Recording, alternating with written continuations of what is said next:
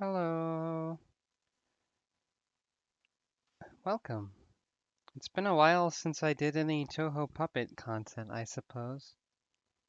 Since I did do a Let's Play of the, not expansion version. But this is the expansion version. As usual, I have no idea if the audio levels are okay.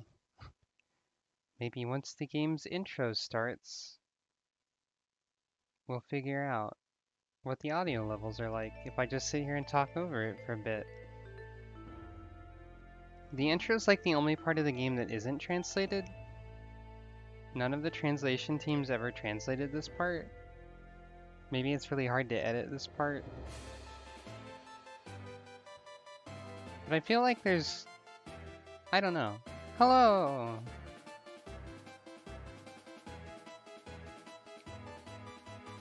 Probably no one translates this part because no one actually looks at this part.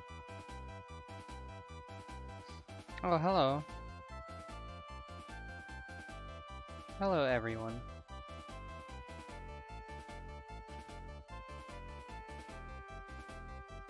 This is some of the untranslated text, but it's in the video format, so it's not translated, but it will be. So don't worry about that.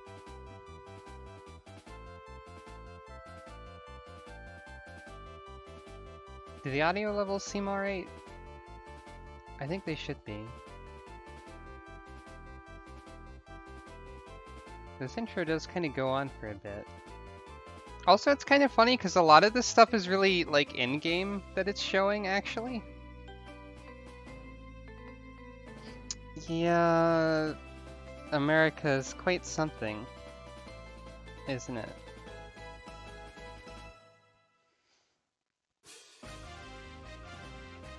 Anyway, hi. This is the expansion. Hopefully I've got everything set up right and New Game Plus should work, which means that I've carried over a team of my choosing, but they're reset to level 5, though they will still have all the stats and natures and stuff that I got for them. So let's see if that works. I hope it works. Hey, look, it worked. Oh.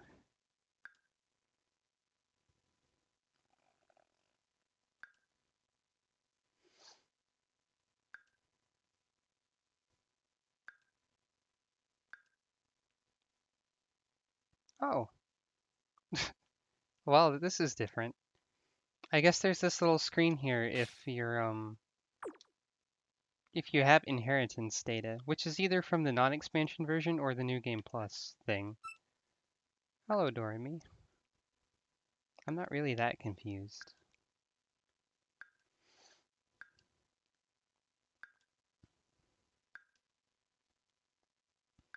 So yeah, I'll get most of the stuff I caught back, like, after I beat the post-game. So that'll be a while, but,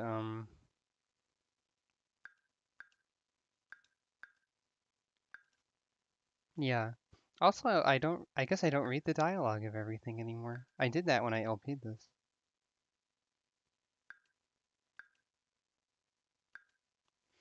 Apologies if I read too quickly. I guess part of it is that I've already read all this. I'm girl. Yeah, who she, her name's already there.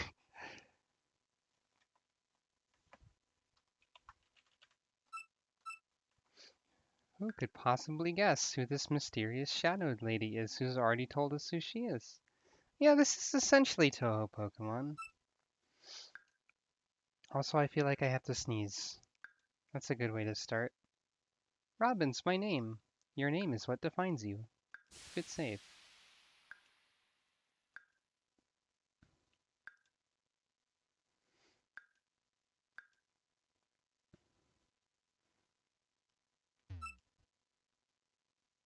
Some of the dialogue is a little bit like, it feels like it's translated a little bit literally this time. Like, the goal is here. That seems a little awkward. Most of it's alright. Excuse me while I deal with my nose.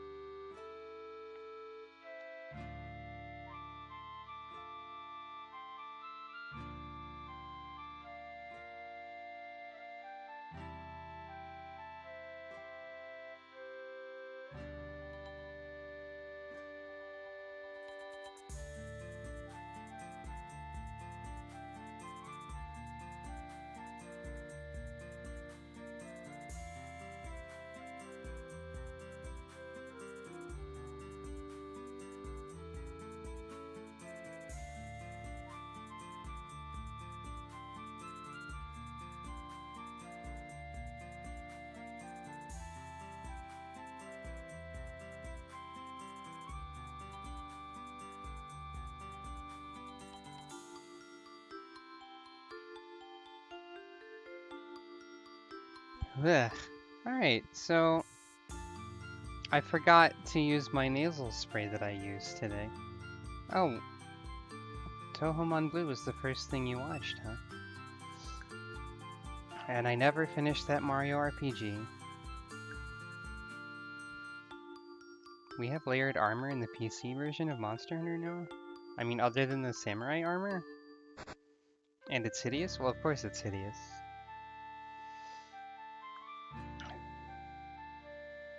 I like Mario RPG a lot.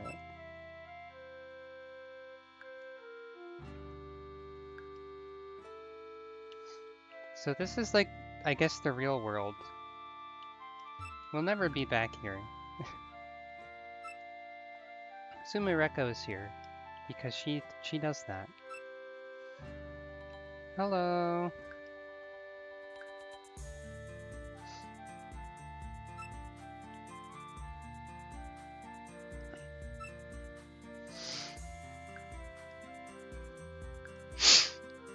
Blech, all sniffing.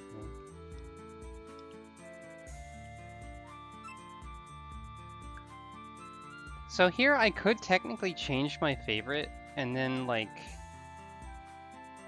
potentially I could have started with 7 perfect puppets instead of 6, but I'm gonna keep Kagero as my favorite because she's my favorite, and that means I get her on my profile once we have puppets. That's important. Oh. So this part is slightly different because I believe in the non-expansion version, the puppet you're chasing here is someone else, either your favorite or like Reimu or something.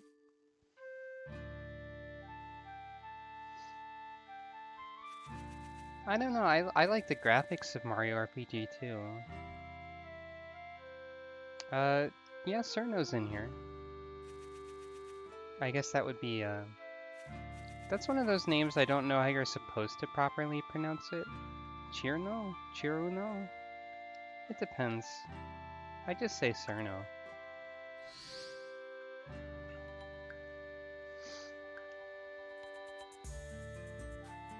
I don't get the...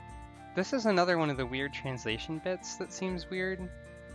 This is a rather cruel statement. Maybe it's just being poetic and I don't get it? I don't know. Anyway, welcome to Gensokyo. So a lot of the expansion is very similar to the original, but there's a lot of new stuff thrown in. So it's more different than Ultra Sun, that's for sure.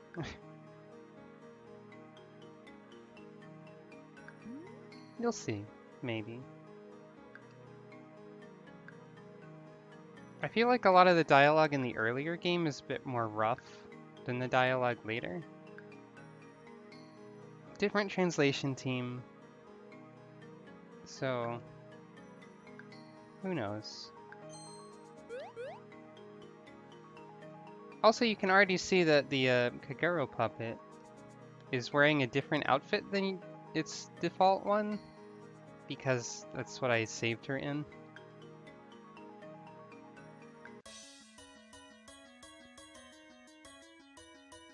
Oh, and she's got her nickname too. Kagewu. Of course. So, the funny thing about the Kagero puppet as a starter is that one of her starting moves is an evasion increase, which can make this battle frustrating. That's the wedding dress outfit that you're allowed, that the expansion added for every Touhou character. I think you can change a puppet to that if they are your favorite, and there's some other condition for getting it also. But this is the, yeah. So you can never defeat this puppet. You just sort of weaken it and then it joins you. Kagawoo. Don't I? Yeah, okay. I've already got a nickname.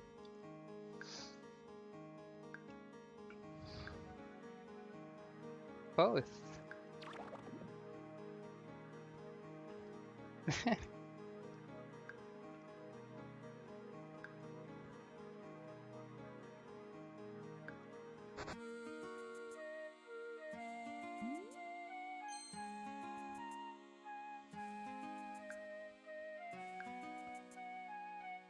This is the Gensokyo Hakure Shrine. It's different, and not run down.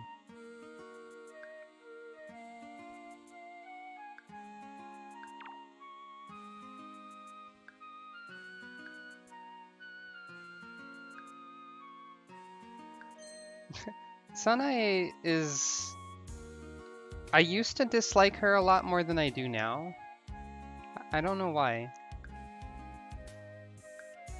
There aren't many Touhou characters I don't like.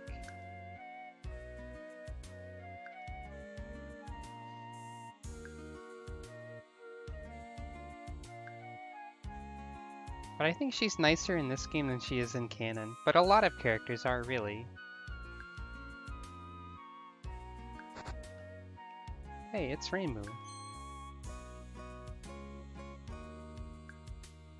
I've mellowed on a lot of things since before, really. Here's a bit of a translation goof.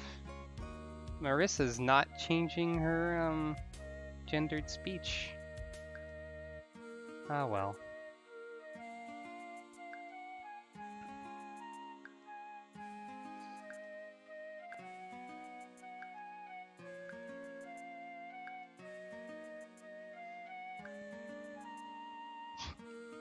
Reimu is very grumpy.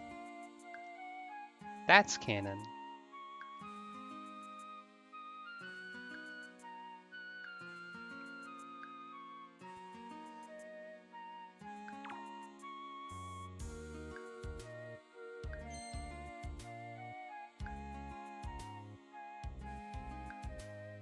Yeah, probably should have used gender-neutral language there.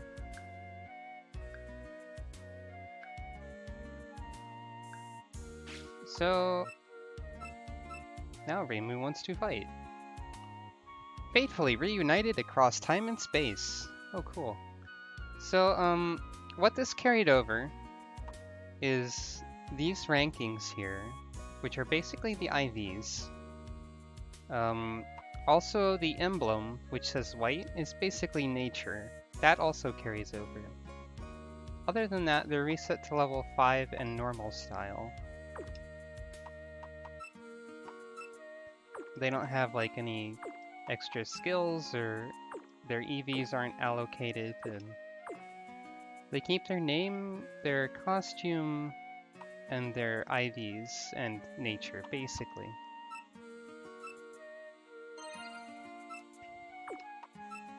And now, she's on my profile. That's kind of an interesting ID number. 655505. Huh. It doesn't keep my playtime, I see. Which is good, because there was a lot of excess playtime.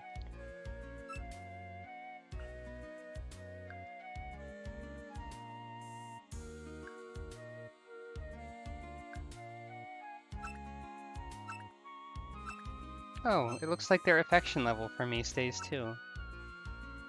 By the way, the expansion added the puppets following you around.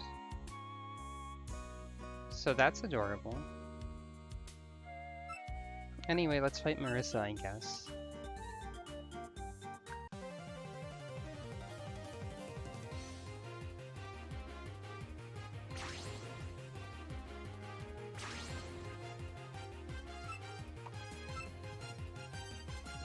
It's the typical first rival battle. There's not a whole lot that happens. I guess I got a crit. That works out.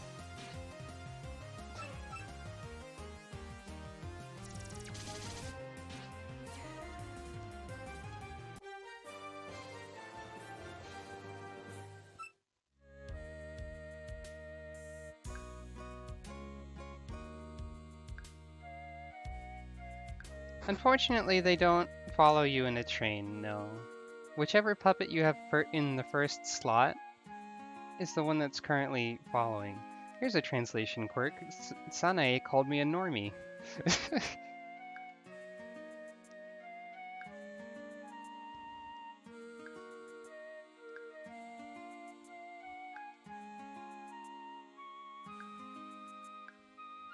Alright, so let me just duck in here quickly.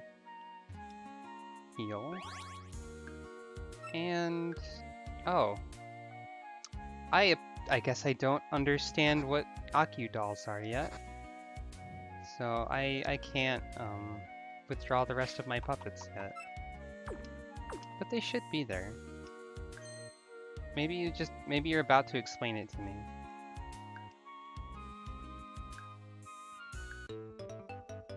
Here's the seal threads, which are Pokeballs.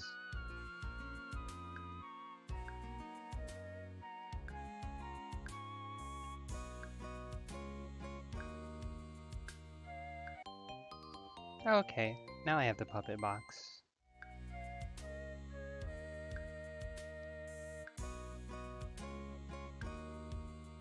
I have no idea what normcore means, by the way. Hello. Okay, now I can use... So, yeah, here we go. Here's the team that I have selected to take with me on this new Game Plus. Toyohime, Maribel, Rin, Shinki, and Sariel. So, let's see. Kagero, or Kagawu, is from Double Dealing Character, which is Touhou 14. Toyohime is from one of the manga, which I believe is titled Silent Sinner in Blue. Maribel is from music CDs. Rin is from Subterranean Animism. I forget which number that is. I want to say 11, maybe? Shinki is from the very first game on the PC-98, and I think Sariel also is from that. But I mostly pick these, like, A, because there aren't any Touhou characters I don't like, really, and B, because I was interested in all of the sort of things they could do. Maribel is in her alternate costume, which is only slightly different, and everyone else is their default colors, except for Kagawu, who's in a wedding dress. So, oh, I don't have the puppet book yet, so I can't look at their dex entries. In any case, none of these, do these all, yeah, met across time and space. So, oh, well, okay, that makes sense, because Toyohime is one I used already. But a lot of these should just be sort of like, yeah, they're kind of indifferent toward me. Because I only used like 2 of these before. So only 2 of them know who I am across time and space. Alright, Subterranean Animism is 11. Good guess on my part.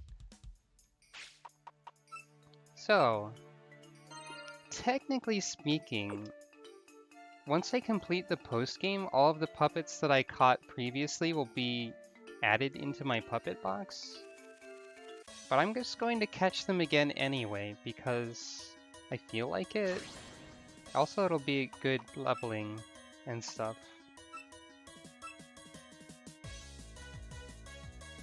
Because you get experience for catching stuff. And maybe we'll get to laugh at some puppets that have crappy stats or something, I don't know.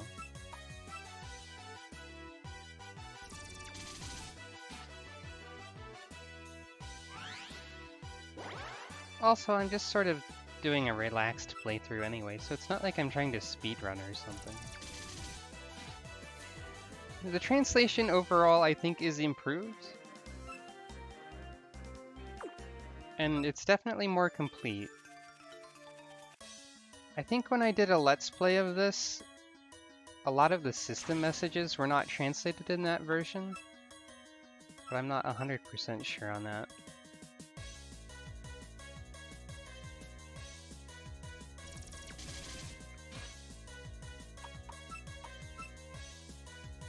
So I will probably have somewhat of an advantage, because although New Game Plus doesn't carry over like levels or anything, all of my puppets have all S-rank stats because I did reincarnation stuff.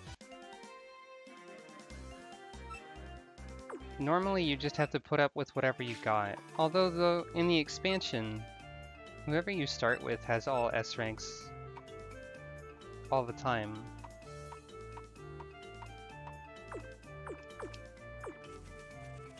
So when I did the first playthrough, she was the only one who did. So it's probably to my benefit to actually fight wild encounters also. Because one thing with the puppets I selected to use as my team in New Game Plus is they, most of them have a high cost, which means that they have a slow leveling curve.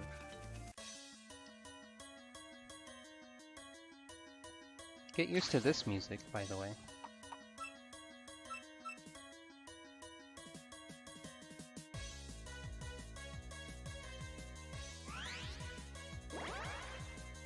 Oh, you're going to increase your defense against my only attack.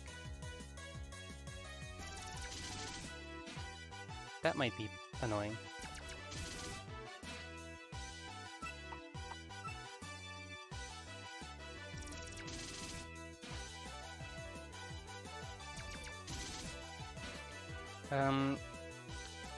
Kagewu's ability is, I forget, because I only had...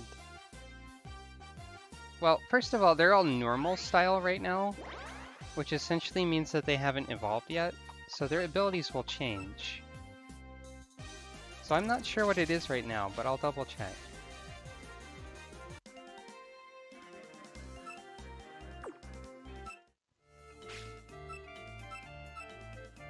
Let's see. Final form. Boosts same type skills when HP is less than 1/3. It's an appropriate starter ability because it's basically Torrent or whatever from Pokemon, but better. Most of these abilities will probably change, since they're going to have form changes. She will become Extra Form, which is a new thing added in Shard of Dreams, by the way. Previously, puppets only had 2 style changes, which depended on what puppet it was. But now they have a 3rd option, which is called Extra. So it's typically,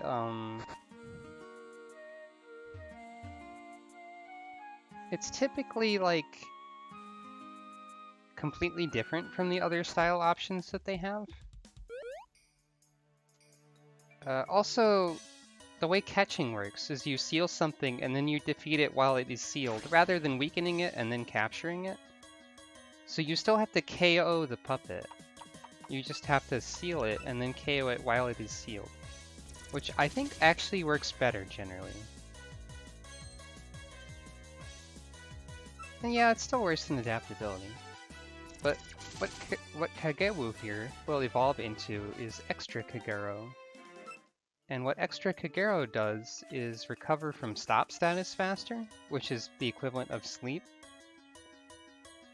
So basically my favorite Touhou is a rest and sleep talk tank, which is one of my favorite Pokemon strategies.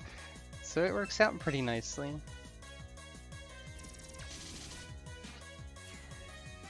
I guess early bird, but unlike um unlike Pokemon, I don't think sleep in Pokemon has a set number of turns that it lasts. Oh, hello, Sukuna. I never caught you in the original playthrough. Oh. Stop in this game always lasts a certain amount of turns, which I believe is 2. And with the Vigorous ability, which is exclusive to Extra Kagero, Stop is always just 1 turn. So, yeah. Okay, Rest is always 2 turns. Basically, for Extra Kagero, if you use that ability, Stop only lasts for 1 turn maximum, and 1 turn minimum, so I don't know why I said maximum.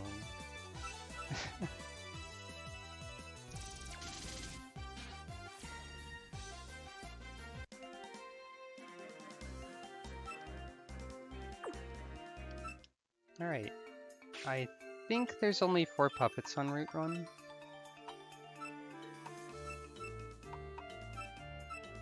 Might as well.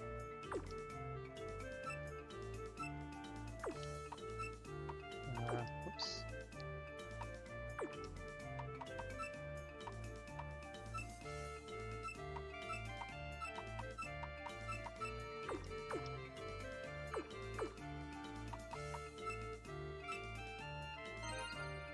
Alright, so Pokemon sleep is 1 to 4 randomly, or 1 to 6 in earlier generations.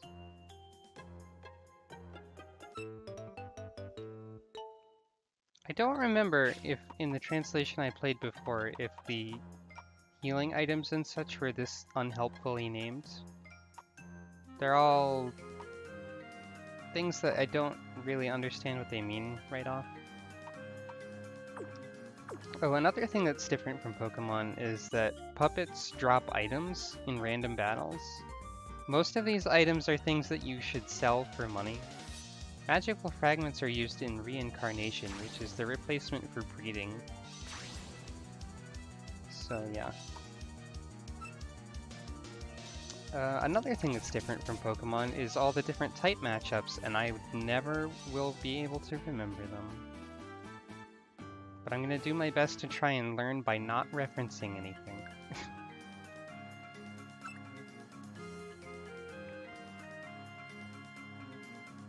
Not like looking at any guides or anything, I mean.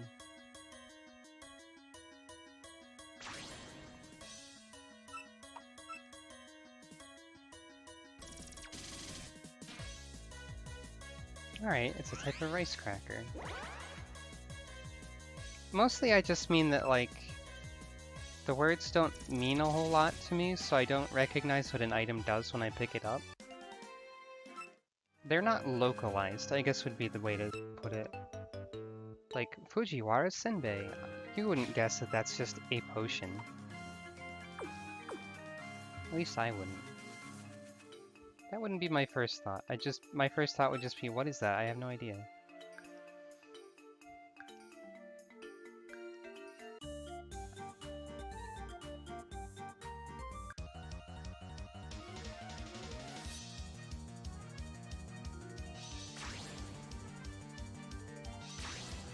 After a certain point, like once puppets start being style changed, when they are sent out, they will have like a little animation that depends on their type, so that'll sort of hint at what types things are.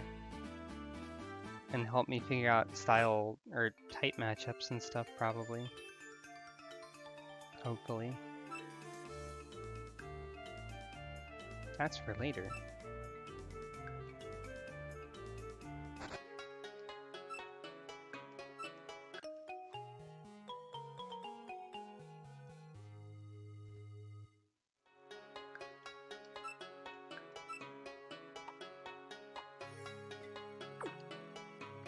So since there's a merchant here, I might as well sell this stuff.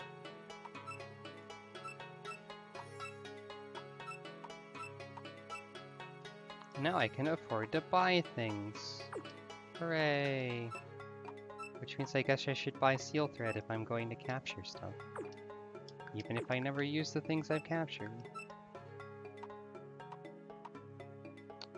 And, huh, this many healing items are on sale already. Guess I should buy more of these since they are the cheap ones. And I won't need a whole lot of healing right away. It's impossible to talk to that Nazarene puppet, which makes me a little bit sad.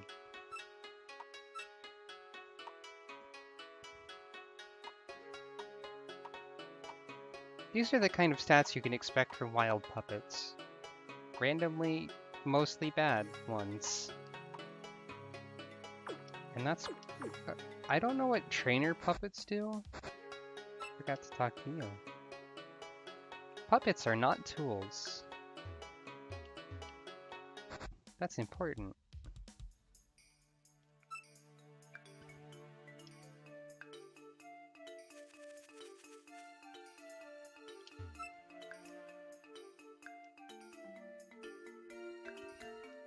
My puppets, the ones I'm using are all S rank in everything because I reincarnated them until that happened.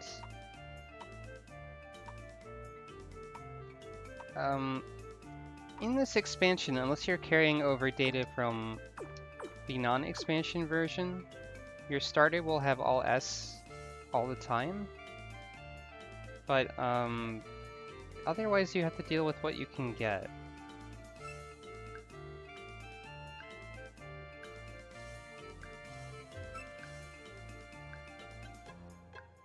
The way natures work in this game, by the way, there are marks or emblems that are different colors. There's no like disadvantage to any of these. Each one just corresponds to a stat. And also, instead of attack and special attack, there's focus attack and spread attack. So there's like, these different emblems. Red is focus attack, blue is focus defense. Black is special or spread attack, white is spread defense, and green is speed. So these puppets already have those arranged for what I thought I might want for them. And yeah, the way you gain PP after battles, which you use to learn skills, and you use it to allocate your stats, which is the EVs. And you also use it to change abilities. But there's not a whole lot of skills to learn right now since we're level 6. You can only change emblems by reincarnating, which will reset your puppet's level, but there is a way to reincarnate without losing any stats or anything. But no, you can't change emblems easily. Gale? When I have a, if your ability is Gale, when you have a status effect, your speed increases by 50%, and you're also immune to the speed down caused by paralysis. The status effects are different in this game too, compared to Pokemon, but maybe we'll get to that once they start actually happening. Paralysis doesn't do the thing where you like have a chance of not moving. It just lowers your speed. You can also double paralyze something now, which causes a status effect called Shocked. And when you're shocked, your speed is quartered, and also you cannot evade anything. Everything will always hit you. So that's interesting. You can stack 2 poison effects into heavy poison. You sure can. You can also stack burn into heavy burn and paralyze into shock, as I was just saying.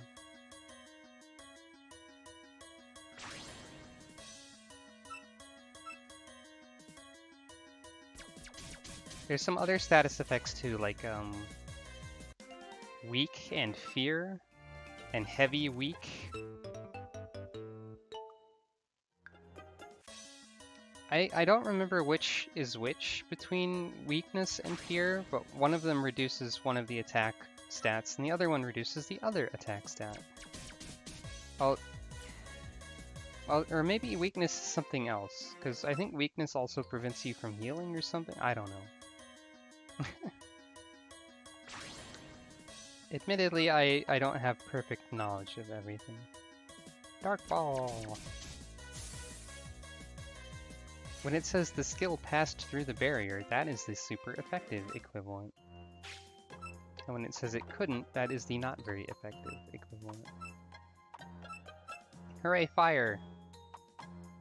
Oh, we do have some status already, I suppose. What skills do we actually have? Lower speed.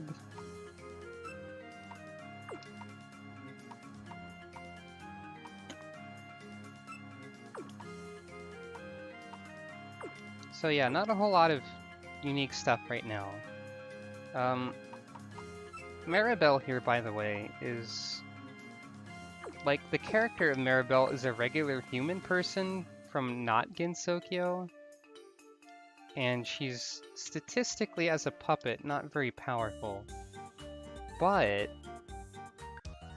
her and her companion Renko, their extra forms added in the expansion, trade out their weird unique abilities for like a huge stat boost, so she will be powerful eventually. Because I'm going to use that one.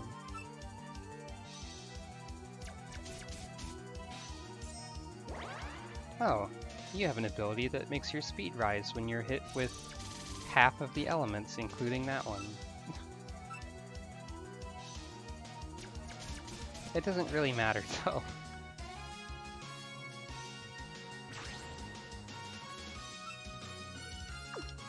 You know, actually, since I do have fire, maybe I should use fire on nature. Because that's the thing that happens. I should make sure to use my puppets.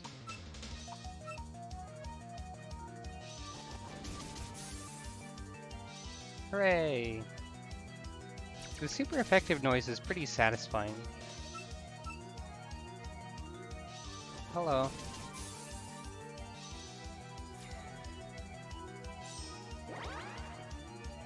I'm doing pretty okay. I'm streaming earlier than usual because I was excited to stream today, so that's a good sign. So I think I'm doing good.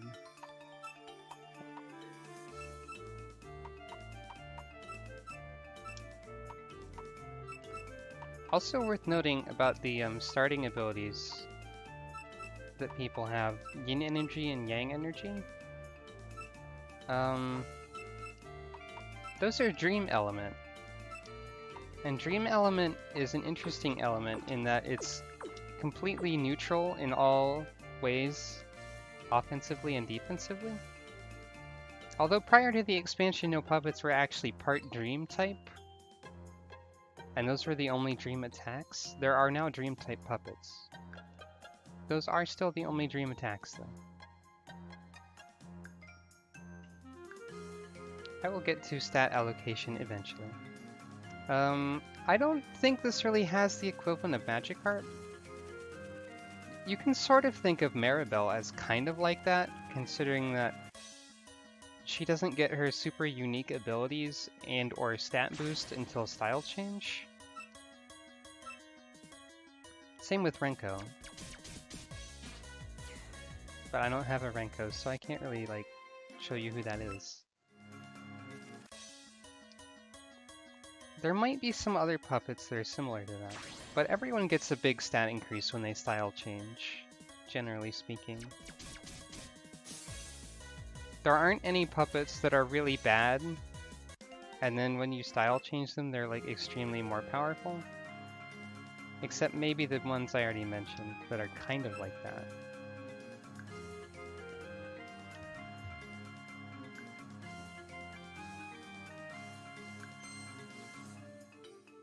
Hello, medicine, you're totally not important.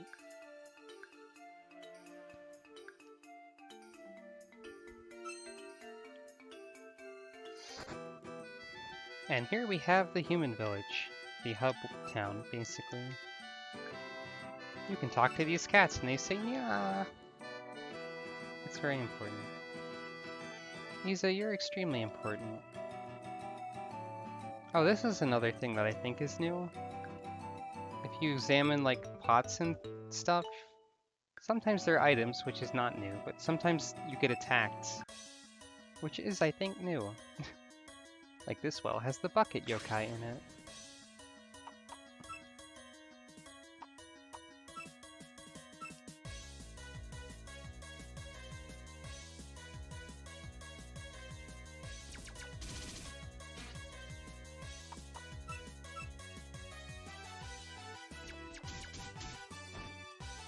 Oh, right, you are dark type. You don't care about dark type.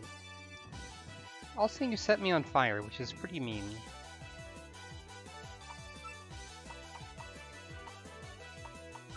You're the one that has the light element. No.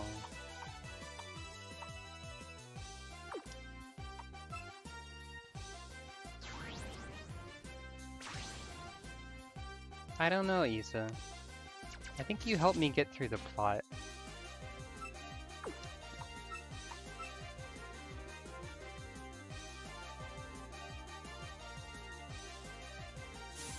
Just by being around. It helps to have friends. You know.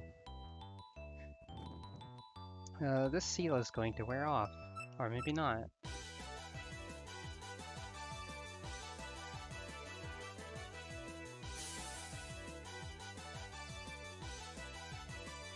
Thank you for demonstrating how burn stacks into heavy burn, Kasume.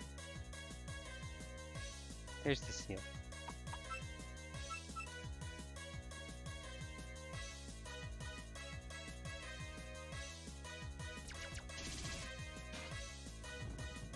This fight could have gone more smoothly, probably.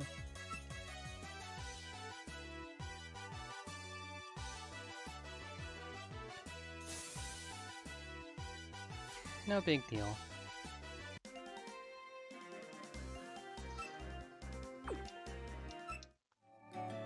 A lot of the time I don't really like giving my puppets nicknames, because they're already like established Touhou characters, or at least based on them.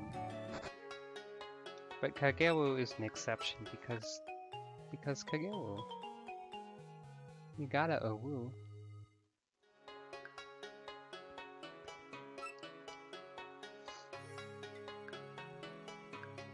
Also, news spreads incredibly fast in this universe thanks to Aya, so everyone already knows who I am, vaguely.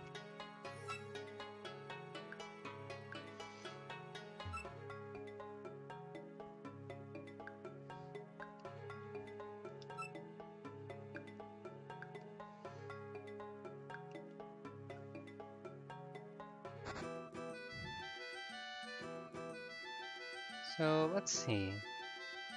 What am I actually expected to do the first time I get here? Probably go talk to Akio, because she's important.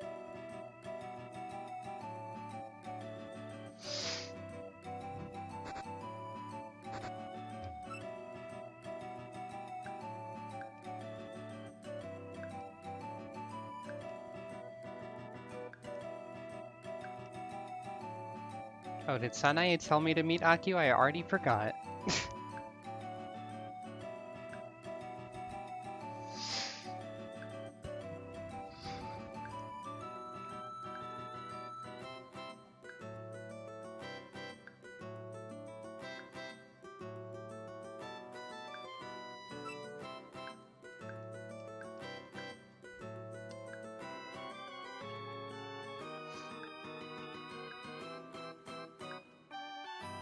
Alright, the Puppet Liberation Front people are already around. These fights were quite the obstacle in the original version, but they've gotten nerfed a bit. Also, I guess I should catch the stuff that's around here.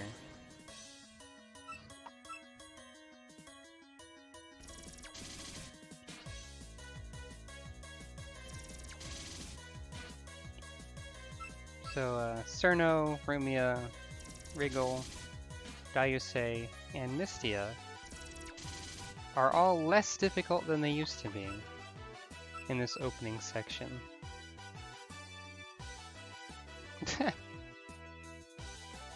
Everyone associates Sekibanki with hugs now, I see.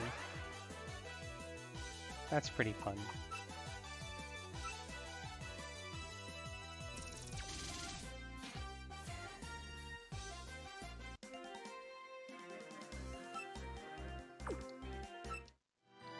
So there should be like a total of 4 or 5 different puppets here, probably. There's Kosuzu. Kosuzu's power is to read books real good. She can read the books that nobody else can read. Also, she has Moody, which is in this game and is literally just called Moody. Don't tell Smogon.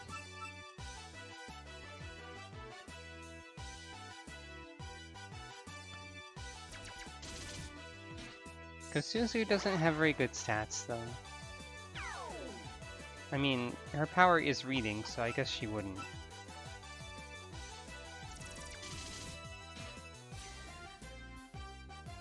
Non-puppet Kosuzu is actually very important in the expansion story. I would rather not have Smogon try to do anything with this game because I think I prefer not knowing what's technically good or illegal. So, just no. Smogon really just works to make me feel bad, I think. Because every time I do something in Pokemon that actually works, it turns out that Smogon considers it overpowered and bans it. And every time I try something else in Pokemon, it's not good enough and I lose. So, you know.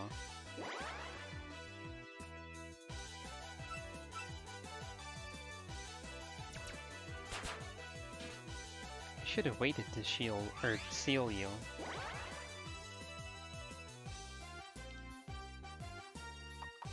Kaine here is another Touhou who I've never been sure how to say their name, and I'm guessing Kaine is correct. Or no, it might be Kaine, actually. I think it's Kaine.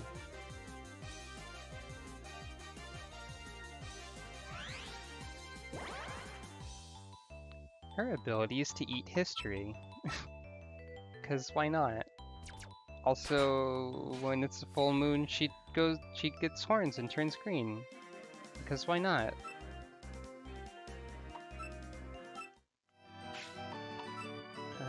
Let's see.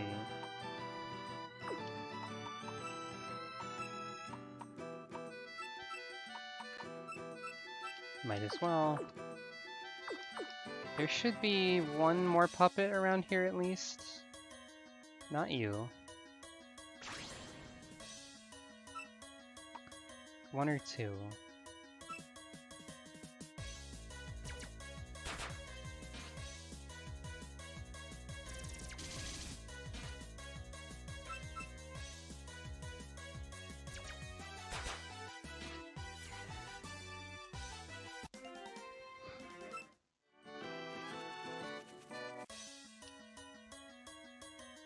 Not you.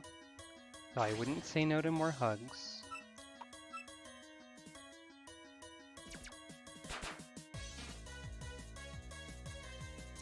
There should be Kokoro somewhere.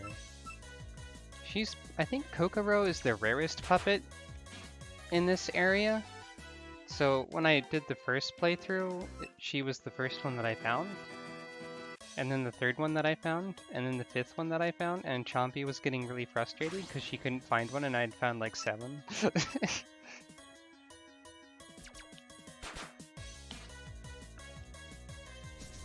It would be interesting to see Smogon's take on it.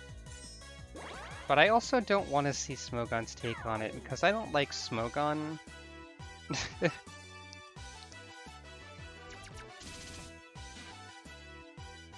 I have personal grudges against them, I guess, and competitive Pokemon in general.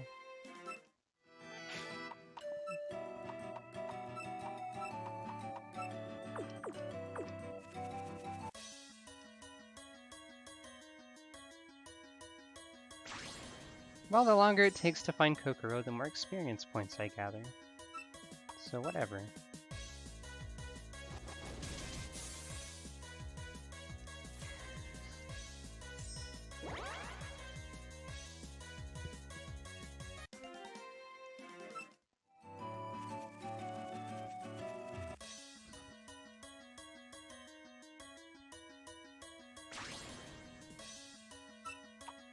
There are some puppets I never caught on the first playthrough of the expansion. So I don't know all of the locations of puppets. But I will do my best to find some. Just because it's fun collecting stuff.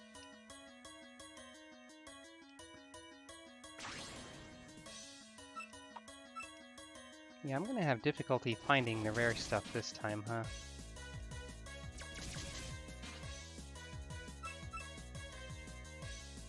But at least I have a cute cat.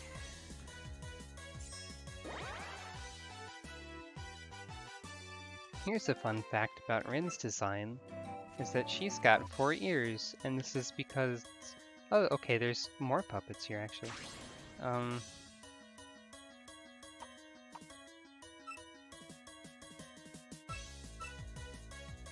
Oh, there's already competitive Touhou puppets that banned everything? Great. So, fun fact about Rin. She has 4 ears, and that's because the creator of Touhou, Zun, accidentally gave her 4 ears, and then was like, oh, you know what, actually I'm gonna leave it like that. The end.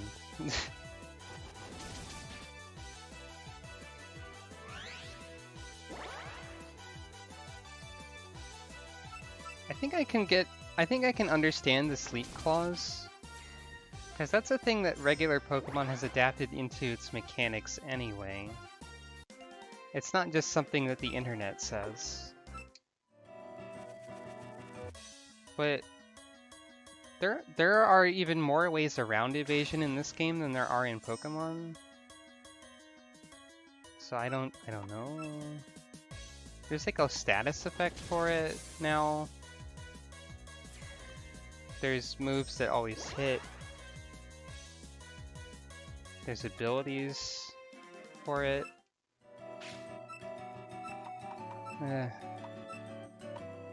Hey look, there's a skill called Ghost Trick, which is a good game with the dog in it named Missile. Play Ghost Trick. I haven't played it, I just watched someone else play it, but play Ghost Trick.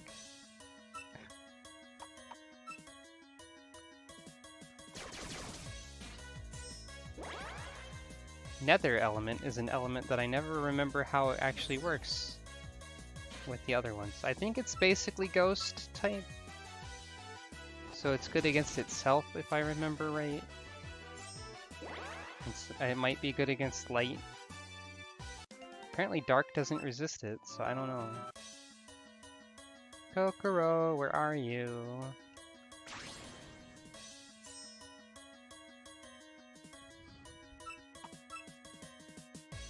There's definitely Kokoro in here somewhere.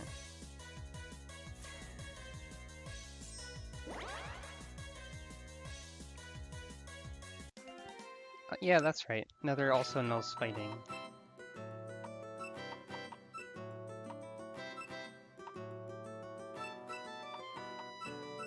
Might as well.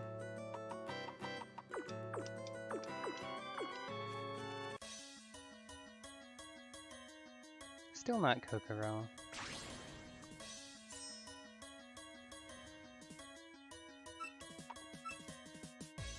Oh, I forgot that there were anti-minimize moves in Pokemon.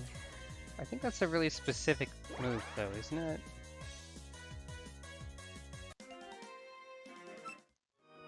Oh, okay. So illusion is more... Yeah, I've never fully grasped the types, and I have difficulty remembering what puppets have what types and stats. More so than I have difficulty remembering Pokemon stuff like that.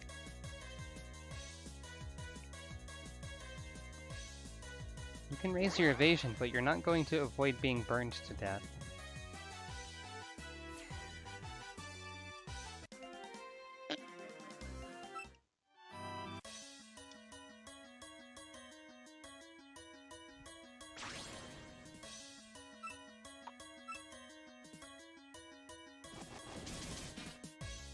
Kokoro is being stubborn.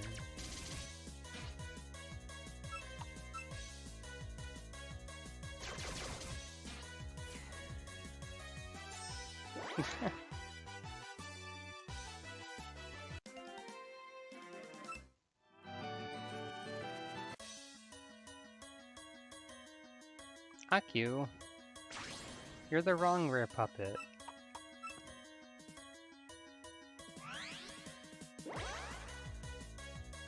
Here's a fun fact.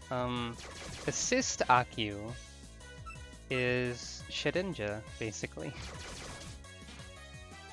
They have 1 HP, and they have the thing where only things that are effective against them can actually hit them. There are a lot of things that are like rough equivalents of Pokemon things. Most of the time they're done better, but maybe I'm biased because Touhou. There's even an equivalent of Regigigas that's done better.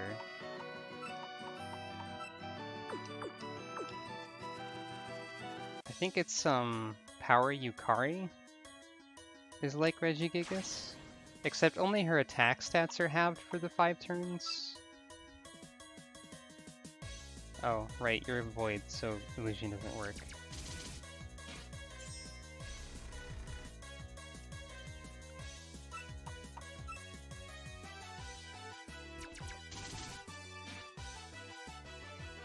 Yeah, that does help.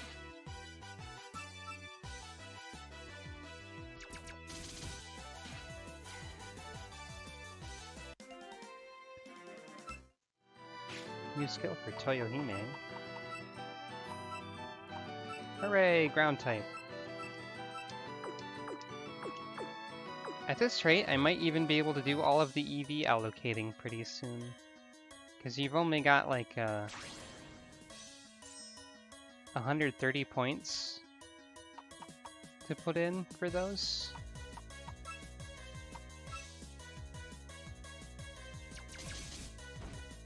Okay, I don't think Illusion works well against Steel. I'll figure this out without having to look it up.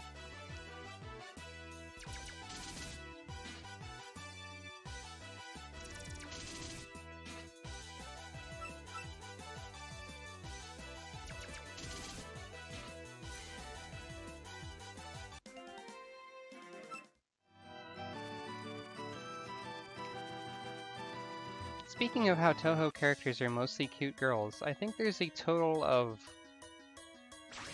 3 puppets in this game that are not.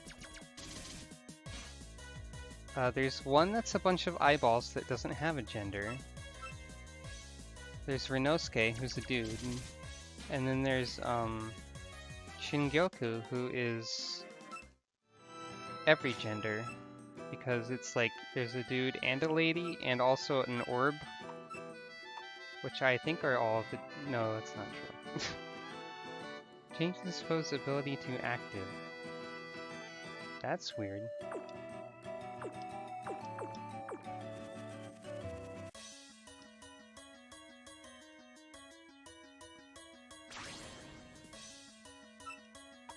Although, with the eyeballs, Yugenmagen, a lot of people interpreted like a bunch of squiggly lines in Yugenmagen's design as being a vague outline of a feminine kimono-wearing figure, so who knows? I just consider them non-binary. Yeah, male, female, or orb. That's definitely an online drop-down menu of some sort.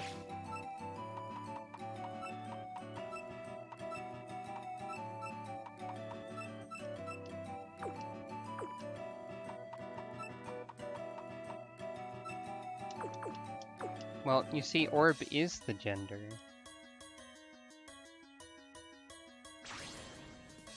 I think.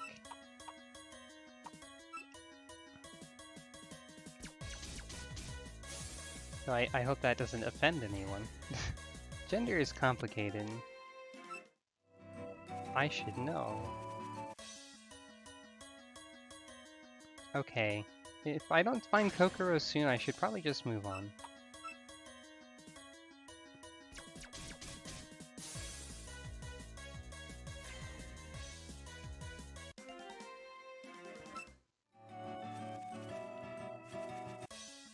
I don't want to be here forever.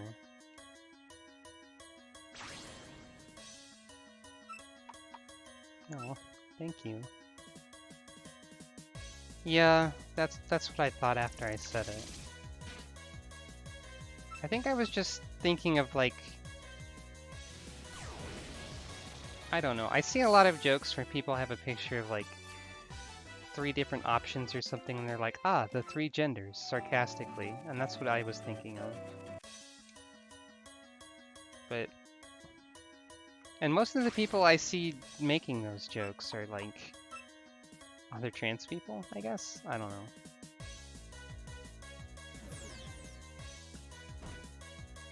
But yeah, transphobic jokes are not good.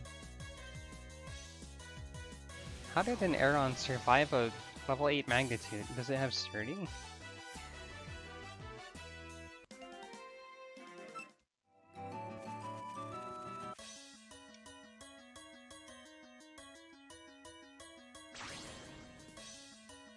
I'm like 99% sure Kokoro is supposed to be here somewhere. But I guess not. Oh well. I keep trying to get on my bike, but I don't have the bike yet.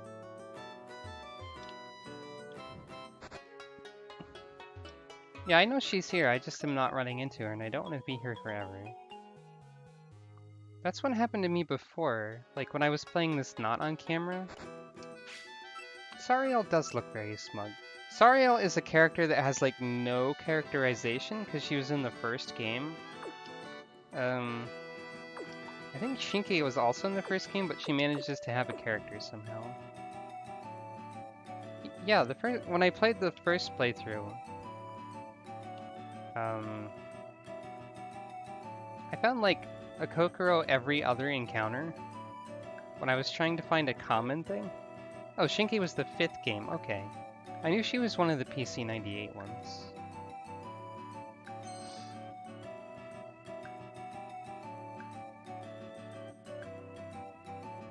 Oh, poor Cerno.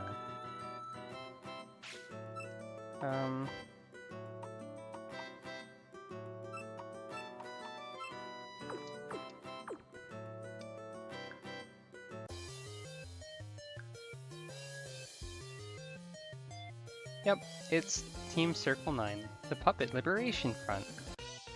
Most of them. Well, not really, because there's a bunch of generic ones too.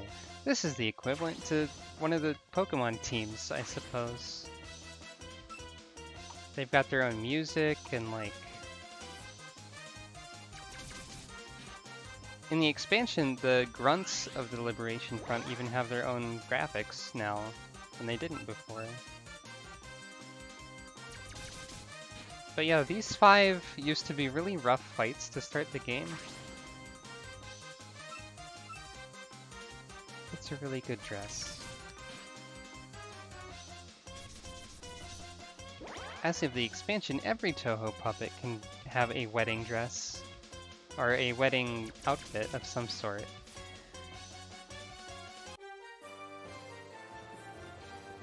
Even the one that's 5 floating eyeballs can have like a bridal veil.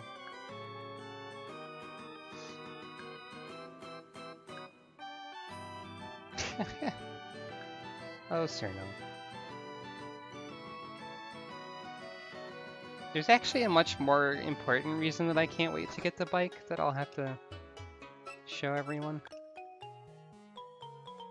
And the boat. The boat also does the thing that I'm thinking of.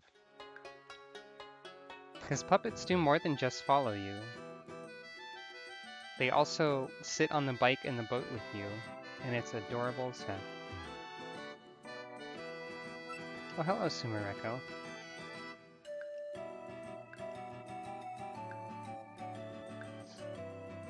You never actually fight Sumereko, she's just kind of there.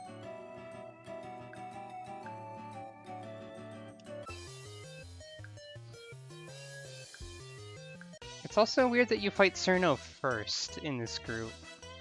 Because she's probably like the strongest character among them. Which she claims, of course, but also I think it's actually true. For the most part. Considering she's able to be the main character a few times.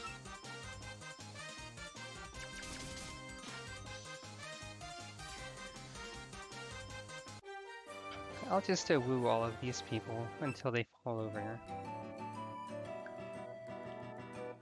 Now that Dayuse is dead, I have to figure out where the rest are. There they are.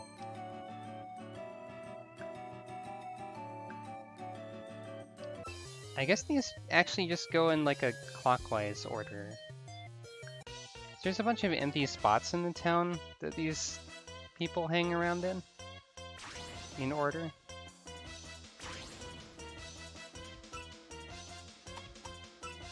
You may have also noticed by this point that this doesn't allow you to switch puppets when the puppet faints. There's not an option for that. It's just that never happens, as if it were multiplayer the whole time. Which is interesting, and perhaps noteworthy. Wind is still a really powerful type to have.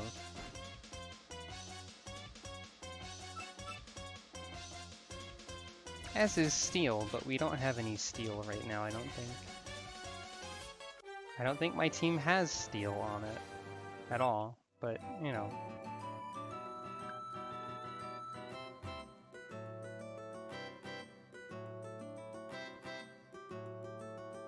Okay, they're not down here yet, so they aren't entirely just clockwise.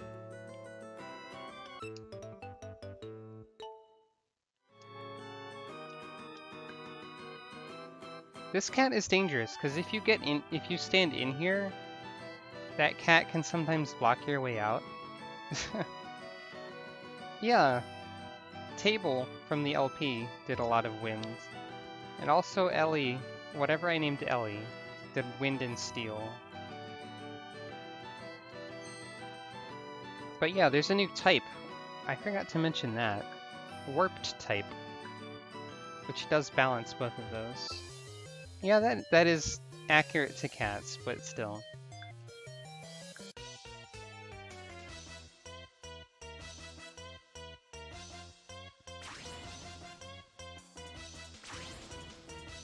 But yeah, all of these trainers gave me trouble the first time. I don't think I was high enough level for one thing, but also, like, they were actually a lot harder.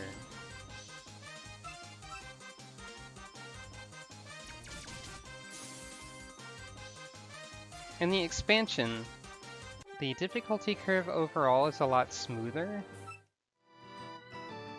It's going to be fairly easy for a while, but then like it'll ramp up a lot at the end.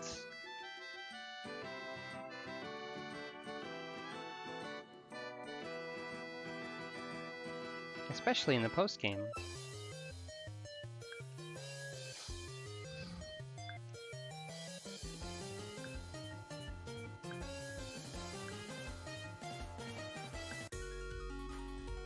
Now for a Team Rocket admin. I mean, you know. Yeah, they nerfed Amelia too, that's true. Although they did actually give her a nickname for one of her puppets to match all of the people talking about how she nicknames her puppets. And the nickname is pretty powerful. In fact, her puppet nickname is longer than you're allowed to make a nickname, so she's cheating. I'm getting way ahead of myself, so... Oh, right. Mystia can, in fact, avoid wind. I forgot. I was just kind of hitting buttons. By the way, I really like the music in this game. And there's even more good music in the expansion, which we'll get to, probably.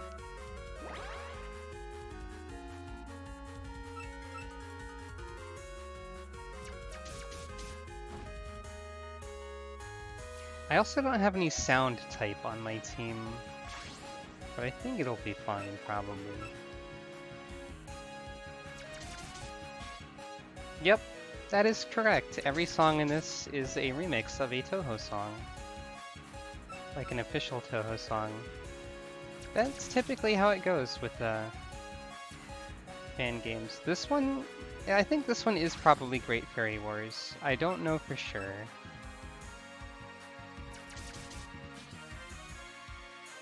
There are a lot of them I can probably pick out and recognize, but a lot of them I also couldn't do that with, so... Oh. How did I miss? Does that have less than 100 accuracy?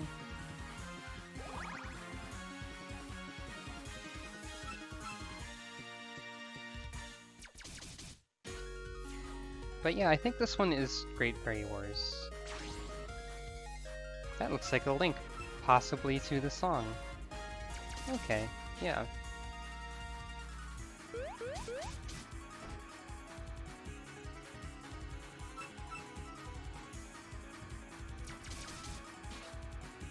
Some of the really good new remixes in this expansion are like at the very end, so that might be a while.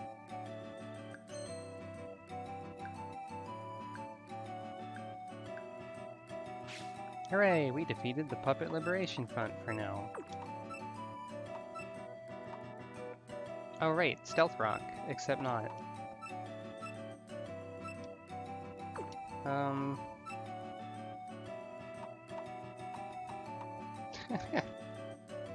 Oh yeah, I have enough PP now. So let's see.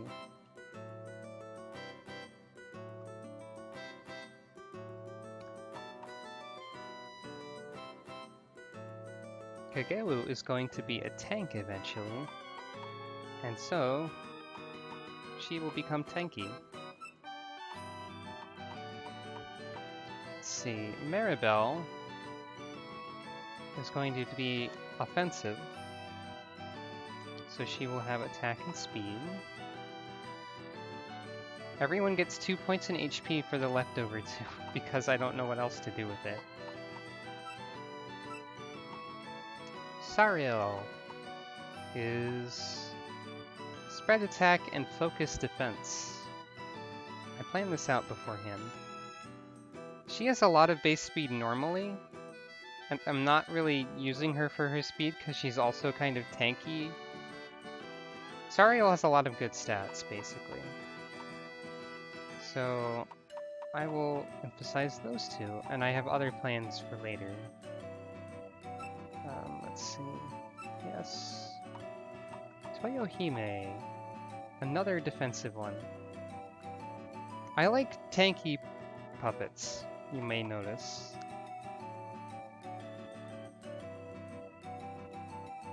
A lot of the puppets I seem to favor tend to be like bruisers, I guess you could call them.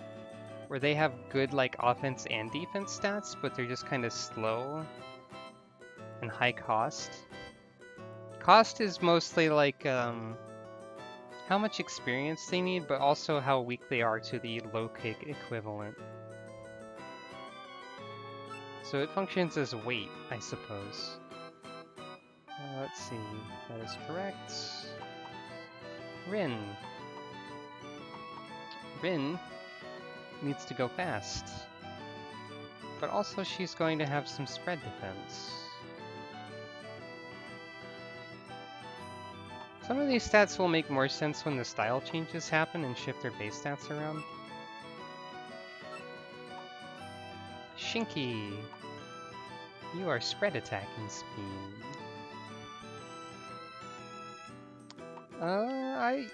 With Pokemon, I have different preferences because Pokemon is differently arranged. And also, most Pokemon aren't, like... I don't like as many Pokemon as I do Touhou characters. So... oh, I didn't... Okay. Now everyone has full EVs. Anyone have any skills left to learn that I want? Not right now. In Pokemon, tanking doesn't work as well as it does in this, I feel like.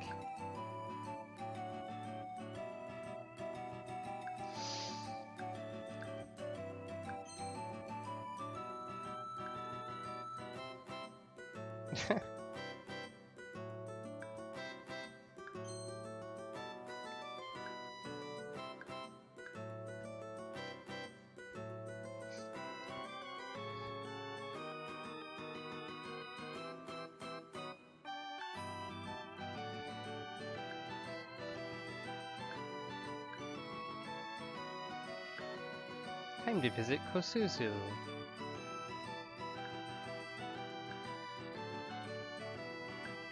Kosuzu was here before, but she wasn't important at all. But now she is.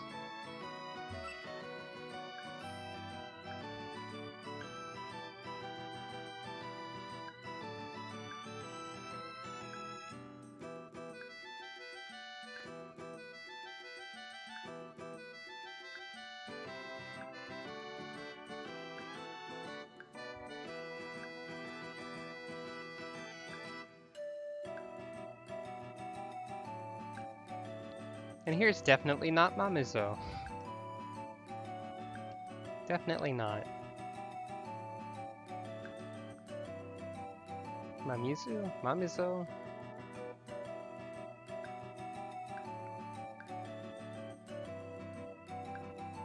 Anyway, one of the main quests of the expansion that's new is to collect all of these Yoma books.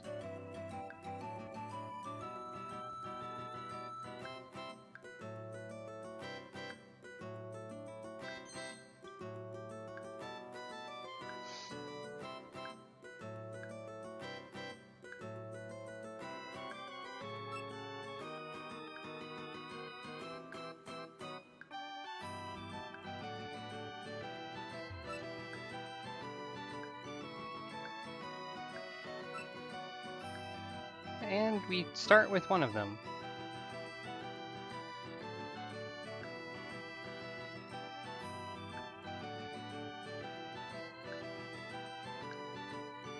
They seem to be some kind of diary. These are interesting. They get more interesting as they go, so... This is also definitely not Mamizo.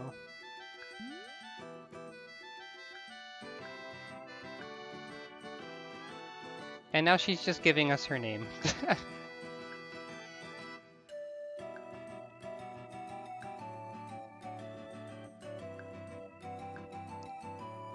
And also disguising herself to give a guard permission to let me go past.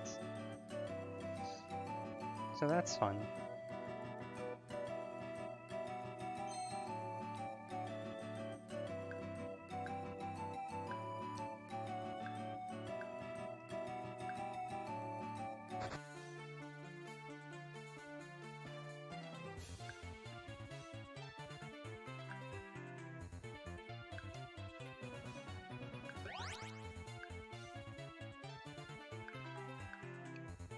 And now they actually require you to go to Byakuren's temple early on. Because there's stuff to do there.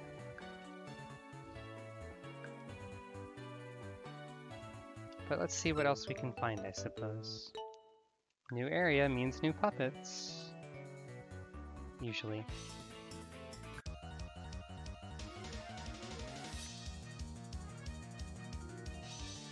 Hey look, it's a Kokoro! I couldn't find one, but this trainer sure did.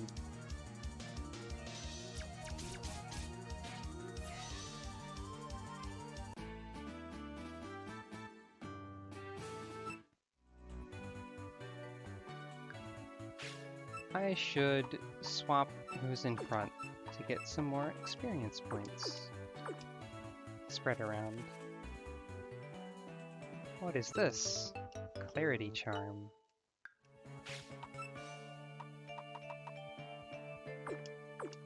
It's the anti-confusion thing. By the way, consumable held items in this game,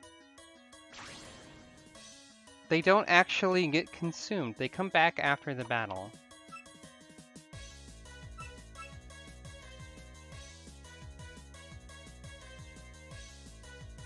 Which is a thing Pokemon could probably stand to do, but never will because it likes being obtuse.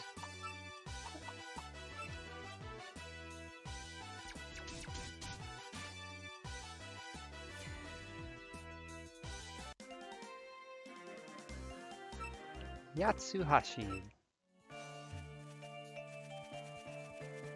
Well, you see, the focus sash disappears forever to make you grind the battle tower more because they know how much everyone loves doing that. Nope, you can't keep it if you accidentally held onto it when you weren't in a competitive environment. Too bad.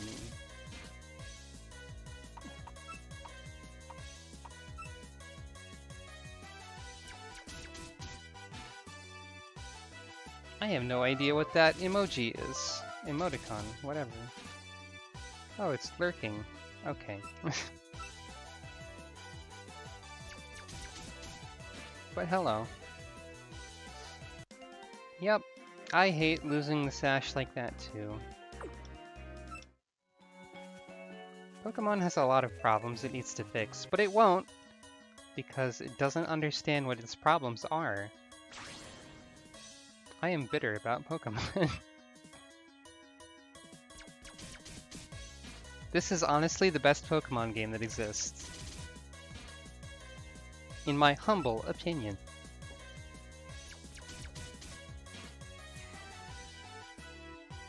I don't think I'm capable of having non-humble opinions, probably. Surely there's more here than just the Tsukumo sisters.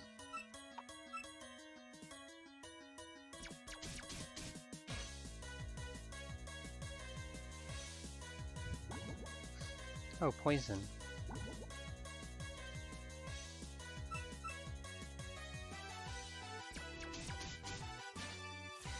My hope is that since Nintendo made big changes to like Zelda and Mario, that they'll actually give changing Pokemon in a big way a shot, but it's not exactly the same company because it's Game Freak and the Pokemon Company, rather than just Nintendo.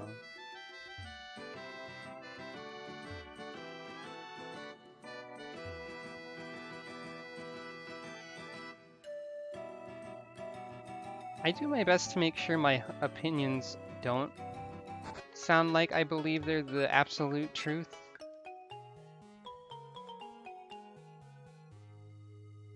Because one of the things I hate the most is people treating opinion or speculation as fact.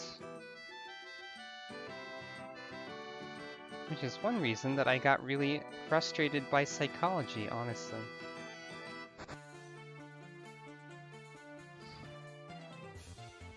But yeah, Game Freak is the second party company, technically.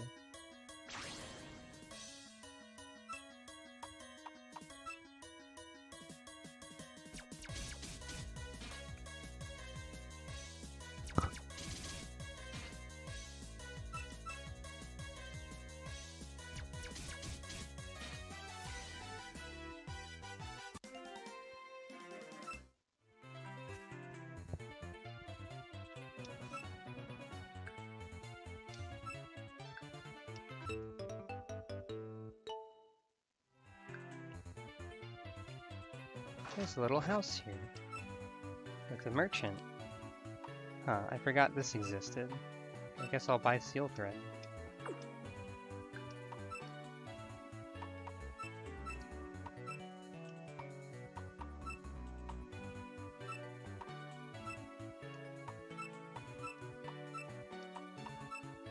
Magical fragments may look like they're a tempting idea to sell, but they're useful to hold on to, so I try not to. I did when I first played the game, because I didn't know better. But they should not be something you sell, typically.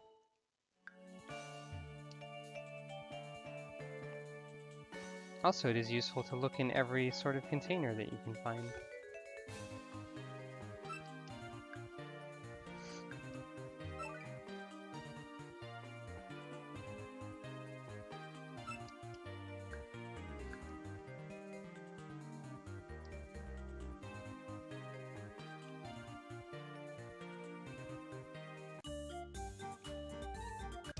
I have no idea what it means if you claim you're a container. Oh, okay. Fair enough.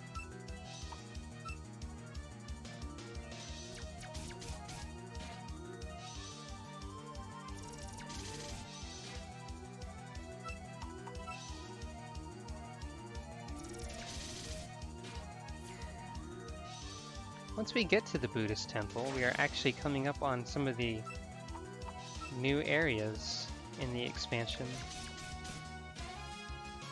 So they didn't, like, load them all into the back half of the game.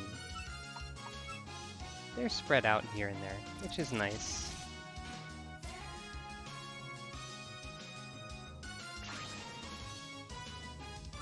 Well, I guess Raikou is probably obtainable around here.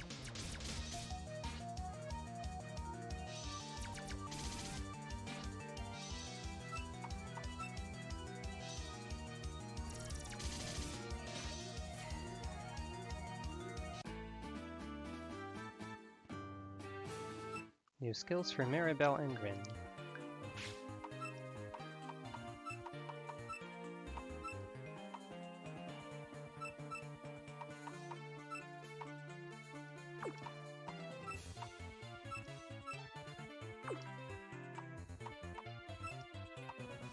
Oh, you get heavy burn at 14, huh?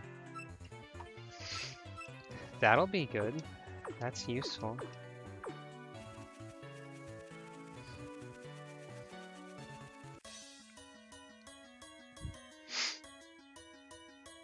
Dang it, Yatsuhashi. There's definitely more than just you and Ben around here. There has to be.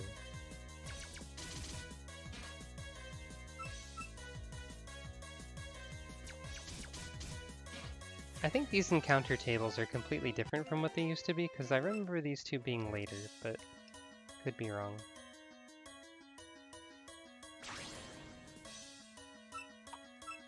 Ben and Yatsuhashi are some of the Touhou characters that I don't care for much. I don't dislike them, I just never got interested in them, I guess.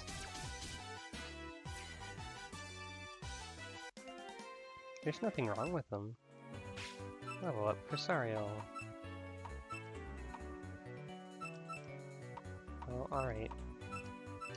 Better than nothing.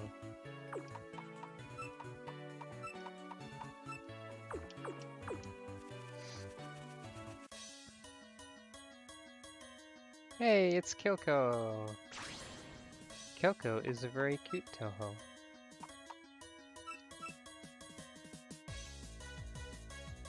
I used a Kyoko through the first playthrough. A lot. She is a good dog.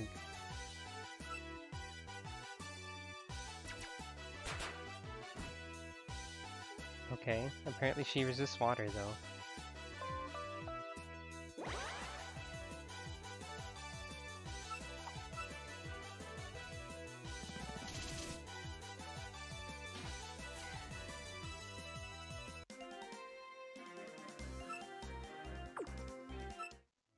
Oh, cool. Disgaea is a game series I've never tried playing.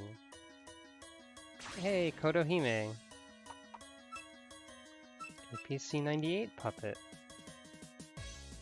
I don't know much about her, but I do like some of the shenanigans she can do in this game, which are probably banned because Moody's involved.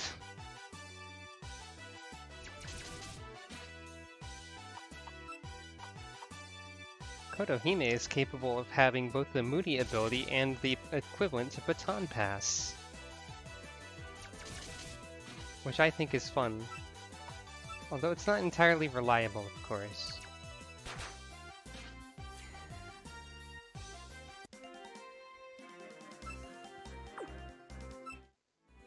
You know, we don't have the puppet book yet, still. I guess that's late. Or later.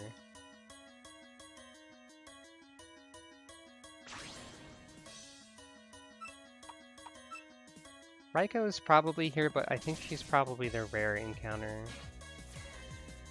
So I'm not gonna stress out about trying to find every puppet or anything. I think there was more people to fight though.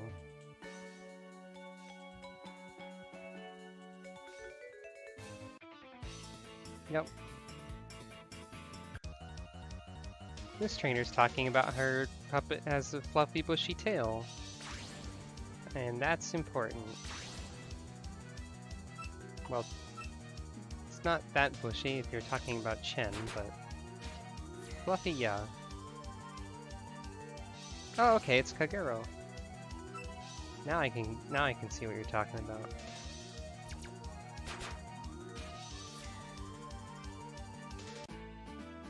Really? I think all people should have tails. Now this character is asking me if I want to touch her tail.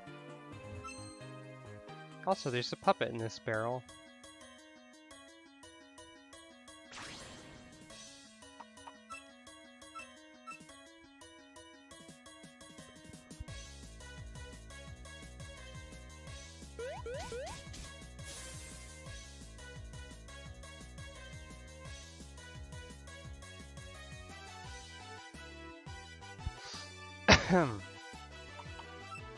Had to take my 2 o'clock medication there. It's a little bit early, but I took the 8 o'clock medication a little bit early, so you know.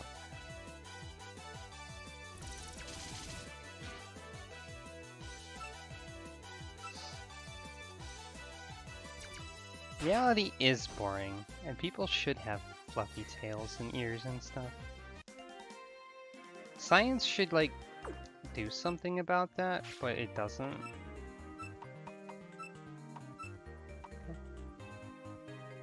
Hooray, safeguard, I guess. Not an ability I usually use very often. Whoops.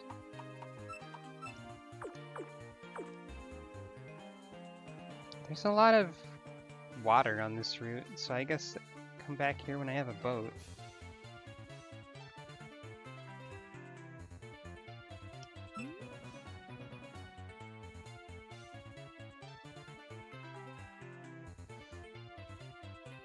Yeah, I don't...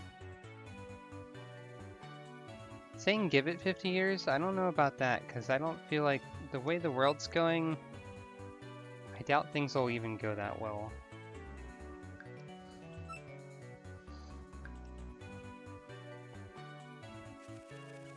Nothing over here.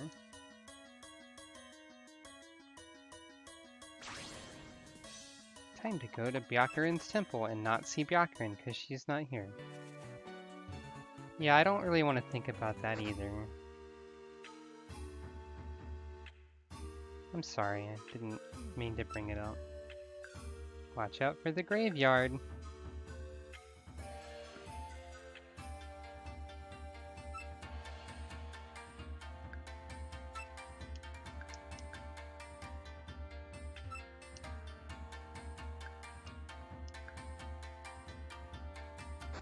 So Byakuren's out to lunch.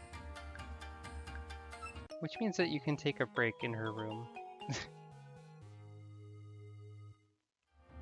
Byakuren is not actually as nice of a person as it seems.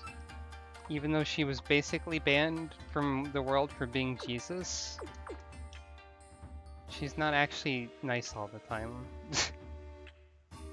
and by that I mean that, like, she was an advocate for, like, yokai rights back when humans were busy not wanting that. And so they, like, sealed her away, and then she got free a long time later. So she wants everyone to be equal, but she's still a jerk sometimes. Because, I mean, Touhou characters. Oh, this character is basically summarizing that.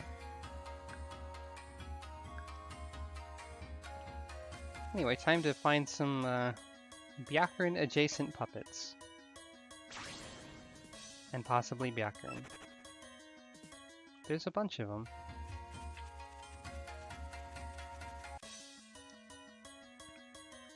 There's one. I used Ichirin on, or in the LP, I believe. I might have swapped her out later on, but I used her for a lot of it.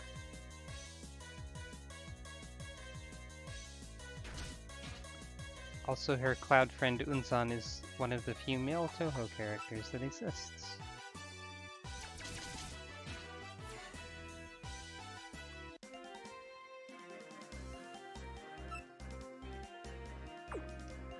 Yeah, I switched her to her alternate costume, which makes Unzan, like, a lot larger.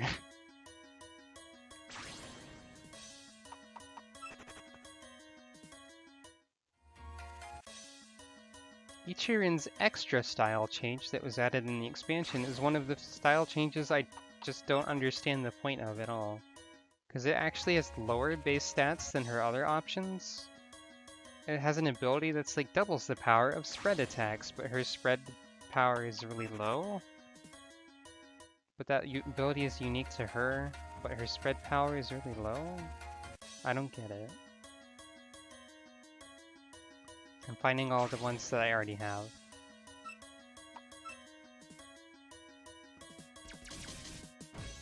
Also, I accidentally started running away instead of actually just fighting everything. Without really thinking about it. Shinky's weak to steel, evidently.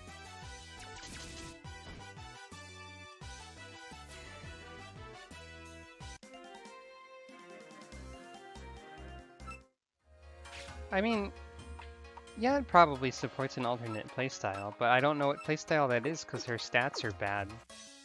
And her ability doesn't mesh with her stats? I don't know, it's weird.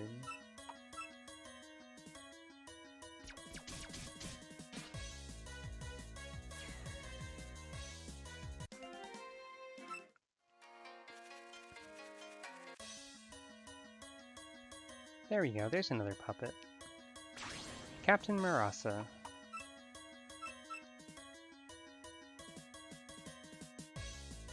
I think Marasa is the only Touhou character with a theme song that is just her name, or named after her directly.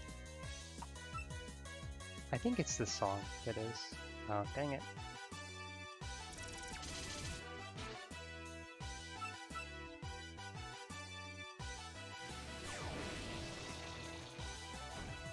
Oh. Okay, never mind.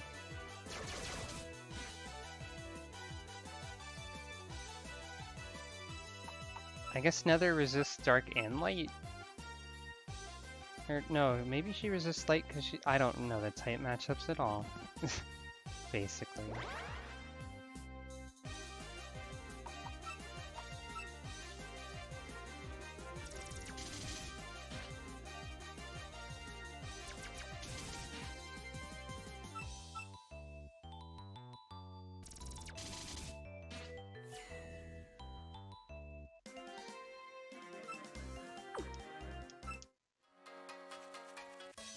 There should be a few more to find around here, or at least one. No, there should be two. I think.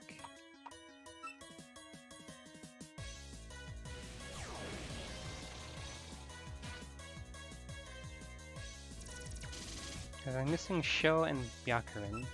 Or Hijiri, I believe her puppet uses her other name.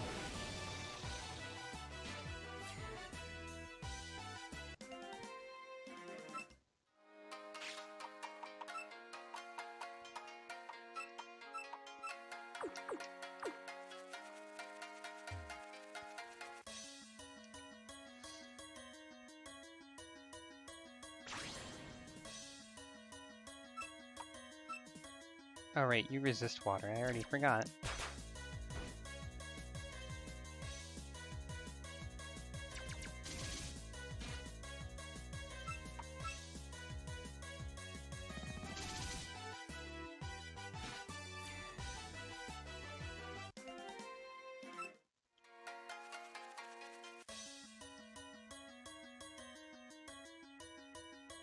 Of course, I think I'm missing the two rarest options, so... I might not feel like showing up. Oh, there's Hijiri.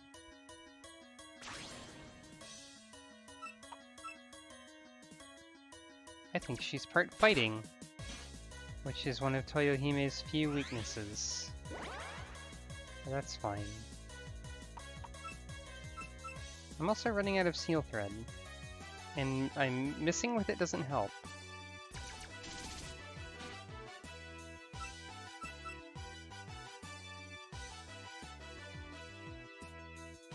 And there's still a whole bunch more puppets to catch. Because there's another entirely separate area a few steps to the north.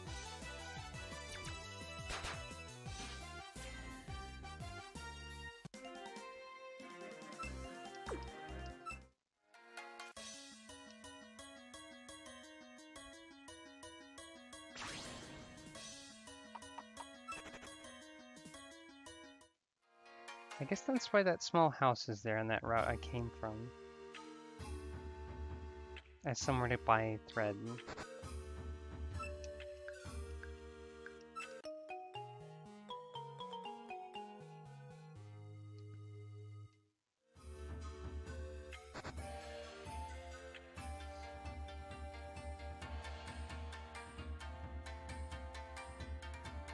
Of course, I don't have the convenient gap map yet, so gotta run around a little bit to get stuff.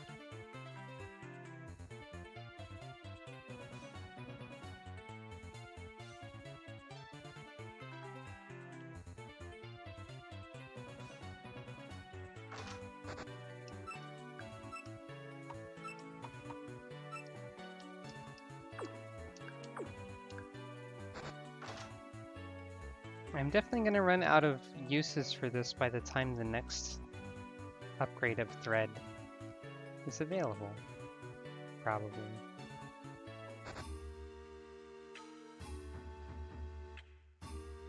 Well, not run out of uses, but like, I'll still have some left when I could have better ones, I guess. Is what I'm intending to say there.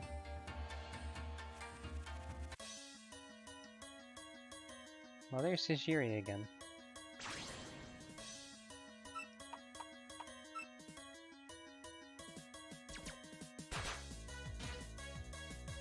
Sho should be here somewhere.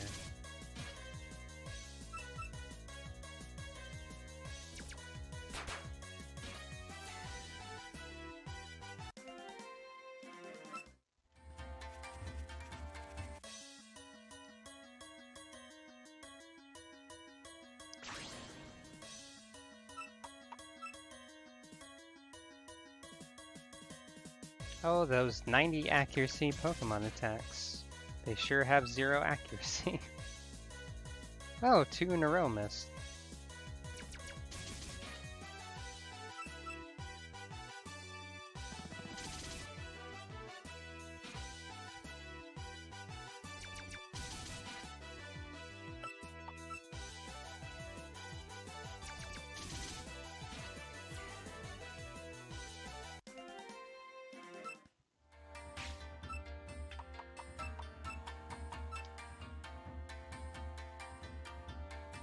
If you heard my phone vibrate, please ignore it, because that was just an alarm to take the medicine that I took a second ago.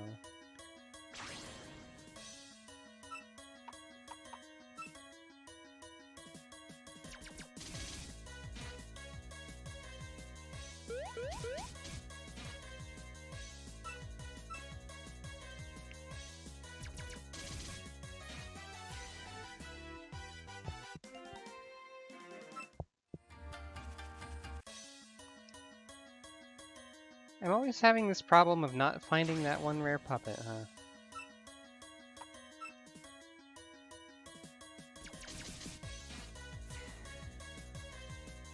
It feels like more of a problem when I'm streaming than it does when I'm not. Because there's a difference between wasting my own time and wasting everyone else's time, I suppose.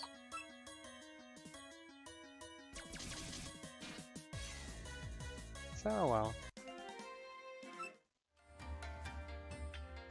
I guess I'll continue on into the cemetery, where there's an entirely different set of things to catch, I think. Also different encounter music.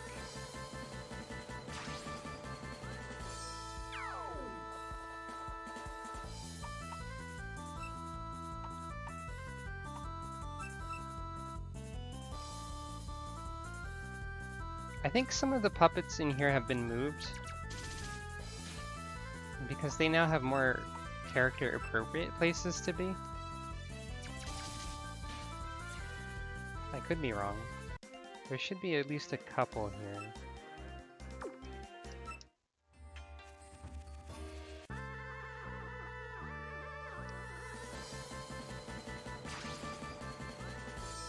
At the very least, Yoshika should also be around.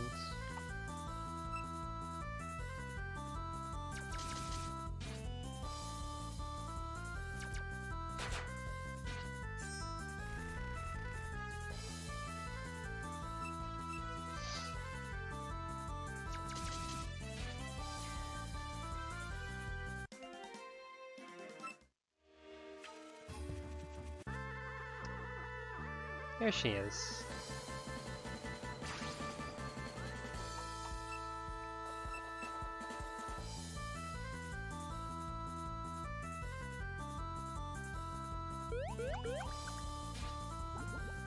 Oh, great.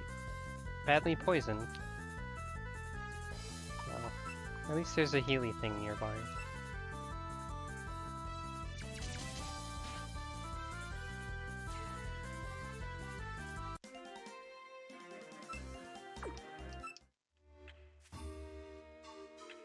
Yomu and Yuyuko might have been moved, but I'm not entirely sure on that. They might also be here anyway. Alright, there's also this shed over here I didn't go in. Curing Charm. Which is this is that one berry that heals you from any status ailment once a fight. Except it also doesn't disappear. I guess I should give that to someone, probably. By the way, the puppet you choose as your favorite starts with a Dream Shard, which just says it's like improves damage slightly or something like that. I'm not entirely sure the specifics of what the Dream Shard does, but it only works for your favorite puppet, I think.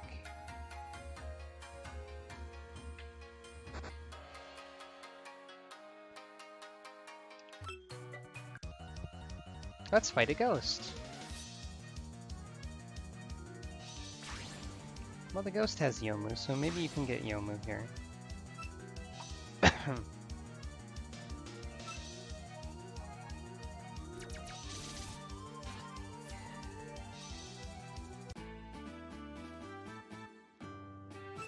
What ability does Shinki have? Right now she has Strong Smile. Opponent has a 10% chance to become afraid from their spread attacks. Afraid must be the status effect that reduces the power of spread attacks. Or fear, rather. So basically when someone hits her with a special attack, she can make their special attack lower. More or less.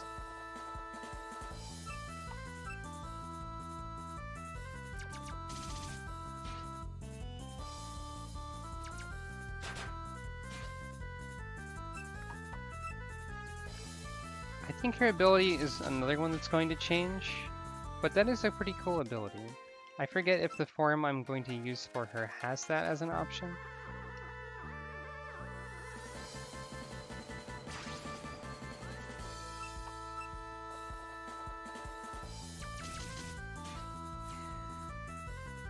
Just gonna try and see if there's other encounters here or not. Leaning towards maybe not worth looking. Oh, another thing, by the way, you probably noticed it by this point, but I never really mentioned it. That experience share is kind of built in to everything. Rainbow candy is the rare candy of this game.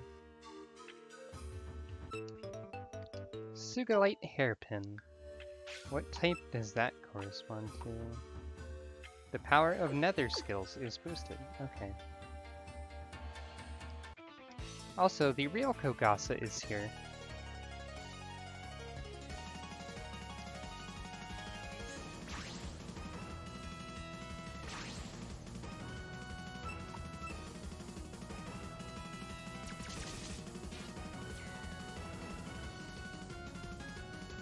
Being a character like Shinki with S rank and all of my base stats, and also having already put in all of the EVs into her attack, she's really powerful already.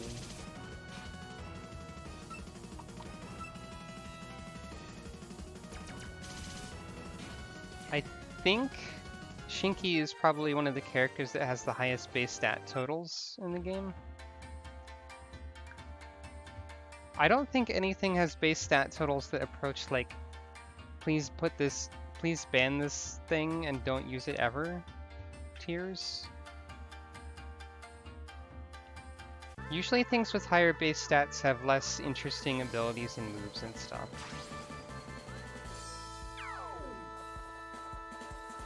Things that have lower base stats have weirder things to use to work around that, I guess. Of course, I have no idea if like competitive Touhou puppets actually just outright bans any puppets, but I hope it doesn't, because I feel like they're all manageable. Hello. Let's see. There aren't many choices for Touhou cat girls, to be fair. Although I do have the other one in my party, with Rin here.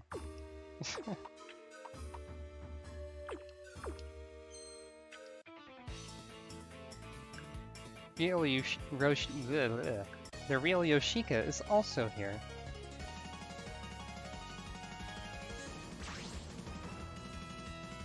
I don't think there are any Touhou characters that don't use a puppet of themselves in this game, which is kind of fun. Yoshika has 2 of herself, maybe even 3 of herself.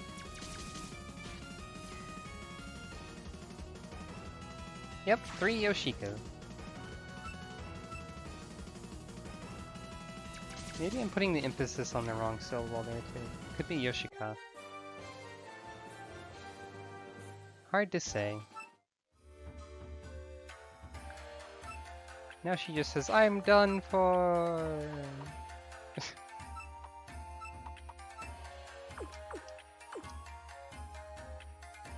Yep, that's what she does. Although she's already dead, so she's not really coming back to... She's not really coming back from the dead. She's still dead, she's just not going to sleep or whatever. I don't know. So, in the base game, this cave here just sort of ended at these big doors that I'm coming up to. Oh, also more encounters in here. But now you can go through the doors. And you have to go through the doors.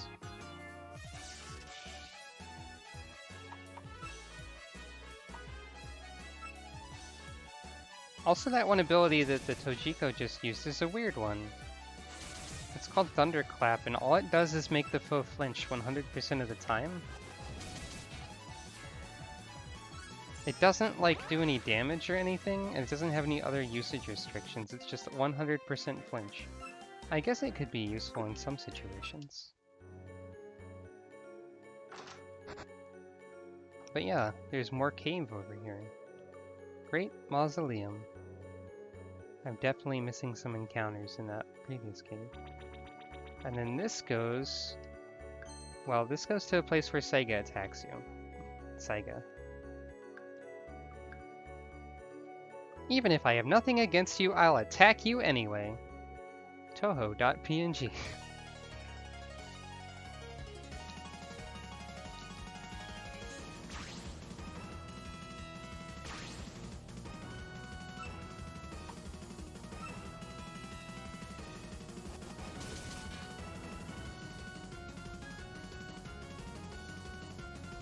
Saiga is one of the characters I don't like as much either, but that's mostly because she's a huge jerk. Like,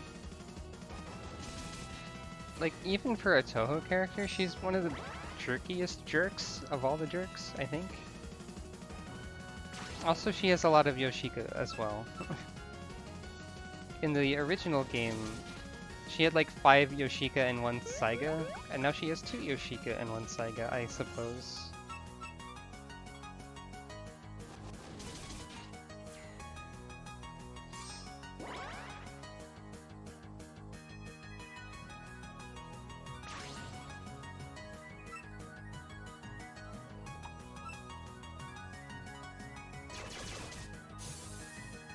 Saiga is Ghost, so she's weak to Ghost. Also, normal Rin apparently has morale boost and attack goes up whenever I beat someone. That'll change.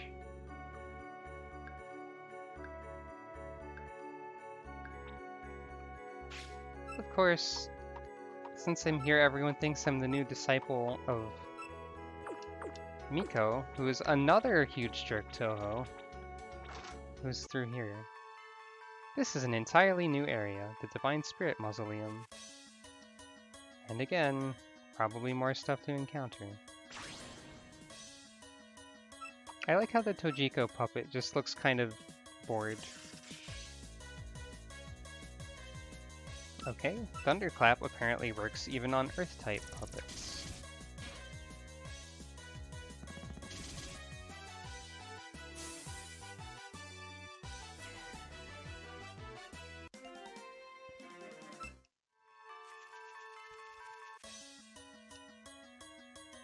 There's a Saiga.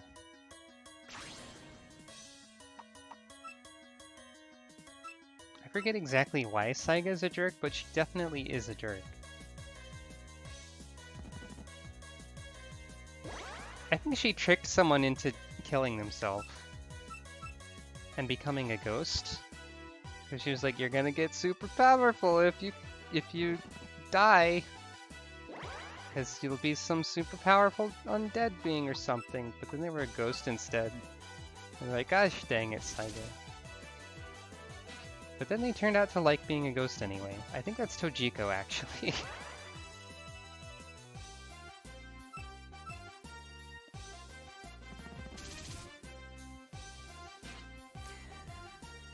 I don't know the details.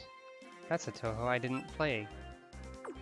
Or, like, think about much.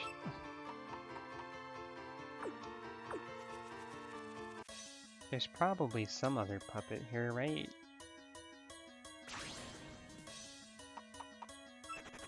Like a Miko would make sense here. She's kind of an important character for this area.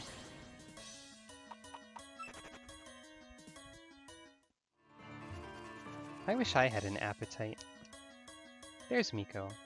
Miko's a big jerk because she's a big jerk and I forget why. But she's pretty rude, like at all times, so, you know.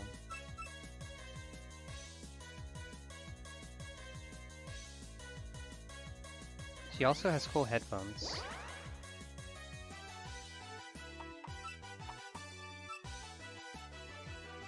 And she's playable in most of the fighting games. As of recently, when there were enough that she was in to make it the majority.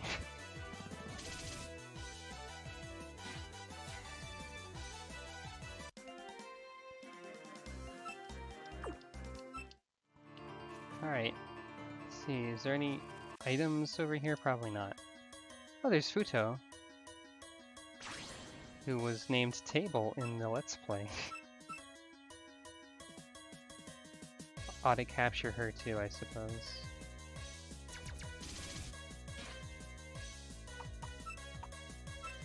Also playable in most of the fighting games.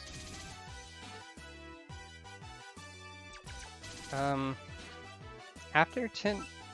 Well, as far as fighting games go, wait. Oh yeah, Hopeless Masquerade has had there's been two other fighting games based on it.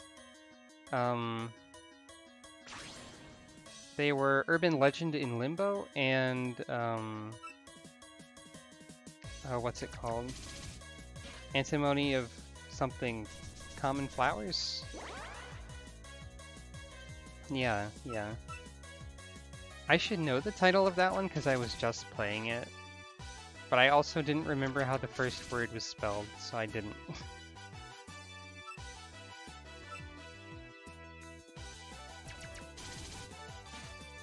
But yeah, the latest fighting game is 15.5, Antimony of Common Flowers or something like that. Urban Legend in Limbo was like 14.5 probably? Maybe? The latest Touhou game would be 16 point something, which is a dream. It's another shoot the bullet kind of one, but then there's also Touhou 16, of course. Anyway, Miko's the crown prince despite being a lady. Because she's based on a dude, but she's a lady now. Because it's Touhou. People like her even though she sucks. The crown prince is a female, but really cool, says this NPC.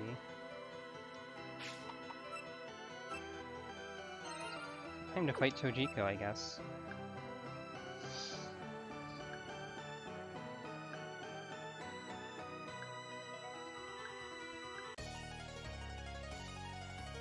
I don't really know what her dialogue was about there. It's kind of a confusingly worded mess. But whatever.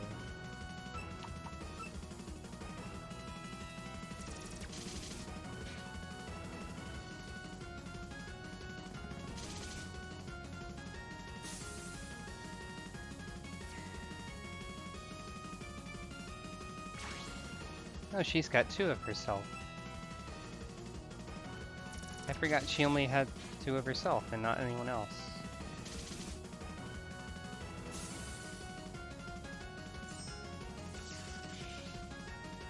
Oh, I got shocked. Which doesn't really matter.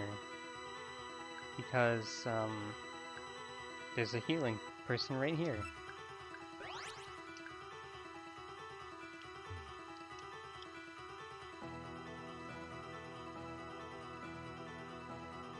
I have no idea. I don't think Miko's gender is ever really important or like talked about or clarified. She's just a girl now. She might have just happened to reincarnate as female or something. I don't remember her story. I don't think there's a joke behind it. I think it's just this is a Touhou character based on a male historical figure. The end. Anyway, here's Futo.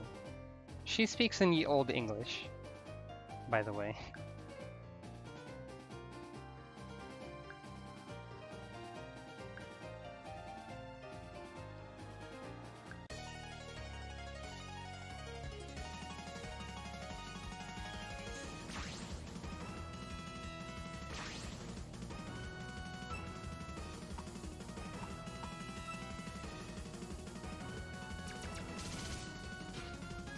But yeah, I'm pretty sure that Miko's gender is just there. It's not like touched upon very much.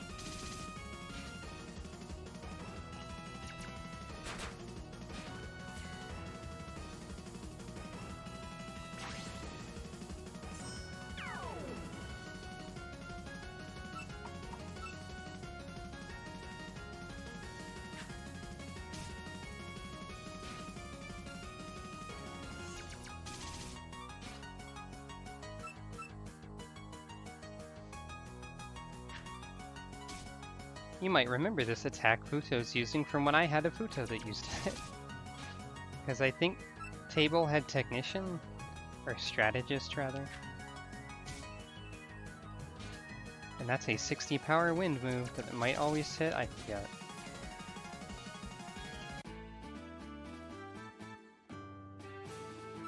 New skill for Kagewu!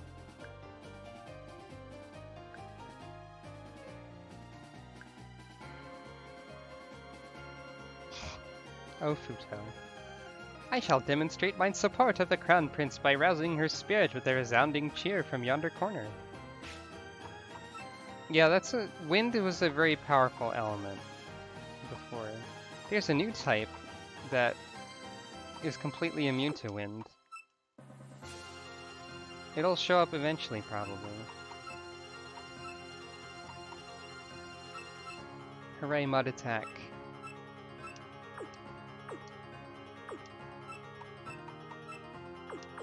Kagewu hasn't been in front for a while, so I gotta bring the wedding dress wolf to the front.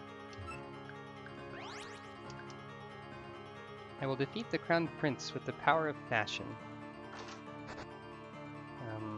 Is there anything else in your house that I can steal? Yes. I'm stealing your dango. Dango? Dango? Anyway, this is the first major boss fight of the expansion, I suppose.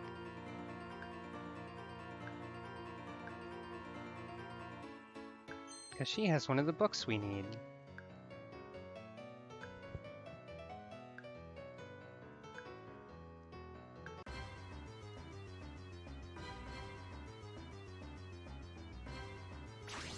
So she has fancy boss music.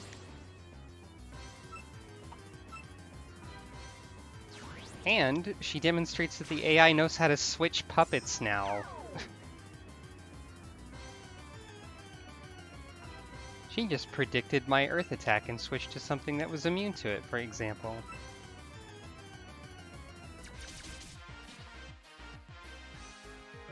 Oh, and she's using terrain too, apparently. I don't actually know what Seiryu does. I forget. Now she's switching again. Back to the person who is weak to earth. You going to switch again if I try? Yep, switching again. The AI likes to troll you in this fashion. But they are also lowering my attack by deploy smoke, so it makes sense. Let's see.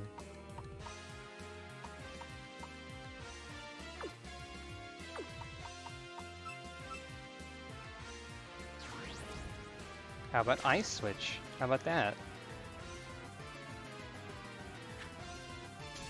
What then?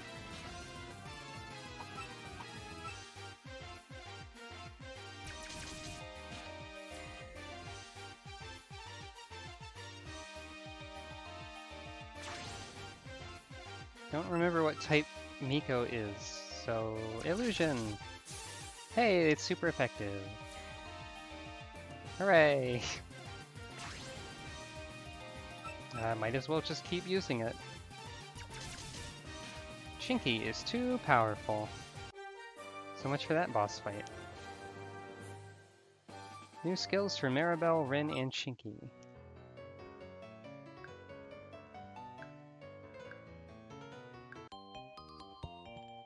And we get the second book.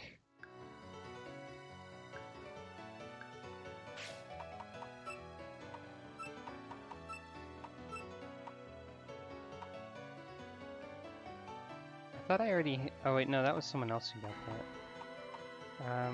Duplicate effective last use skill, eh. Oh, I think she has two new ones. She has a slightly better illusion spell and Bloody Storm. Hooray!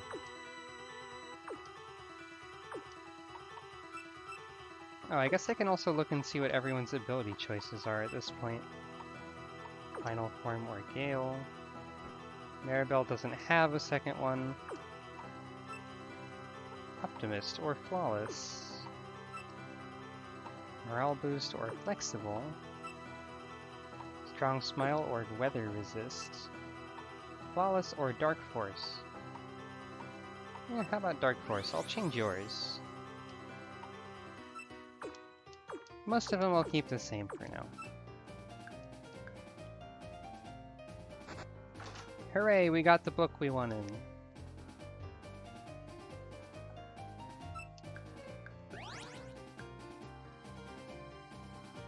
Now to leave and not come back until way later when we can get that item that's past water.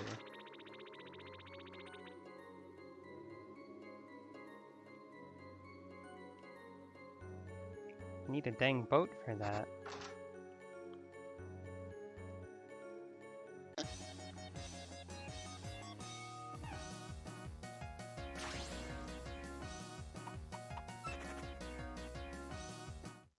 I don't really need to fight every wild puppet, but...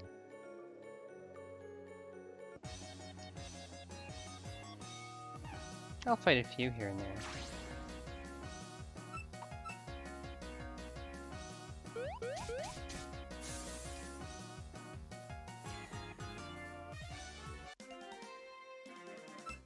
Yay, level 20 Kagewoo! Oh woo!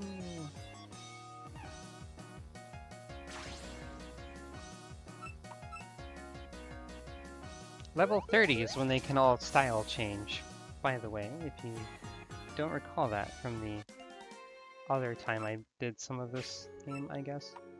New skill for, I think, Toyohime. Weaken the foe. Not interested. Oh, hello, Memuzo. Oh right, you're not in disguise, so I don't recognize you.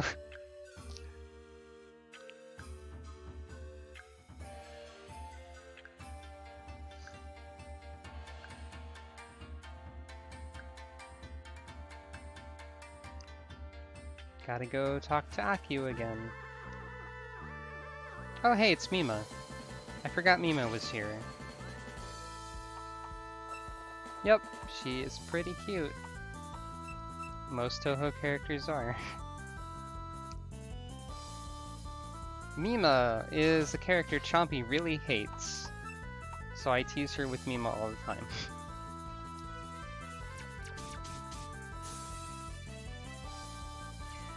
Mima is a character from the PC-98 Touhou games that has a rabid fan base that wants her to come back in the modern era, but she never does. So they're always just sort of growing more rabid over time. It's a vocal minority, I think, but they're still there. She's like one of those overhyped Touhous, I guess. She's okay. She's also evil. And I think she was like Marissa's mentor or something. Also a ghost? You know, I wonder how crappy all the puppets I've been catching actually are statistically.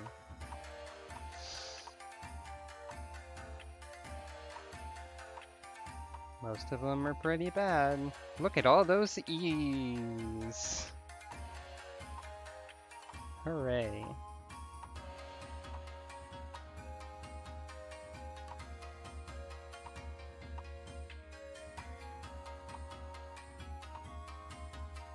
Of course, Miko's the one with 2 S ranks.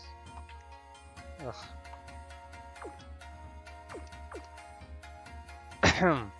Not that I'm planning to use any of those, so, you know, it doesn't matter.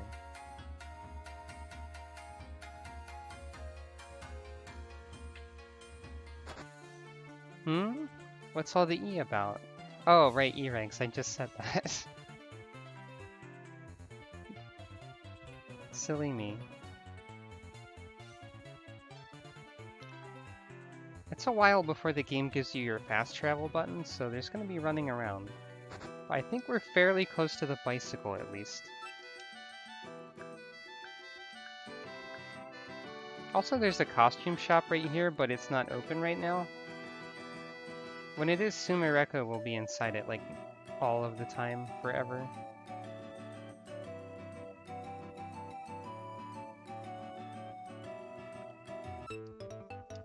I forgot to check this pot, evidently.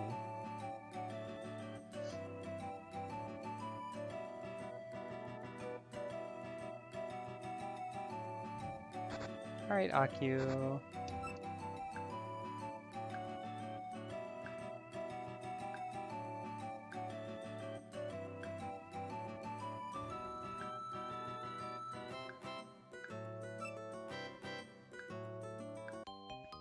Puppet book! Hooray, the Pokemon Pokedex. The illustrated handbook.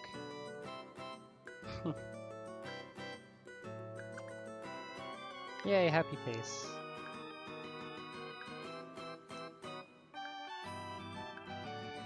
Alright, gotta go talk to Renosuke.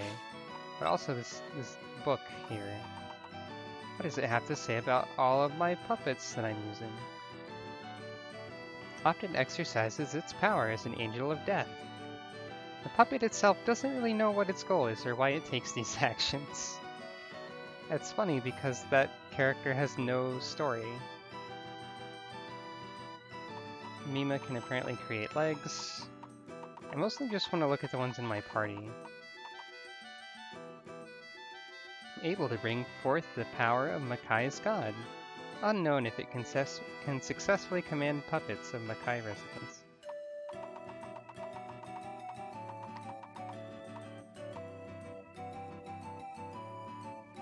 Has the ability to see barriers. Mary is its nickname. Gets along well with Renko puppets. Maybe related to Yukari somehow. A lot of things probably are related to Yukari somehow. Ability to link the seas and mountains. Gentle personality, but high abilities, likes peaches and chatting. Alright.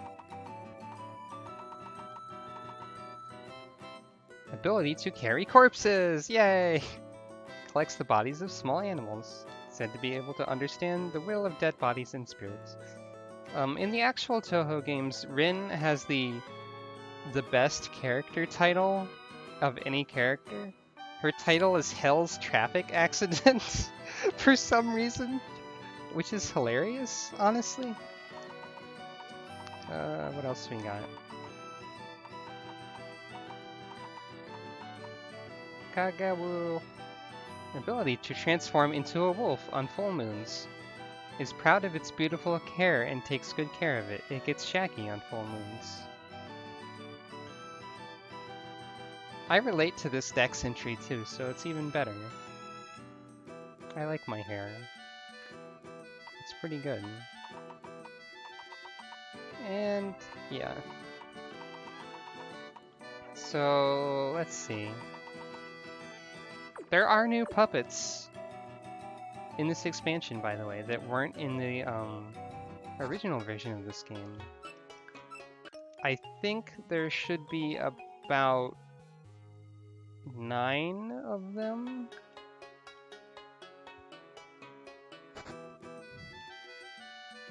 I think.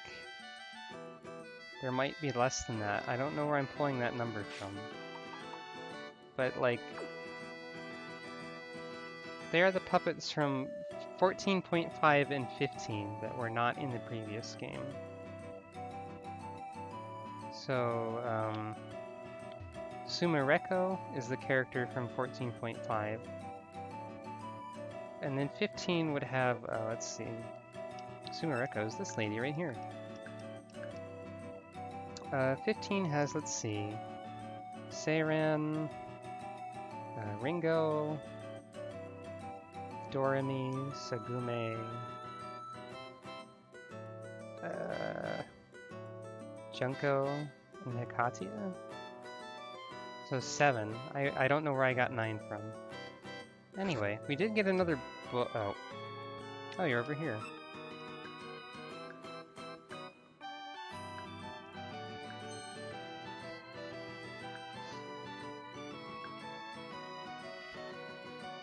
I already did talk to Akio.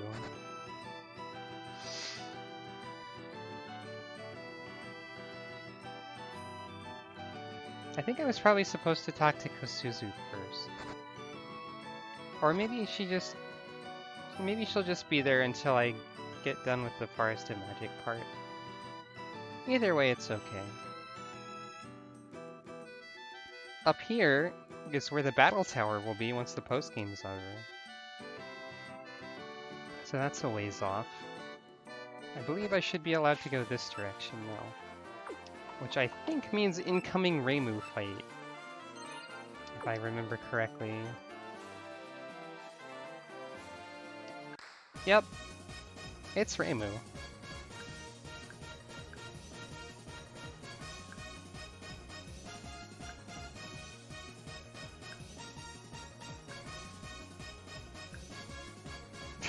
Don't get in my way. If you do, I'll fight you. Go ahead, I'm gonna beat you up. Touhou.txt.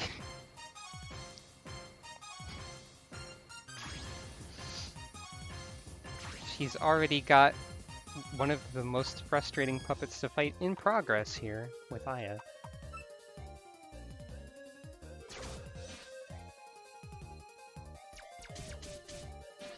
She won't be a huge problem right now. Reimu's from all the Touhous, but I know you know that and you're just joking around.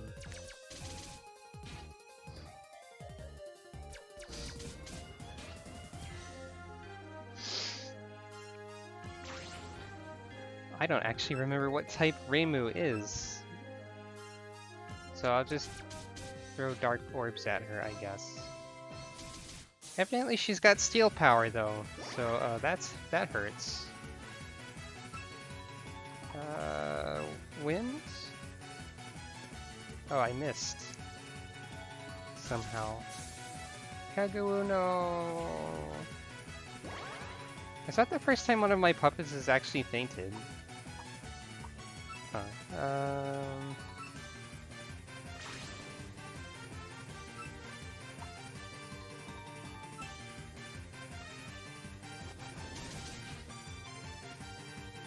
I think Rin will resist. Yep, Rin resists steel.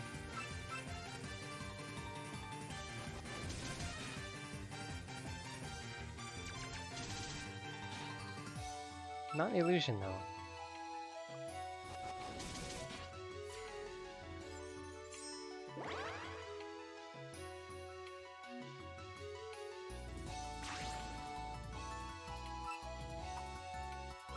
Might as well heavily burn you. I mean, why not? It's here.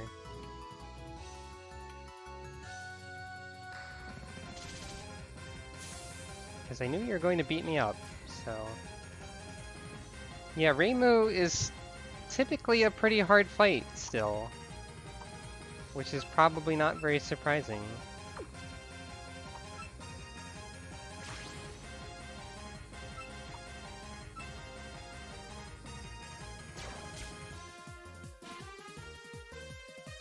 Oh, a critical hit.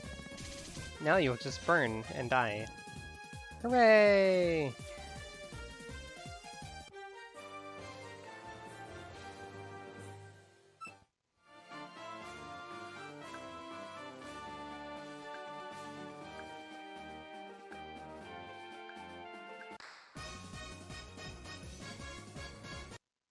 It always makes me laugh whenever they have their theme kick in when they're leaving and it just abruptly cuts off as soon as they exit the screen. It's funny every time. Still there.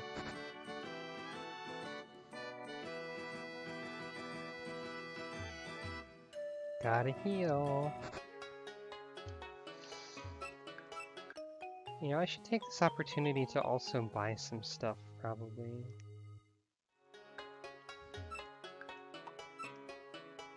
And sell stuff. I've got a lot of these.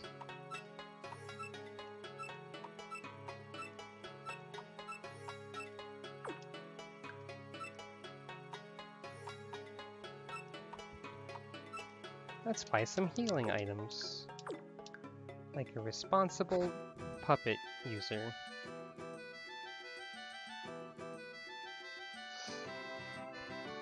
Oh, also there's chickens here. They say koko koko koki, which is probably Japanese for chicken noises or something. Route 5. What friends will we make on this road? There's an old man that asked me if I have any snacks for my puppets.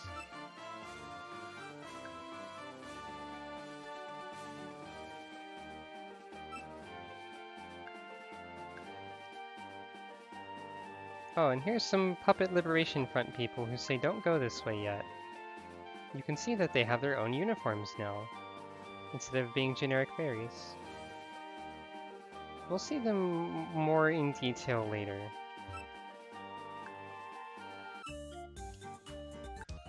Now let's fight farmers! Hooray!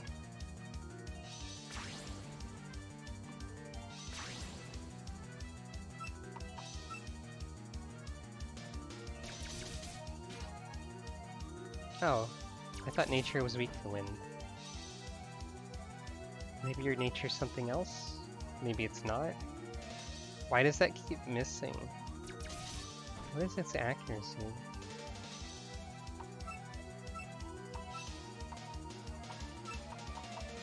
Oh, it has an accuracy of 95. That explains why it misses a third of the time.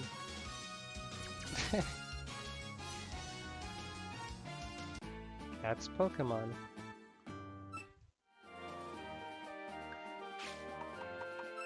Let's see.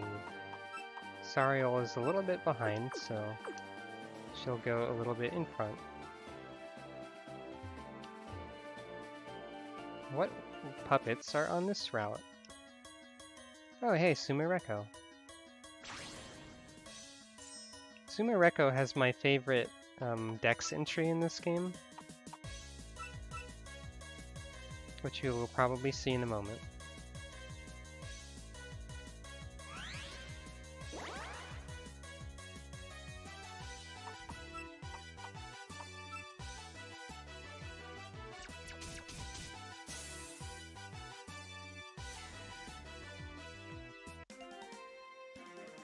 Oh, new skill for Sariel, too.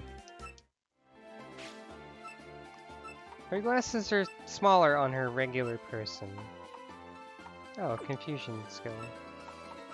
Well, you know, that's probably more useful than something here. So, let's see.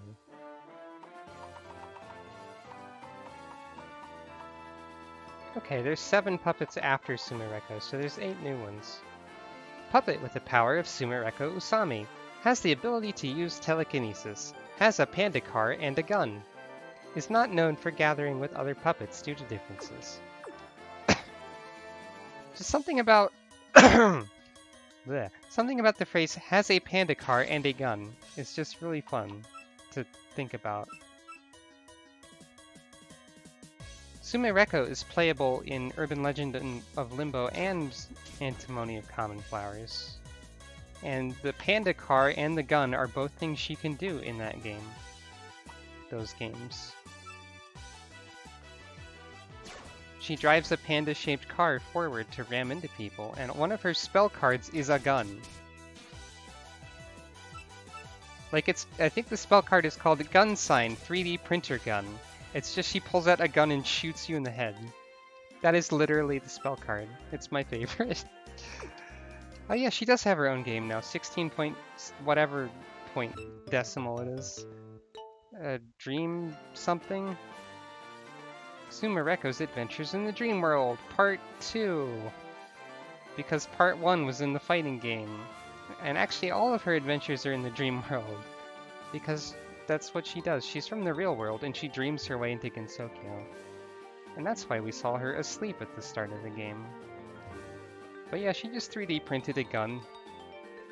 And she shoots you in the head with it, no big deal.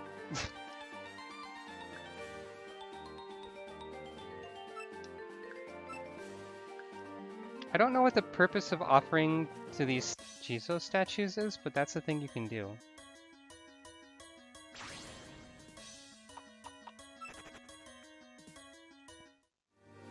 Also, 16.5 Nightmare Diary, Violet Detector. There you go.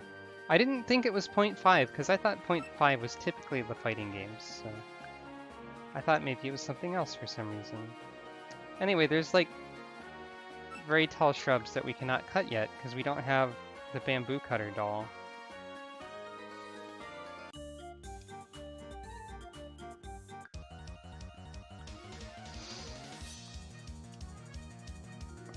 Touhou puppets invented using items in place of HMs before Pokemon figured it out.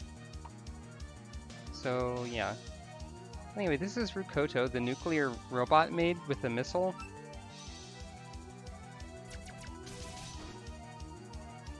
I think I got pretty excited about this character in Touhoumon Blue, if I remember correctly.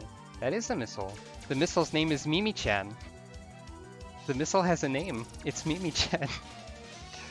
It's also got a smiley face.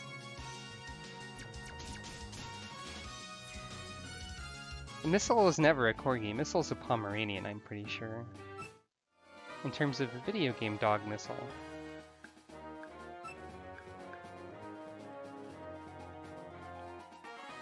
Why does the missile have a name? I don't know.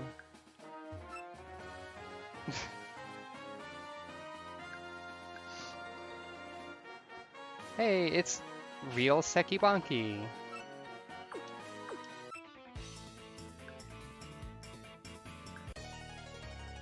Saying that humans should be careful of yokai.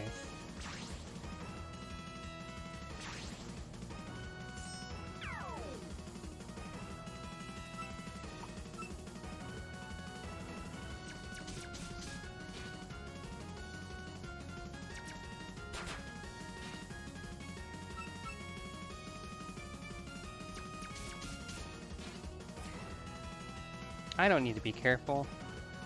I've got puppets with lasers. Hooray! Laser! Oh, it didn't one-shot you.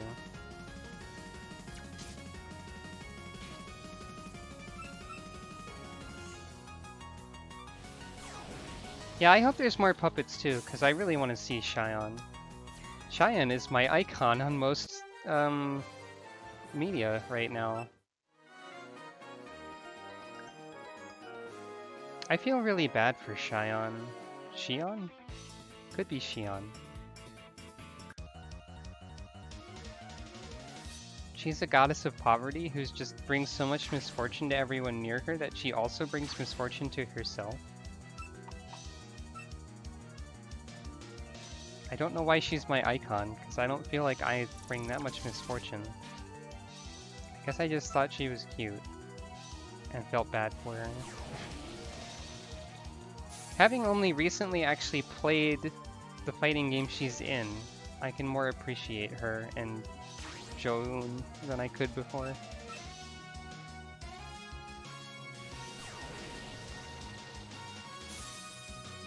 And of course, that fighting game is not officially translated yet, it's just a fan translation.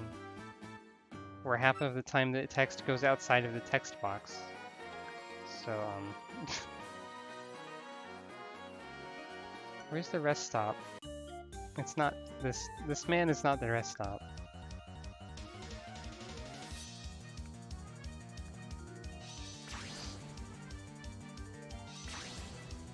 Another puppet game or expansion or something would also be cool, because then you get to see, like, potentially all the puppets from Touhou 16. Most of those characters are fun too. Oh no, I'm dead.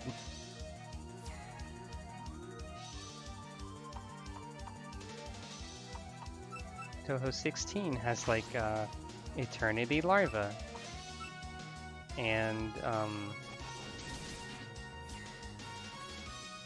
Nemuno, I think her name is the mountain hag one, and then On, yeah, On is the important one. Touhou. What the funny thing about On and puppets to me is like in this game, in this expansion, the extra style change of Parsi has an ability called Two of a Kind, which is like her attacks are less powerful, but she gets to use each skill twice. And I think that's funny because that's what On does. She splits into two. So it's like whoever made this game, whatever their name is, which I forget, was like, I've got this idea for a unique puppet ability. Oh no, Zune did it for realsies. Yeah, it's more or less parental bond, but less broken.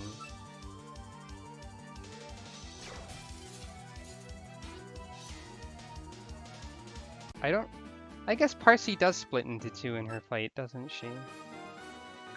It's been a while since, so I forgot. Here's a random NPC that just says they look tasty and makes a slurping sound. Video games. I think I'm going entirely the wrong direction.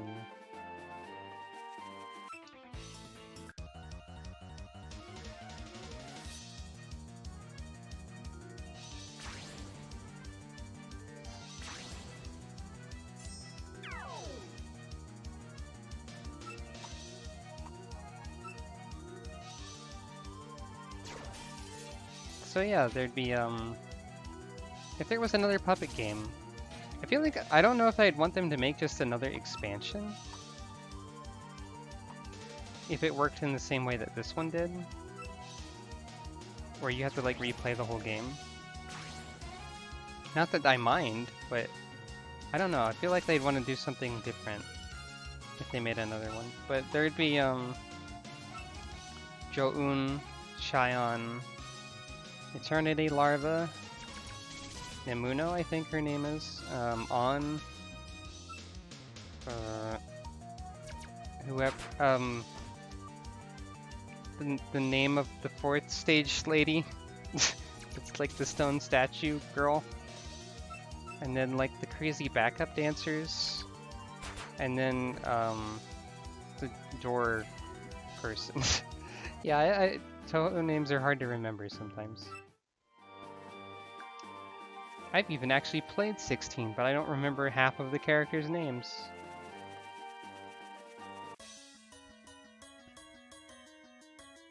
That's a little disappointing. Maya and Satono. Yeah, okay. I really like their theme song. Okina is the door god, right? Right, that sounds right. What's stage 4?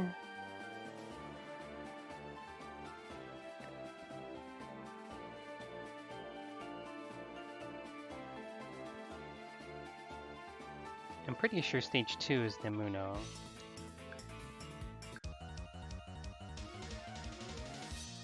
But maybe that's the stage 4 boss's name and I got it mixed up.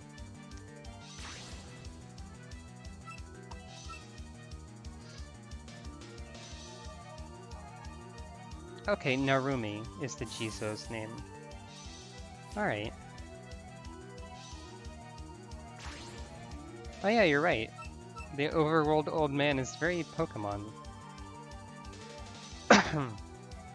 I did not think of that.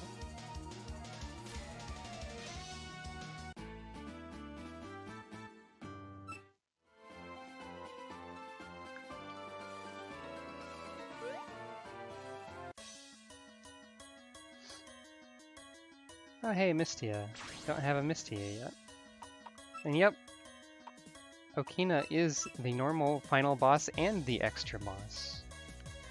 She's got like a super form, which I assume would probably play into her mechanics as a puppet in some way.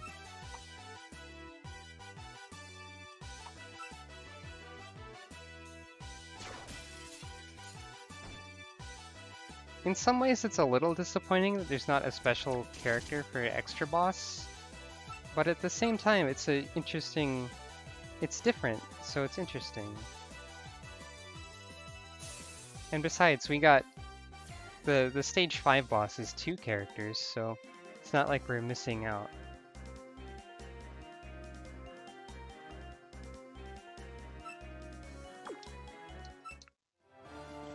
Oh hey, one of my doctors sent a prescription to my pharmacy.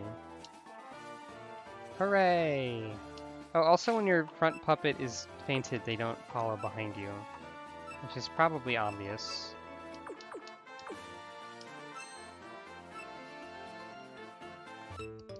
I think MG is like a sound effect for chewing, maybe? I don't know. Sometimes puppets say that when you talk to them, though. Where is the rest stop that I've heard so much about anyways? Oh, it's up here somewhere.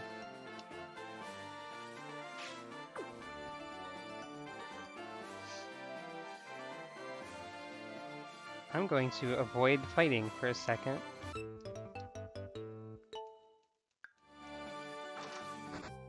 Oh, this isn't a rest stop at all. This is Renosuke's house.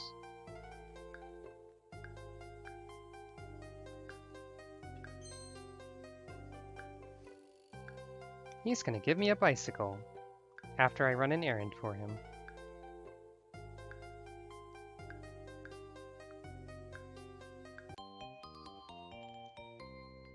Always gotta deliver packages in Pokemon games.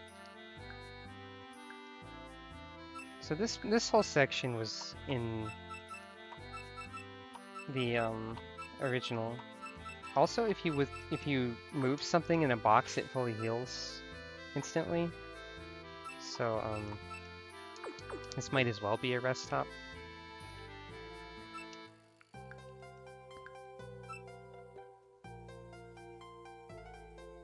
My phone is still buzzing about that prescription. Renosuke sells a large variety of held items, none of which I can afford. Probably.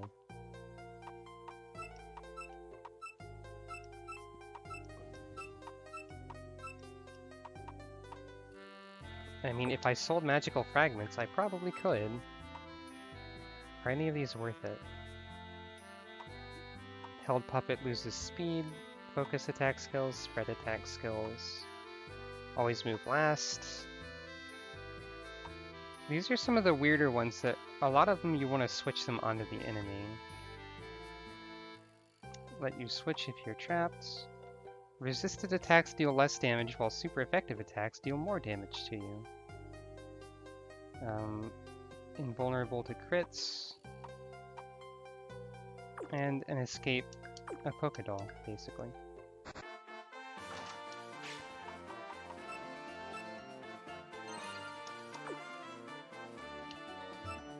Oh, right.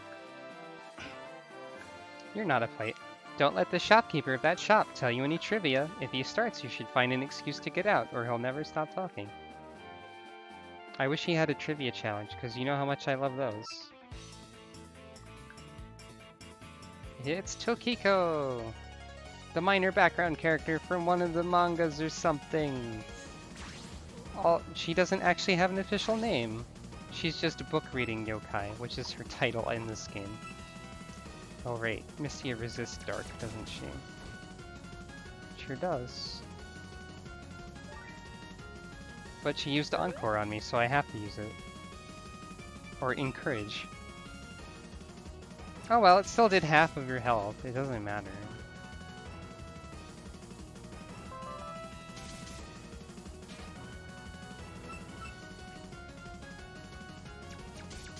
I don't know much about the PC-98 games, so I don't think I knew that there was a 2-character boss fight in Touhou 5. Or at least I don't remember anything about that. Would that be Gengetsu and Mugetsu, maybe? Because they're PC-98 and they're always paired up.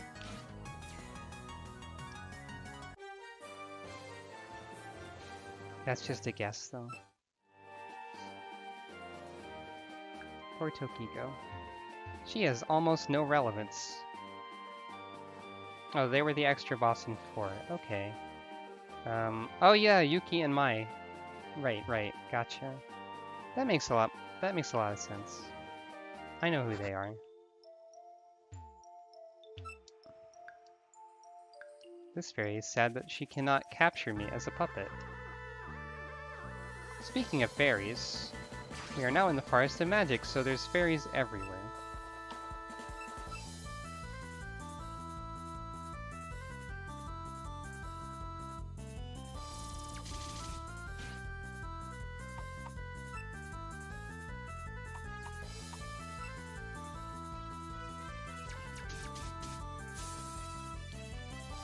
Four-star Sapphire's name is too long to be shoved into the text box in this game without being abbreviated to star. Oh well. Actually, all three of these fairies, whatever their group name is that I've forgotten, none of them can fit in the text. Well, no, that's not true. Sunny Milk could if she wanted, but she doesn't. I think she's just Sunny.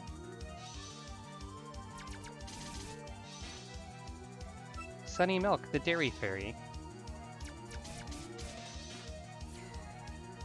It's always slightly amusing to me because, well, like, those fairies are always amusing to me, a little. Because one of Star's style changes is power, so she's Power Star sometimes. You know, like the power up.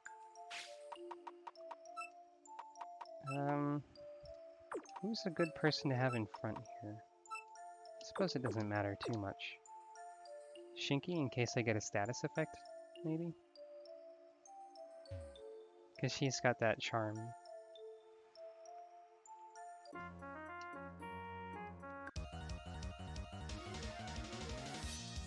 This fairy's name is Norma.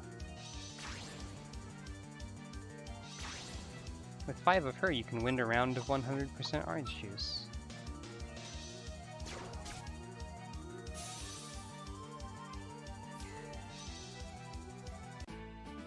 Shinky, why are you too powerful? I mean, you are the god of an entire realm, so I mean, yeah. But still. Good old Shinky, and I'm causing conflict because I'm bored. I wonder if she's the first Touhou character to have that motivation. She's certainly not the last one.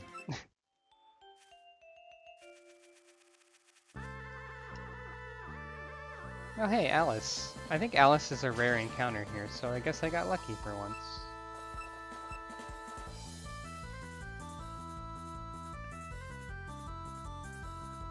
You know, Alice should be in another Touhou game, I think. It's been a while. She's fairly popular and important-ish, I think. Oh, this isn't gonna work well, is it? Oh yeah, it is. You're not steel type yet. When was the last time Alice was in a game? She was in, like, the second... she was in Hisoten Soku, one of the fighting games. She was an assist character in Imperishable Night and also in Subterranean Animism. Though you couldn't see her in that, she still had dialogue. If I remember right, If you're playing as Marissa and Alice in Subterranean Animism, they break the fourth wall a lot. Because that's the kind of people that they are.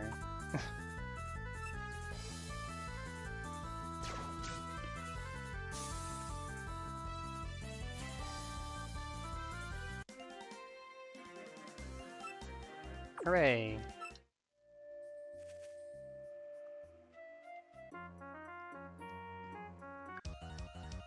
This fairy says nom nom nom.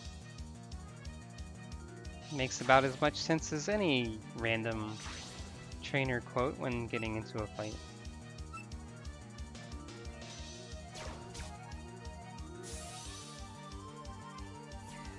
I guess the illusion is a pretty useful type, because it's sure hitting a lot of things super effectively. Here's Luna Child, the last of the three, whatever they're called, fairies. I think she's like the smartest one of the three.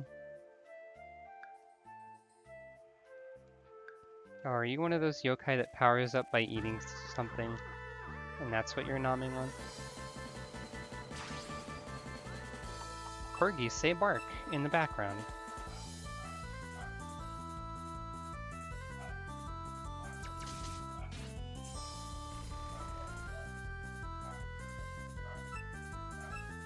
I can see on the bars on my computer that Lily is definitely picked up by my microphone from a distance and through a door.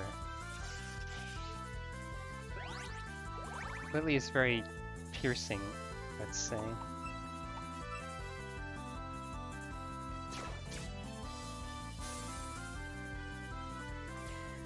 Darcy only barked like once, so I don't know if she got picked up or not. She's lower pitch. Let's see. I'm gonna actually use these healing items that I have. I should have used the weaker ones first.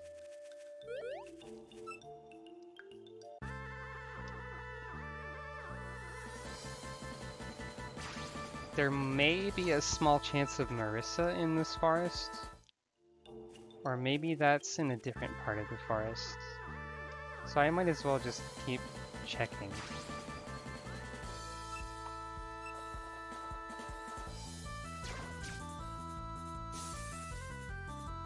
Another thing that's worth noting, I suppose, is if you run low on SP for a skill, you can always just unlearn it and then relearn it and have all the SP back. Because of how this game works. This grass is blue, which might mean that it's different.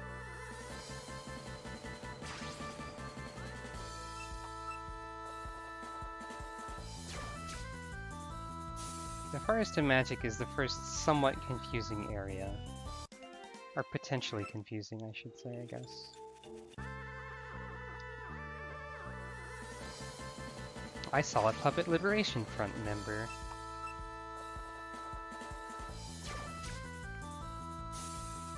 Oh, I remember what these three are called. Sunny Milk, Lunar Child, and Star Sapphire. I think they're the three fairies of light.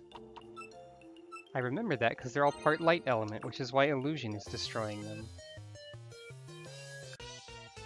So this is what a Puppet Liberation Front member looks like these days. Sort of.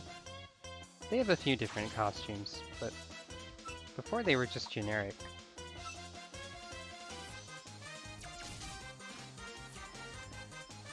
They didn't last very long, though.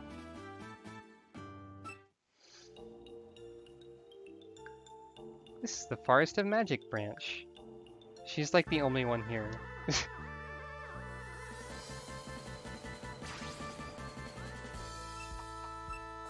I mean, that's the Puppet Liberation Front for you. Most of the time they're just sort of humorously incompetent. Except for when they aren't. Opal hairpin. What element does this raise the power of? Light. I mean, Sariel's got a light skill, might as well. I don't typically use the elemental hairpins. They're a lot like the Pokemon items like Mystic Water, or the growth, no, not growth, the seed thing, miracle seed, or charcoal. So they're probably not very effective in their like boost. Not very strong. They're also not very interesting. There's more interesting things I'll eventually get probably. But I should use held items while I have them. There's no point in not. Alice is over here somewhere, I believe. You can tell because there's a fence. Also, there's a fairy that says Alice lives in the house over there. And here's Alice's house. She's got like a silo for some reason.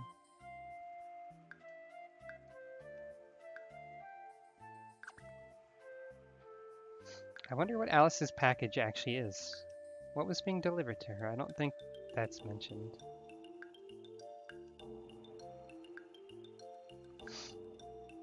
So even though Alice's whole power is like doll related, she knows nothing about the puppet incident.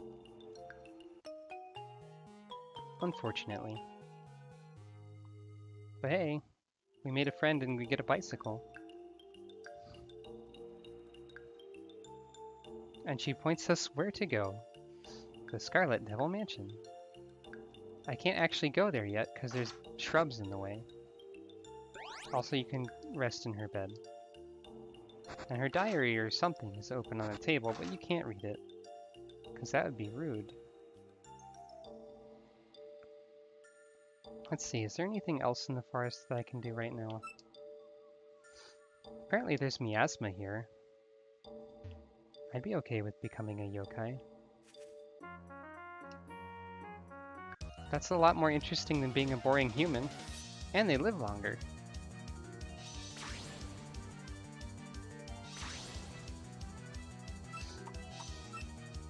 I'd probably wind up with a subpar power though.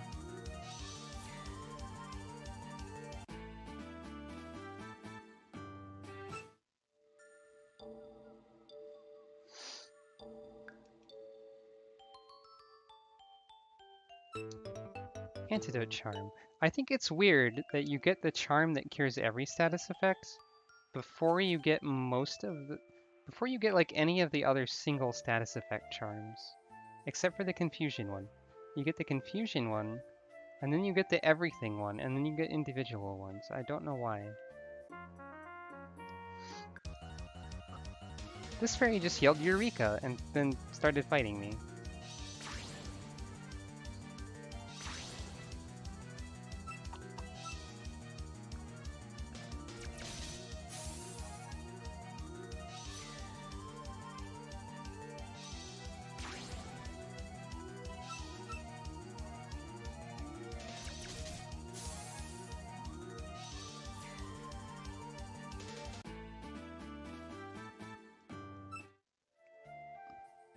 And she lost her train of thought.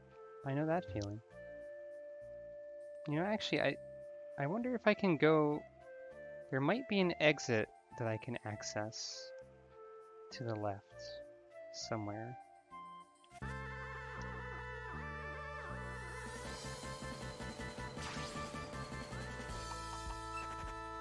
Which will have some more stuff in it, hopefully. Yeah. Oh, it's just an item. Obsidian hairpin. That's probably dark. Yes, it is. I don't... Oh, I know what to do. I'll give Sariel this. And then I'll give the light one to Maribel, because she has a light skill right now. Maribel will have more combat use, or see more combat use later, probably. Once she's extra. Extra Maribel is actually really cool. Like, in theory at least. Because she's got an ability that makes it so that any skills that are different types from her types do less damage to her, and she deals less damage when using them. The thing is, the two types that's grammar. The two different types that extra Maribel are Void and Illusion. and those are immune to each other. So she gets basically reduced damage from anything that hits her ever. Because the only things that would do regular damage to her would be Void and Illusion, except she's immune to them. So that's cool. That sounds fun. I wanted to try it, so that's why she's on my team. Also, she has one of my favorite theme songs in Touhou, actually, from one of the music CDs called Mary the Magician. One of the few Touhou songs to sound like genuinely sinister. It's kind of cool. Hello. Inosuke just said something about this task being accomplished due to the allure of the bike. But no. Her gimmick is she's got an ability that a few other puppets have, but the ability is any skill that hits her that is not the same type as her does less damage, and any skill that she uses that is not the same type as her does less damage.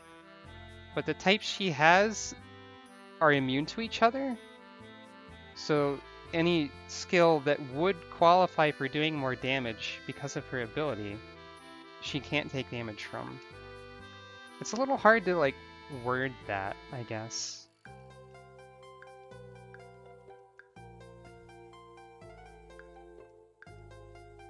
But yeah, it's cool. The other forms of Maribel and also Renko have, like, really specific, unique gimmicks that are only theirs, but they have low stats normally. The extra forms have higher stats and more standard abilities. But that's the extra form of Maribel that has that ability. Once we get to the style change part, I will check and see what the other abilities she has are. By the way, I said puppets do more than follow you. Now that I have the bicycle, they ride behind me on the bicycle, and it's the cutest thing ever. And I love it. Okay, it's not the cutest thing ever. It's actually cuter later. But yay! Biking with Kagero. Also, the bicycle is just on the select button, so it's a lot easier to use. Whoops. I'm not supposed to go there. I went the wrong way. Also, the costume shop is now open. And Sumareko is in here. And she says they only sell costumes for puppets here. Because it's a costume shop, I thought there'd be some for humans too. I'm a little sad that they're not. So I can look at all the different costumes for the puppets in my party. As I said before, I think the wedding dress is mostly only available to the puppet you choose as your favorite, though I've seen it elsewhere and I don't know how that happened. So, Kagero's alternate outfit is like this Red Riding Hood thing, which is also super cute. You can press the L and R buttons to see what the animations look like in these outfits. I really like this alternate outfit. Then she's just got an alternate color, which is alright, and then the original, which is also good. Because, I mean, it's Kagero. Then we have Maribel. Her usual looks like this. Her alternate outfit, instead of a dress, it's like a blouse and a less floppy skirt, I guess? I don't know, I liked it. And her alternate color is, I'm not sure what this is referencing, if anything, but it's there. Oh, she's also got a bit longer hair in her alternate outfit.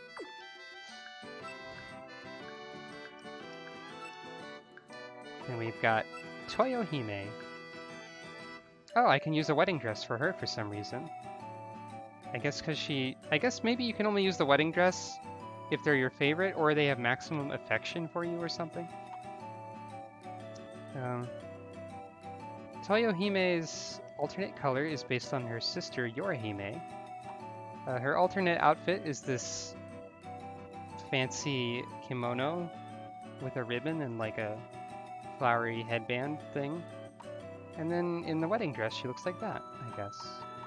The wedding dress ones are pretty cute, so... But I like her usual, I think. I've already got a puppet in a wedding dress. I could change it to the wedding dress though, maybe. So let's see, Rin. Her alternate color is like a white dress instead, with pinker hair. And her alternate outfit is literally a cat, because she can do that actually. There are a few puppets where the alternate outfit is radically different like this. Sometimes Rin is just a cat. Yeah, I like her white outfit too.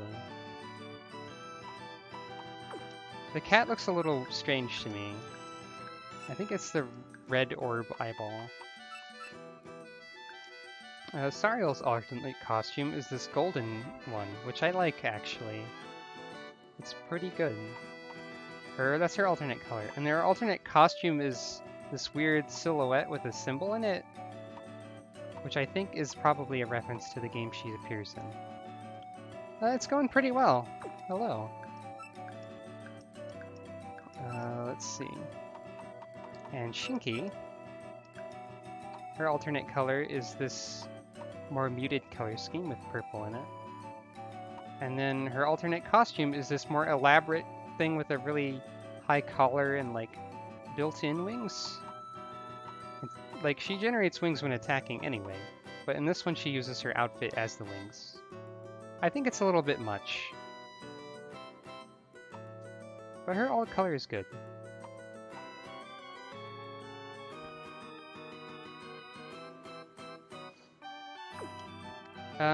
Puppet costumes cost 3,000, and I currently only have 3,000, so I can only change one of them at the moment. So I'll probably have to sell stuff, honestly. But, you know what? I'll put Toyohime in a wedding dress, why not?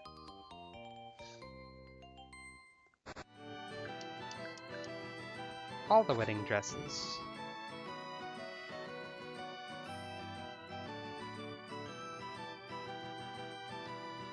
So, oh wait, I need to talk to Kosuzu, and I think I ran past her house, probably.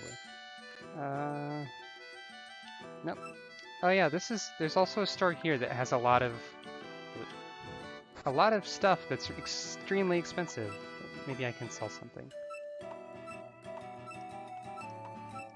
Well, I can afford another outfit. If I want one. Let's see. So, oh, never mind. You only have all the basic elemental stuff right now. Later on in the post-game, this store, I believe, will also have all the most expensive held items.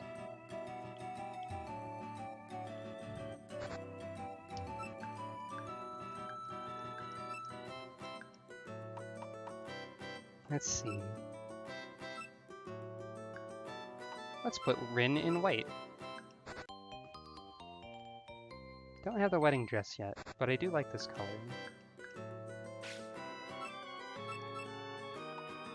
So you've got... We're gonna end up with like a color scheme going on. Most of them are wearing white. Which I guess clearly that accurately represents my purity or something. I am pretty innocent most of the time. Kosuzu's right here. Hello. Please enjoy this book. As I left the village, I was told off by the Hakure Shrine Maiden. Apparently when there's an incident, she's kind of a jerk, just like everyone says. In the forest I met no, this time a doll controlling magician. I don't really believe what she's telling me, so this is probably a waste. But thanks to her, I have a new destination, the Scarlet Devil Mansion. The only problem is this 30-centimeter tall impassable shrub. I even tried burning it to no avail. This might sound familiar. It seems to be exactly what we're doing right now. I love those books. They have some pretty silly lines in them a lot of the time. What was I... Right, I need to talk to Akio. That 30-centimeter impassable shrub. That's why we need to get cut. Oh, it's Kane and stuff.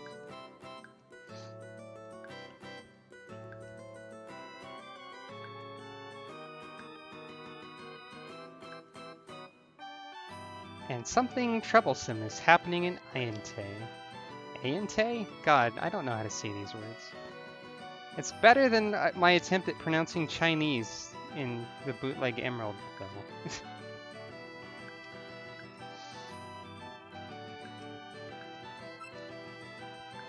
But yeah, I'll solve problems. I love solving problems. I like to solve as many problems as I can. But yeah, next up is that one dungeon. You might remember it from the LP if you saw that, where they don't really spell out the gimmick or how to navigate it. And I didn't figure it out during the recording, and it took me like 5 years to get through. So, that'll be fun.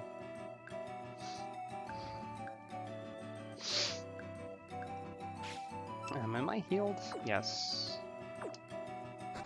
It's alright. Route 4. More water that has a thing across it? Probably.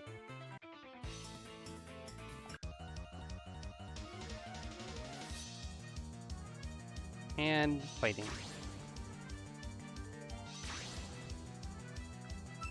We might get to the point where we style change before we get to the Moku fight. Moko?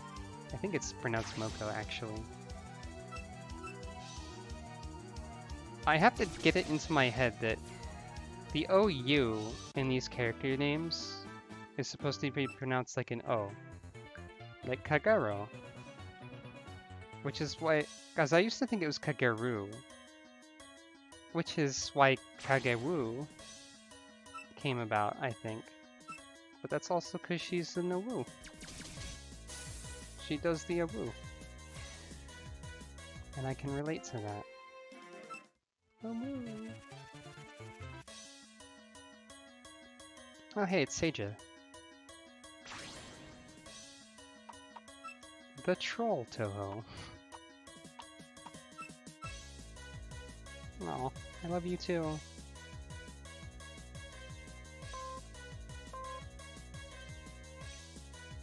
Oh no, my status changes that didn't happen.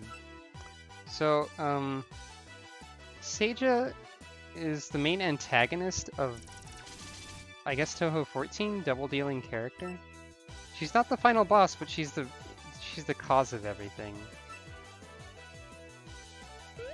I really like her theme song, but also, like, during the fight, she vertically flips the screen around in that game, which is kind of incredible.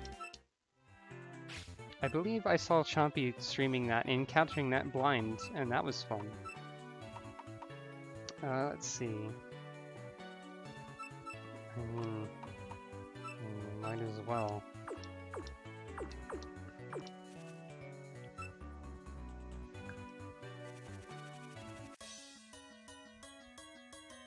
Seija is also important in the expansion of this game. Here's Ellie. Ellie was the puppet I chose as my favorite during the LP. She's about to kill Kagewu right now. Almost.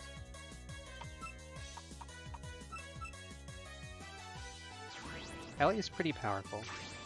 You know who Chompy is. That's a silly question.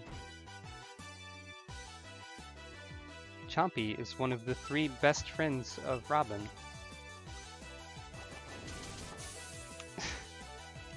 The elite group. Don't trust that Ellie, she's a bad apple. That's a good one, I get it. I get the joke! Did you know that Bad Apple is not actually Ellie's theme, but her stage's theme?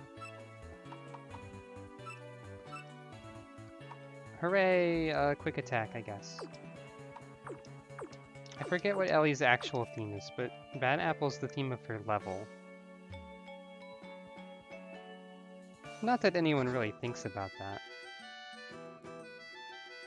She's probably more strongly associated with that theme than with her actual theme at this point. Also, I unapologetically and unironically love any and all Bad Apple remixes. Similar to how I like Crush 40 because I think they're hilarious.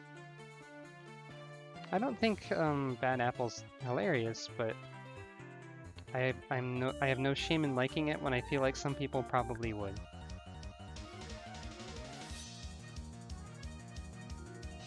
That was a very roundabout way of saying something, I think.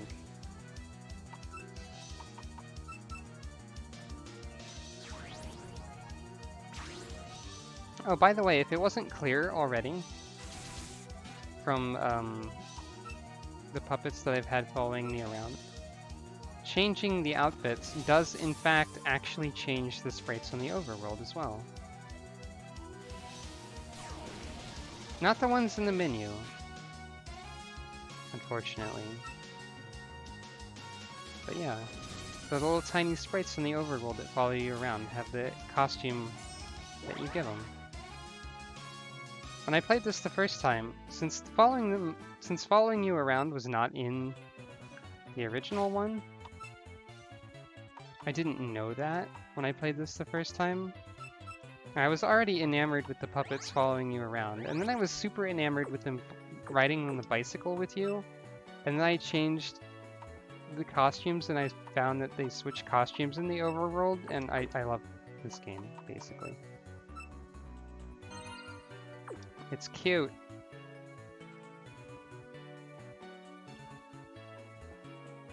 It's also funny because it's like a super demanded feature in like every Pokemon.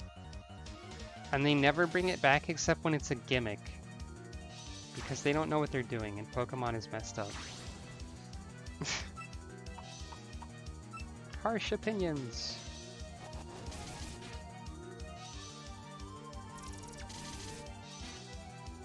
Pokemon should clearly prioritize two things.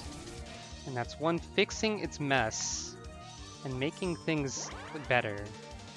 And then also making everything cuter. More balance, more cute. That's all I want.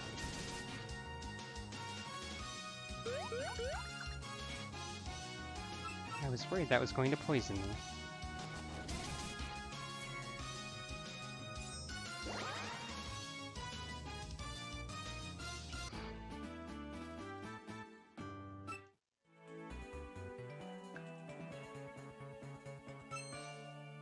There's a puppet in this pot. It's Nitori! Kind of a jerk of a Touhou, a little bit.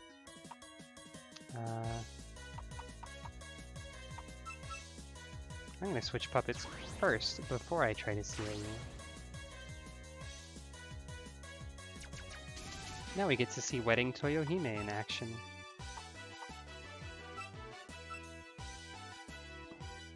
Also, I probably should have bought more seal thread. But I didn't. Contract thread will hopefully be on sale soon.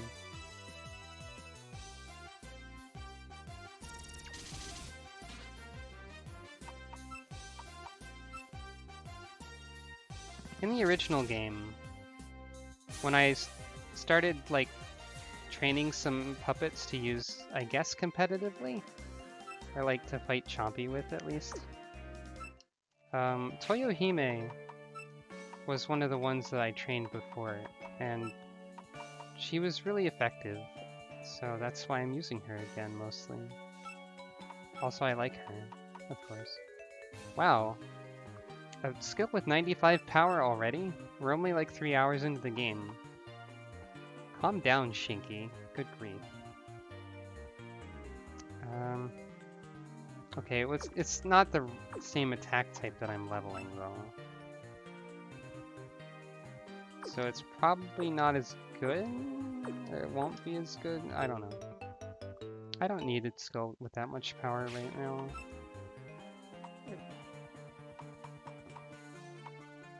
Let's see, Quartz Serpent. Earth. Well, Toyohime can take it.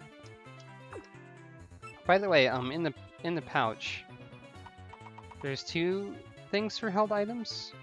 Hold 1 is ones that get consumed, and hold 2 is ones that don't get consumed. The consumed ones still come back after a fight, though.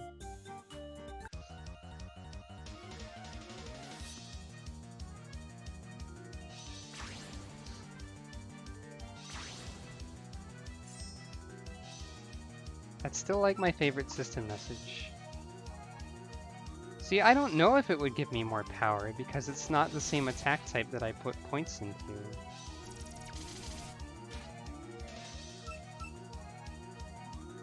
I guess I could try it. But yeah, that system message. Unjustness is the equivalent of pressure in this game. That causes, like, PP costs to double, or SP costs in this game. And the system message for when someone has that ability is, like, Puppet is being unreasonable, which is really funny to me. I think you had a new skill. It's Quick Attack. Well, I guess I'll try it. There's no reason not to try it.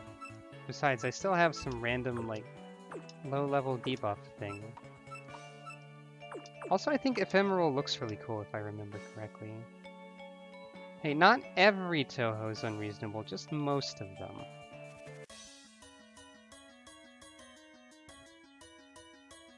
There are a few of them that aren't. Usually the weaker ones that just get shoved around. Ephemeral! Yeah, that does look cool.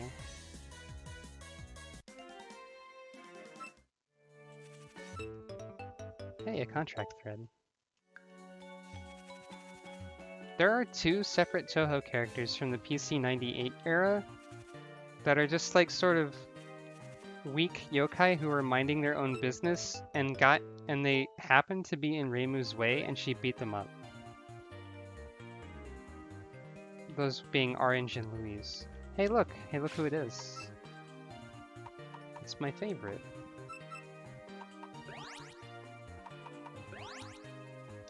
She's just sort of hanging out.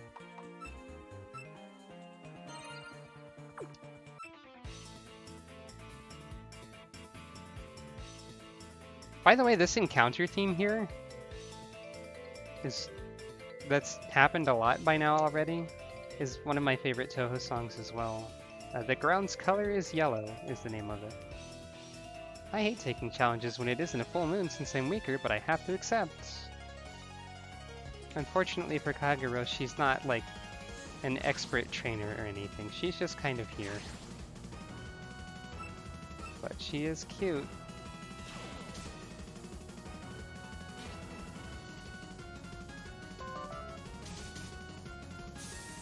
And she's got one of the cutest puppets that's not her.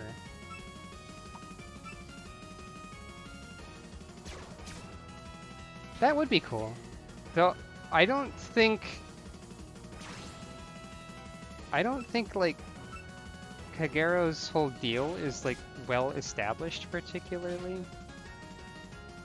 Cause like in the game when you fight her, I'm not sure if she's in her full moon form. People have been somewhat divided on whether or not like she normally doesn't have wolf ears and a tail or anything. Or if that's like her default and she gets like extra super fluffy when in full moon form. I prefer that theory. I'm not sure. All I know is she's cute. And I like her a lot. And I wouldn't mind being her, basically. Rematch on the night of a full moon? I hate that idea. It's embarrassing to go outside during that time. Yeah, this game goes with the interpretation that she's a big ol' fluffy hairy mess during the full moon, I suppose. Though she does also transform in the game that she's from into like a giant laser wolf head or something, so I don't know what that means. I want to be able to transform into a giant laser wolf head. I feel like that would solve several problems. You are going to resist everything I try.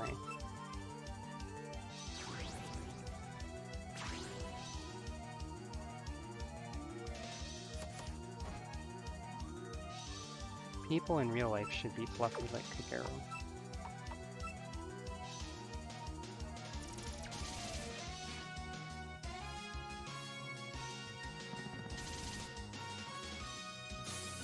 There we go.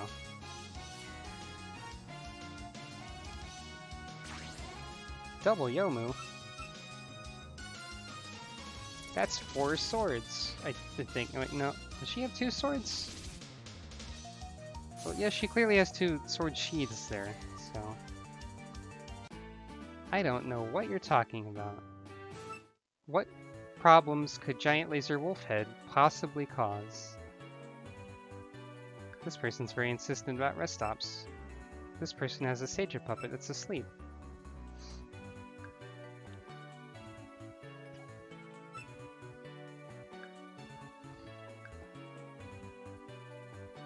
Alright, here's the pre-Bamboo Forest rest stop, which actually has some very important things on sale, which I probably cannot afford. But I also can't really make use of them yet, so hopefully by the time I can afford them. Which should be by the end of this segment. So this traveling merchant has some TMs, including Unconscious Mind and Continue, which are respectively the equivalents of Sleep Talk and Rest, which, as I previously mentioned, Extra Kagero is built around, essentially. I didn't realize that these were on sale here for a really long time before, so I didn't get to do the Sleep Talk Rest Tank shenanigans for most of the game, which was sad. But hopefully if I can make enough money, I should be able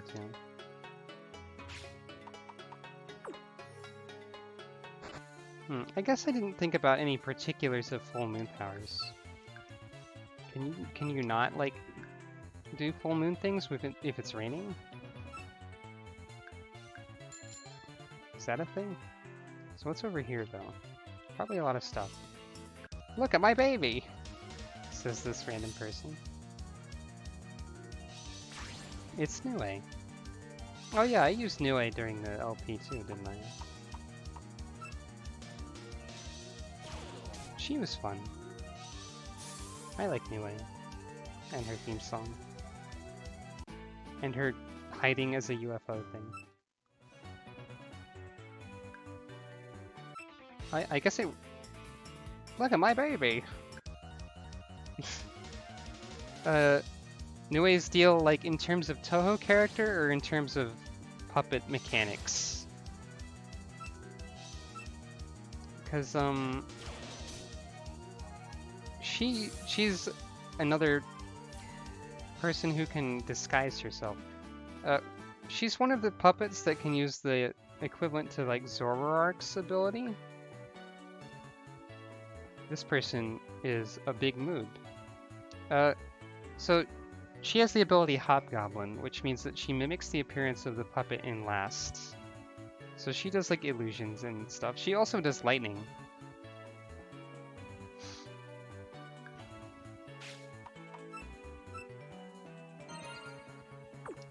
I forget what the details of her actual, like, Touhou character powers are, but they're related to that in some way.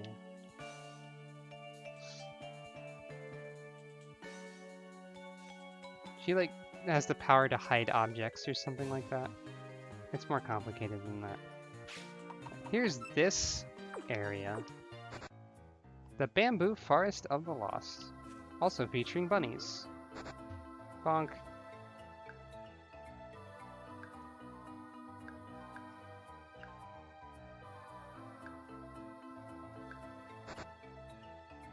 So the whole deal with this dungeon... In a hurry to get to Aingte? If you play with me, I might throw you a carrot. I don't think these bunnies were punsters before. Here's Tay, or Tewi, if you prefer. Tay is the correct way. Tewi is the fun way to say it. She was one of my favorites for a long time. I still like her a lot.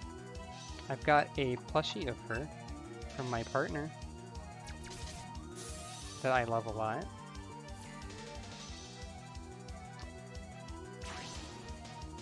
Yep, this is a clock puzzle, but I did not know that when I did the LP, so it took a really long time to get through it. I also forgot it for a while when I first came back here in this version. It's the number of the bamboo shoots.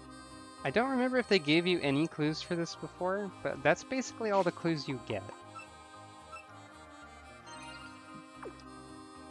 So I remember before I was always trying to figure out like, okay, which direction has like the most bamboo shoots or the least bamboo shoots or something? But no, you count the number of bamboo shoots and then go that direction that corresponds with where that number is on the clock. So 3 means go right. Of course, I'm probably going to pause and find some wild puppets to catch too. Here's one of the new puppets in the game, Siren. Siren? I think it's probably Siren. She's a moon rabbit. Apparently she's void type.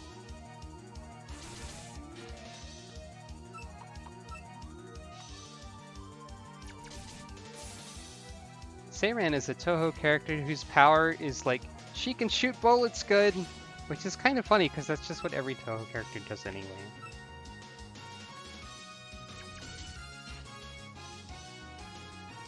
Ringo is another character that's new from the same game that Siren's from. And her power is to become more powerful by eating dango. And for some reason, despite her power being themed around eating as much dango as she possibly can, people still draw her as incredibly thin, and it bugs me. She should be like super beefy dango power. I don't know what I'm talking about. Super beefy dango power. Okay. I will take this over the one that misses sometimes. Is this? Yeah, this is better than Dark Ball. Ringo is good though, I like her.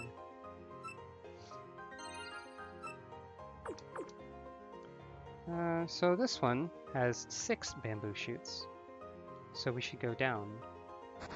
This one has 0 bamboo shoots, so we should go up.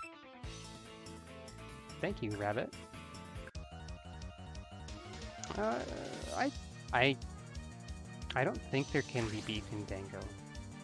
But the beef is supposed to be in Ringo, not the dango.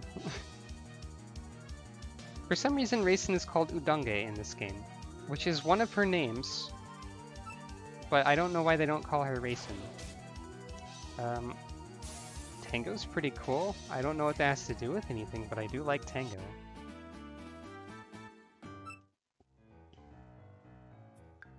So, you're supposed to go north here, but there's actually a thing hidden to the left here. Because that happens sometimes. This is Moko's house. She's not here right now because she's busy fighting her eternal rival. But you know. Hey look, it's Kagero. I've already got one.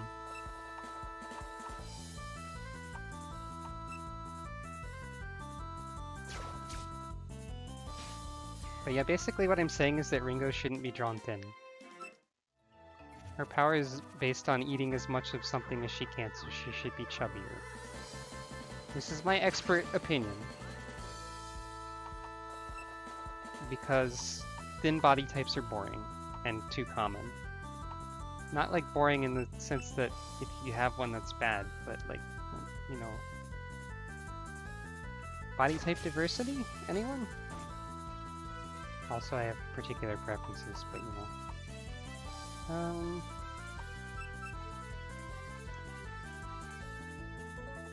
So I used to insist on calling this character Toei instead of Tay, but now I just find myself calling her Tay anyways.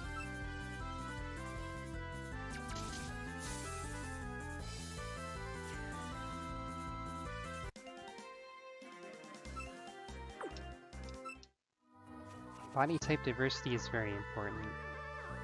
Hey, it's Raisin. The game says Udonge, but I don't care.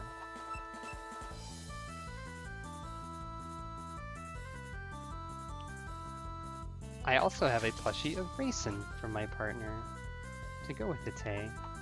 And also Poplio, which doesn't really go with either of them, but I don't care. I love them.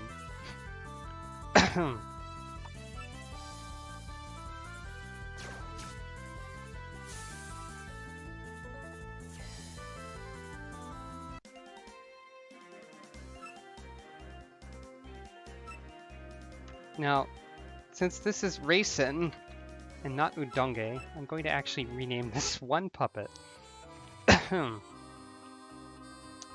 Let's see, there are definitely a few more puppets to find in here. Actually, come to think of it, I'm going to need a lot more capturing stuff. So I'm going to go the wrong way, and then exit, and hopefully buy some. I might just sell these magic fragments, because I'm not going to need them, honestly. Not for a while. Because those are used for reincarnation, which is in the post-game.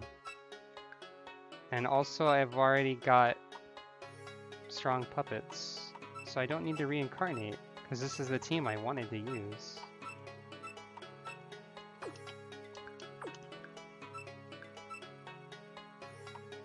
So I guess I'll just sell all of these. You know, whatever. Can I actually... Yeah, I can buy contract thread now. Good. 20 is definitely enough.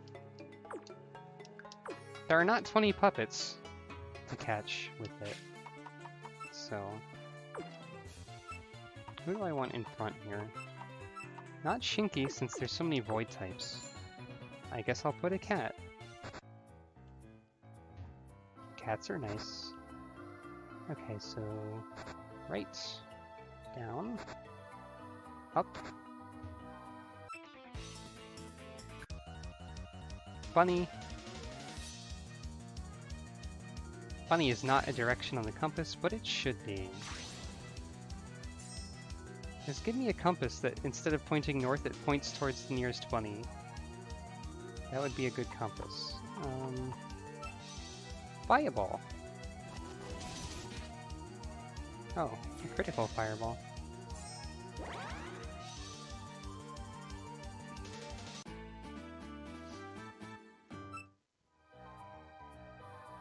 There's little difference between good and bad luck.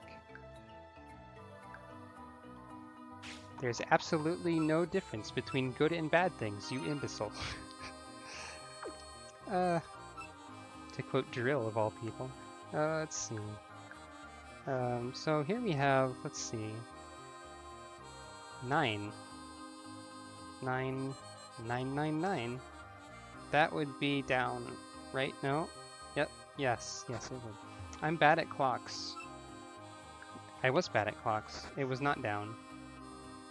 Down is 6. Okay.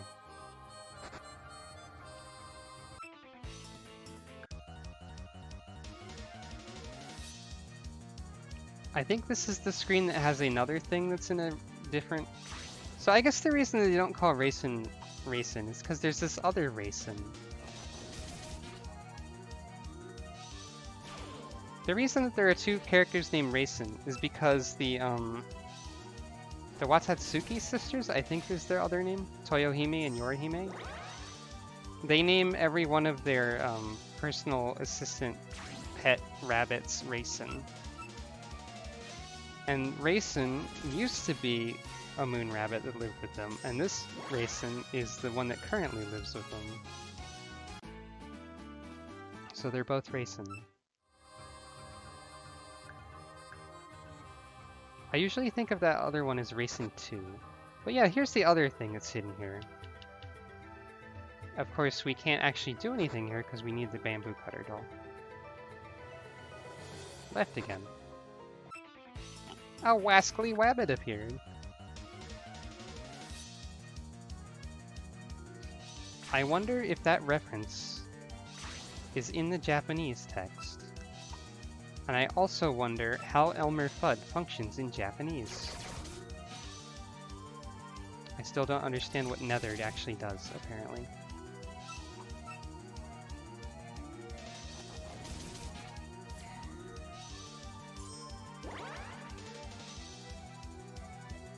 I also forget if they've ever clarified how many raisins there have been total, just in case there's more. But I bet there have been more. Okay, so this is 12, which means north. And that was a much quicker way of getting through here than before. And there's Raisin, who's Raisin in this case, but not in the other case. Music note.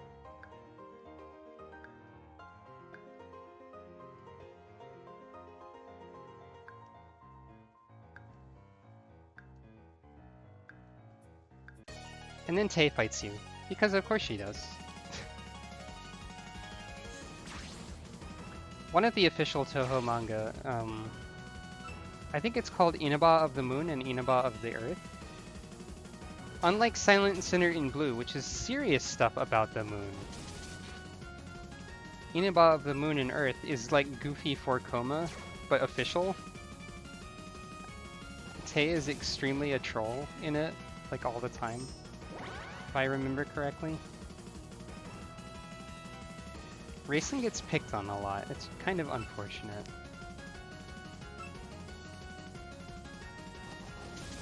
One of the storylines in Touhou 15.5, Raisin's storyline, you actually play as the Dream World Raisin instead of the regular Raisin. And that game establishes that Dream World residents, basically, they function as sort of like, they act sort of like the subconscious of the person they're connected to. Or like they're very honest and straightforward and they don't repress any emotions. So Dream World Raisin is just sick of everyone's shit all the time. Because Raisin gets picked on all the time. She's always the butt of like punishment and jokes. And Dream World Raisin just like is just mad at everyone and it's hilarious. And then, of course, after that happens, regular Raisin gets punished for Dream World Raisin's actions because they don't know the difference. Poor Raisin.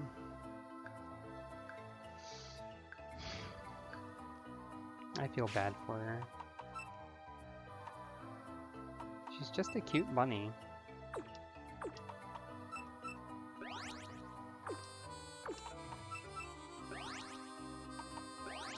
Meanwhile, Tay gets away with everything because she's just like that. I guess maybe that's her luck.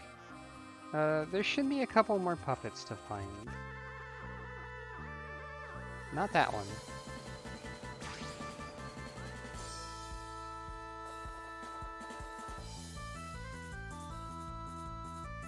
Remember that one Pokemon ability that, like, identifies what held item the opponent has or whatever? In this game, it shows you the ability and the held item at the same time. Also, she paralyzed me, and then healed herself. I mentioned it earlier, but paralyzed does not actually have a chance to stop you from acting in this game. It is merely a speed debuff. You can double paralyze someone to cause shocks, which makes them even more speed debuffed and also makes it impossible for them to dodge.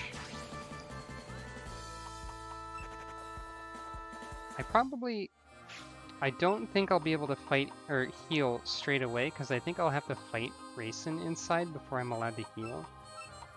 So I should just run from these encounters. Before style change, Maribel's ability lets her always run away.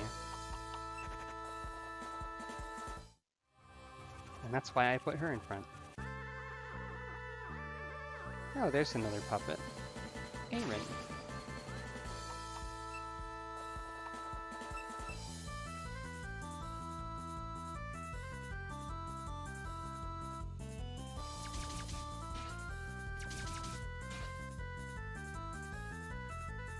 Erin is Raisin's boss, and also a mean lady that picks on her all the time.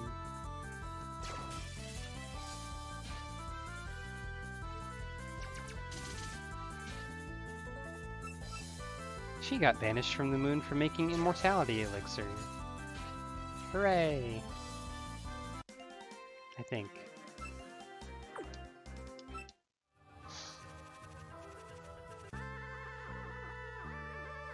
Hello again, Aaron. There should also be Moko and Kaguya, and maybe Racing 2 around here somewhere. They might be on more specific and different screens, but I'm not sure. Racing 2 might be in the one behind the impassable shrubs, which we'll get to.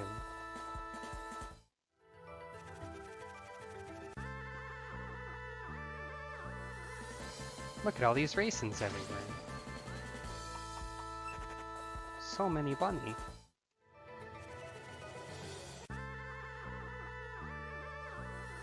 That's a different bunny. Hearing just like the opening of this battle theme constantly is kind of funny, but also kind of annoying a little.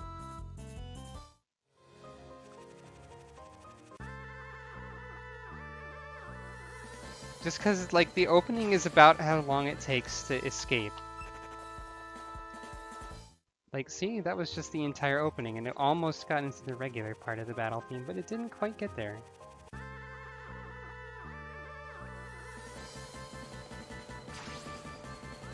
Well, I don't want to spend forever out here, so I'll just go forward.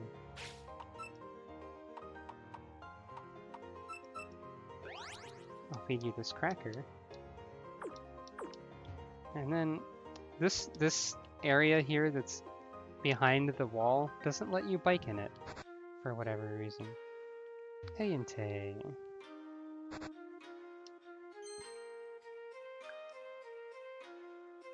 Welcome to the nurse's office.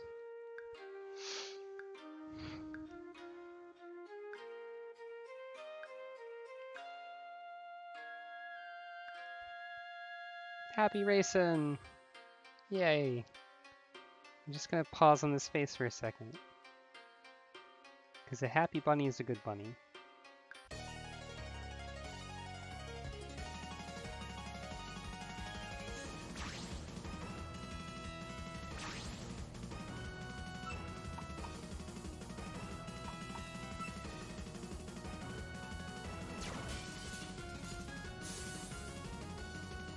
Oh, what? You survived.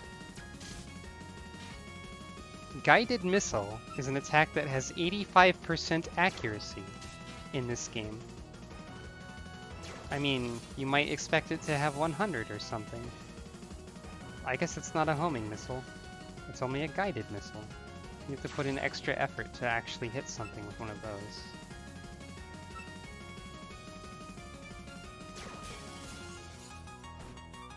Oh. I have forgotten how types work.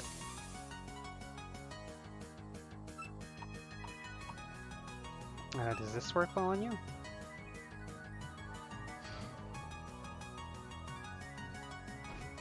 No, it does not. Oh. Confusion works differently in this game too, by the way. Rather than giving you a chance to attack yourself, Confusion just basically works in the way that Paralysis usually would. That's true, PK Thunder is kind of like a guided missile equivalent.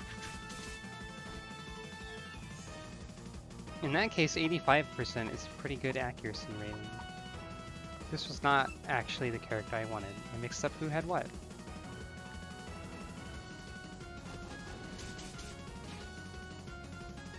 Hey. I meant to send out Shinky.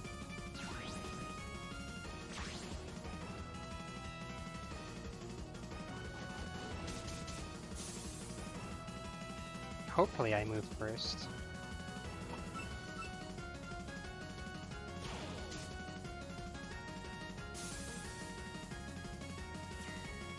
So there's like several skills that knock off items in this game.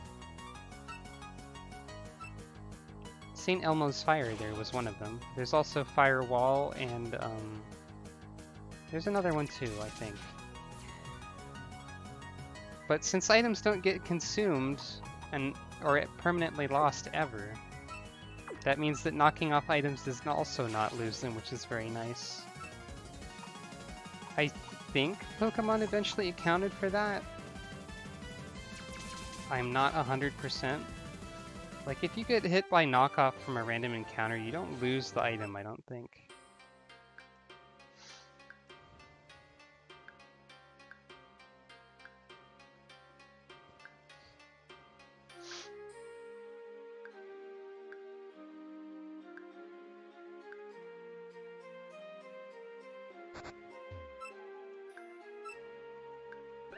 Now Racing can heal. Yay. So now we have to go fight Moko, who is fighting with Kaguya, because they're eternal rivals that kill each other repeatedly over the course of thousands of years. Moko was also a very hard fight before.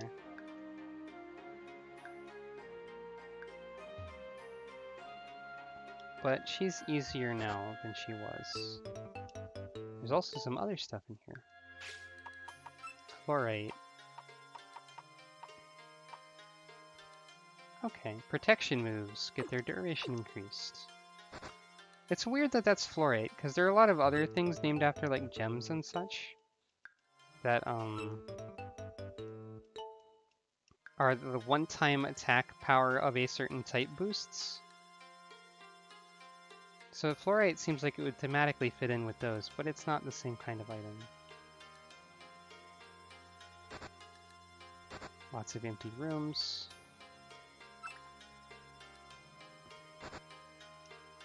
Here we are.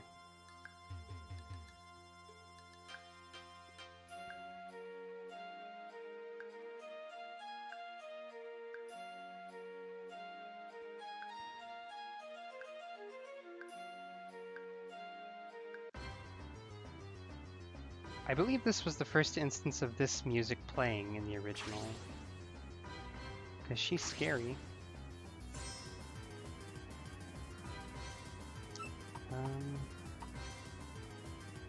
Maribel's probably not the best choice for this fight, for this enemy.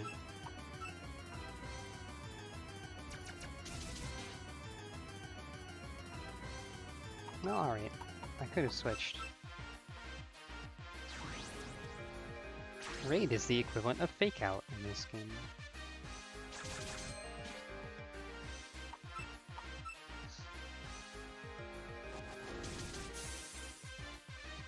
Wow, a critical hit and you barely survived it. Please don't kill me.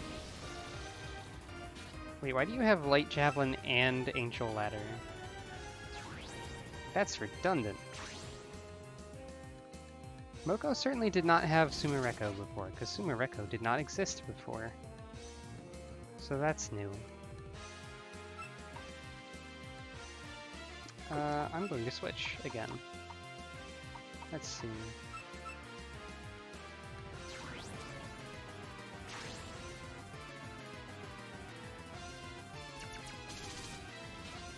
Ah, the sign abilities, which are the equivalent of hidden power, except you know which one you're using.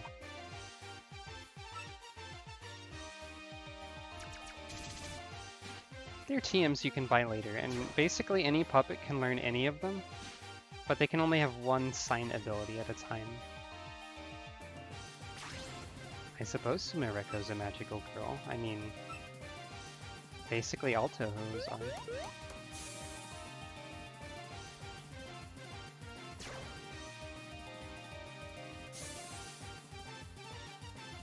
But Sumereko does originate from the real world. In the sense that she's not from Gensokyo, so... I guess she's kind of a magical girl.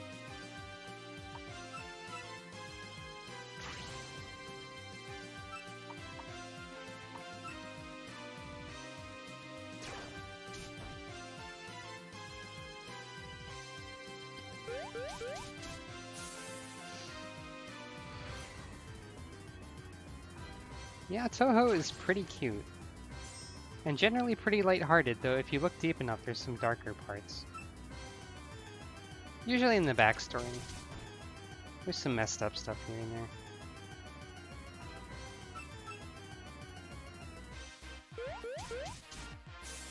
That's how it usually goes.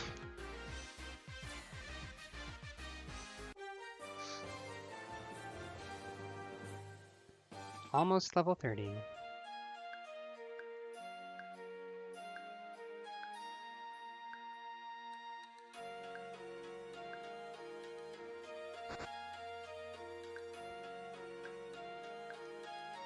And thus, everything is peacefully resolved with violence. Or something like that. Hooray, woodcutter doll.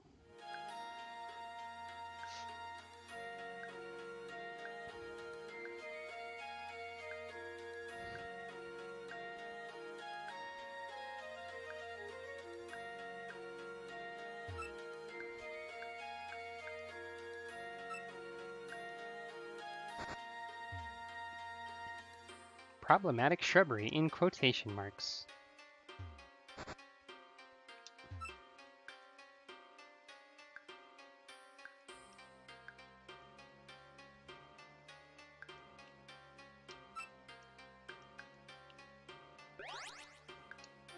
Now that that problem's dealt with, we just sleep instead of having Racing fix us.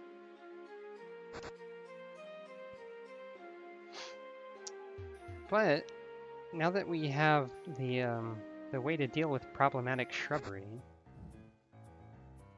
well, first of all, there's this rabbit here that will take us to the entrance if we want. But I don't want that.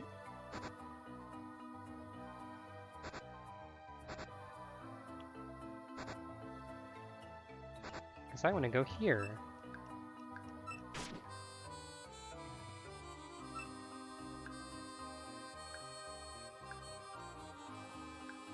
Because there's a spooky shack here.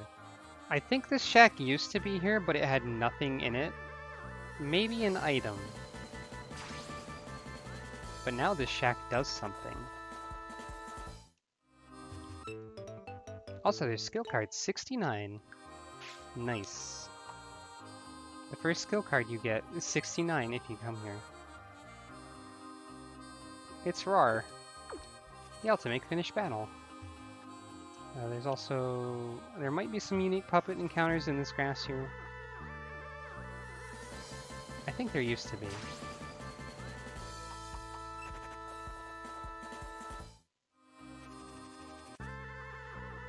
At the very least, Racing 2 is probably here. Actually, no, she's not. She probably got moved, because I'm about to get to some new content.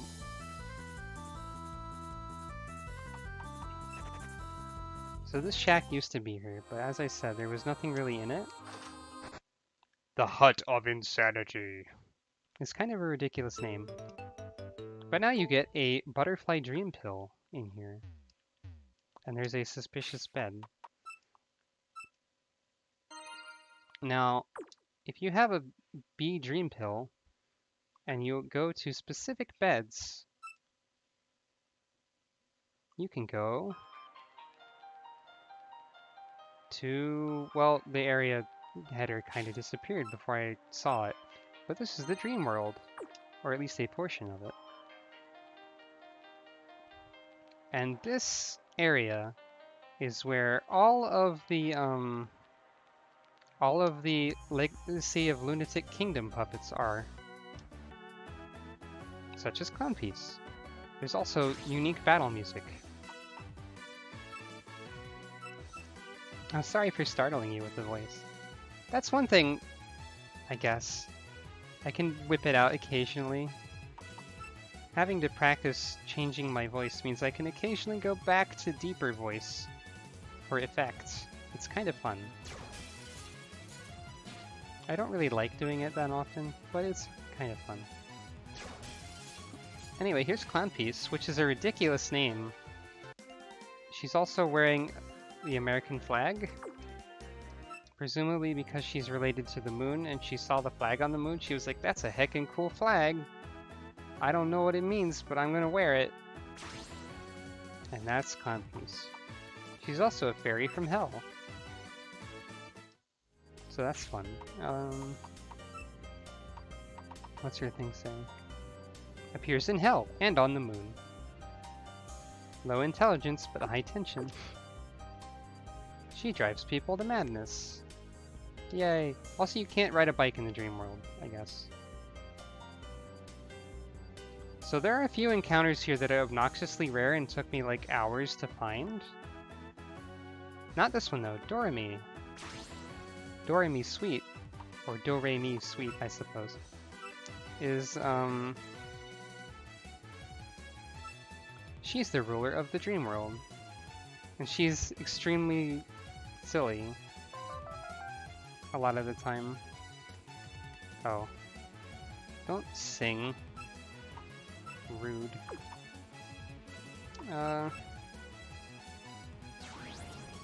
You can play as Doremi in the most recent fighting game. She does a lot of ridiculous things to attack, such as throwing beds, throwing sheep, transforming into a giant mecha sheep that fires missiles, tooting a horn. Like one of her attacks just pulls out a trumpet and honks it. She's pretty great, actually. Here she is again. So the other thing about the dream world here is that if you leave, that pill was consumable, so you can't come back here for a while. So you better do all the things that you intended to do.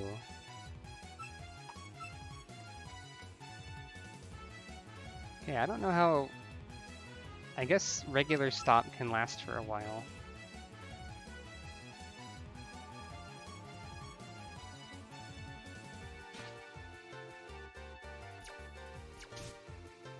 Destruction is kind of a ridiculous name to give that attack.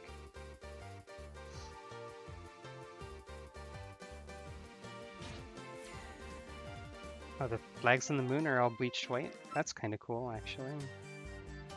And good, because the American flag doesn't deserve to exist.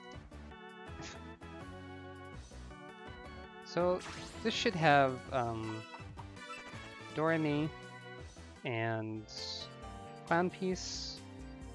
Seiren and Ringo might be a little bit further in. Junko and Hikatia should also be in this area. They're both pretty rare, but Hikatia took me several hours to find. So don't expect me to spend that right now, I guess. But we'll see if we can find anything.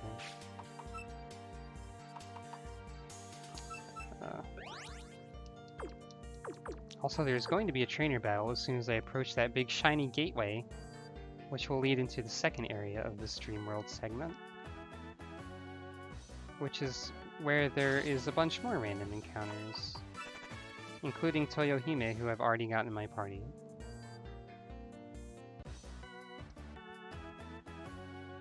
But this is mostly Clown Piece and Doremi here.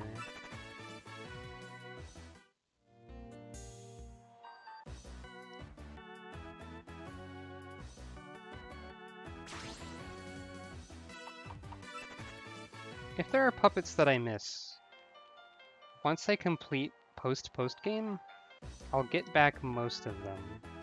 I say most because I didn't actually catch all of the puppets in the game before I started New Game Plus. But I should get a large portion, so I don't really need to worry too much. Anyway, here's Doremi for real.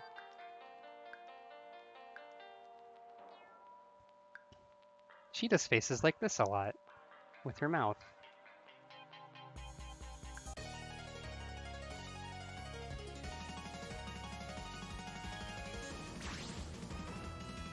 I like her fashion sense too, it's pretty interesting. Okay, Sugume. I think you're poison type. I don't know what that does in this game exactly. Apparently it's not weak to that.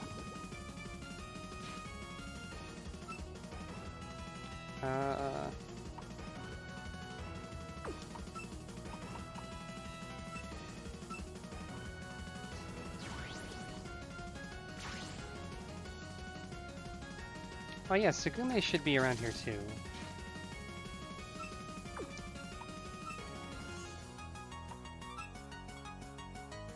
Tsugume's power as a Touhou character is to reverse a situation with her words. So if she says something is true, it automatically becomes false, and vice versa.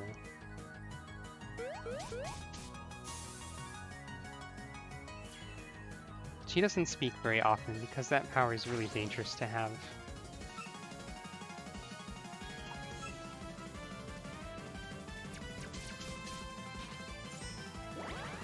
Oh. I done buffed her. Whoops.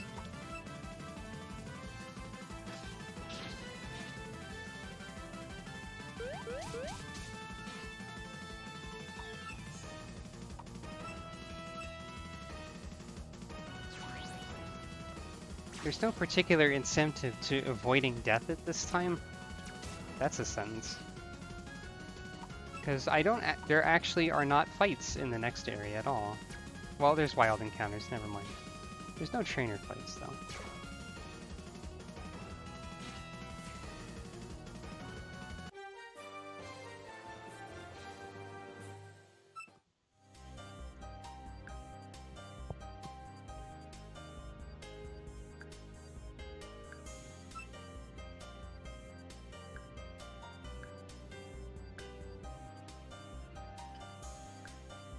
So up next is a timed stealth segment out of nowhere, because we are using the dream world to get to the lunar capital. But since Lunarians are very dangerous, as soon as one spots us, Doremi pulls us out to safety. And also if we spend too long in there, Doremi pulls us out to safety, because it's a mind-bending place.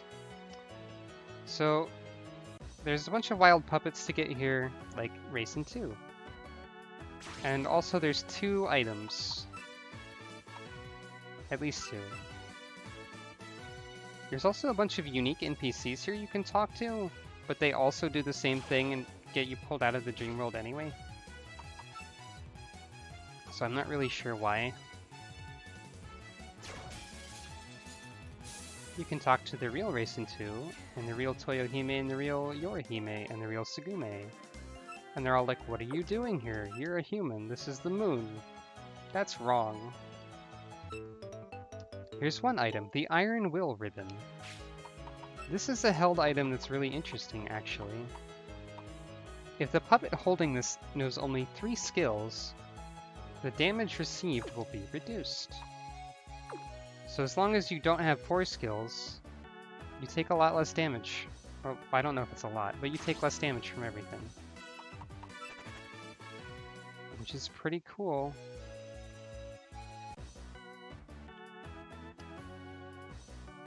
Racing 2 is probably the most common puppet here. Tsugume is probably in this area. There's Toyohime. Oh, there's Ringo.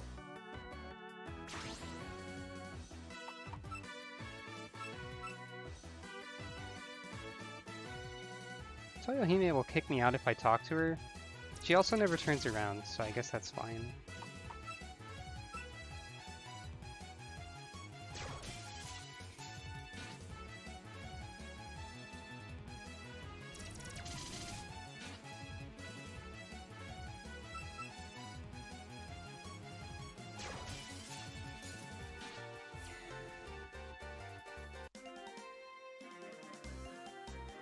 Getting close. There's like no way Toyohime doesn't hear me running past, but I guess she doesn't. So, let's see. I think, oh.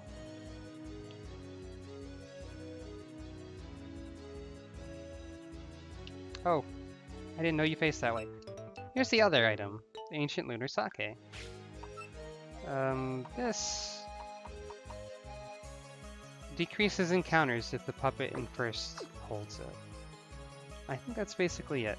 There's Yorihime. I don't think you can run past her, because she'll just see you. And also time ran up anyway. Doremi's nice and doesn't mind if we go back in there. So I got both of the items that I know of, but there's still some encounters to find. So I'll give that a shot a few times.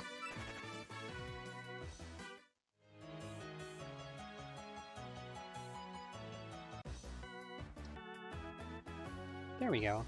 Tsugume. I should switch to someone that can damage her. The items were the Iron Will Ribbon, which reduces all damage taken if you only have 3 skills instead of 4. You can forget skills at any time, by the way. And the other one was Ancient Lunar Sake, which, as long as the first puppet in your party is holding it, your random encounter rate is lowered.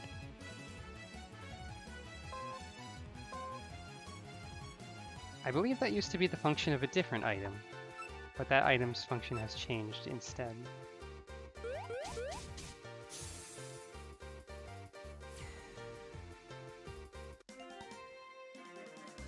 Maribel style change!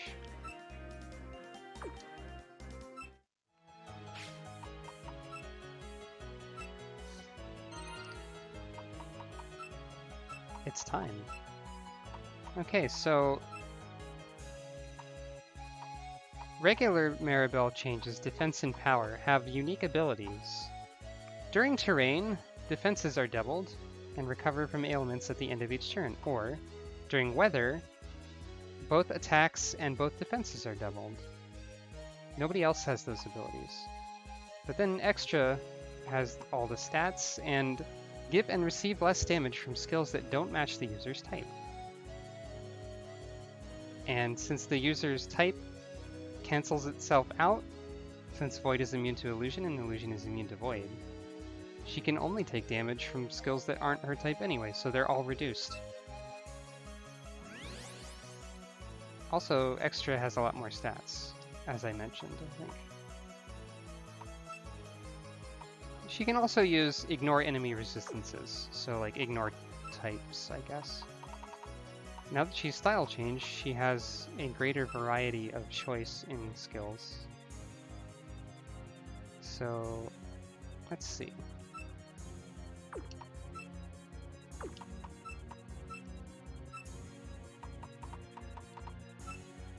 And I might as well take this opportunity to use the Iron Will Ribbon, because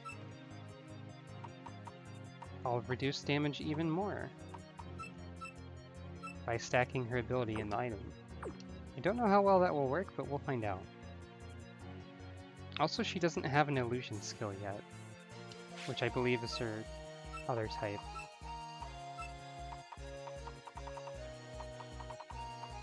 There are a few skills in here that are warped type. No attacks yet, though. Sun Shower is also a new weather condition, which switches the defenses around for everyone, which is weird, but it's there. That's one of the room skills in Pokemon, isn't it? What, Wonder Room, I think? Well, it's weather now. You can see that now I have a style change. I do a little animation when I go out. So, also Blow from Calamity is that one skill from Pokemon that is more powerful if you have a status effect, but it also sounds and looks way cooler.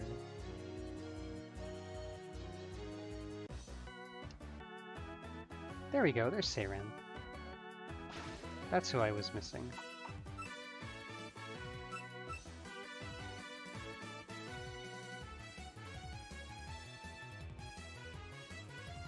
A lot of the terrain and weather effects in this game, like, they're weirder than the ones in Pokemon, I'm pretty sure.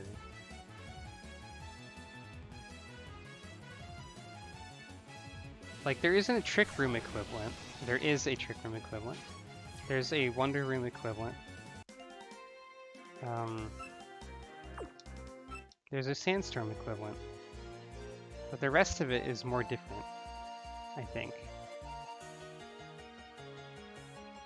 False Courage is Endure, which would have meant she survived with 1 health had I attacked her that turn. And that's why it failed. So, let's see. technically speaking, there should be one rare encounter here that I don't have. That being Yorihime, since I have Toyohime already. But I don't really care enough right now. By the way, this area is just a huge giant square. In case you were wondering.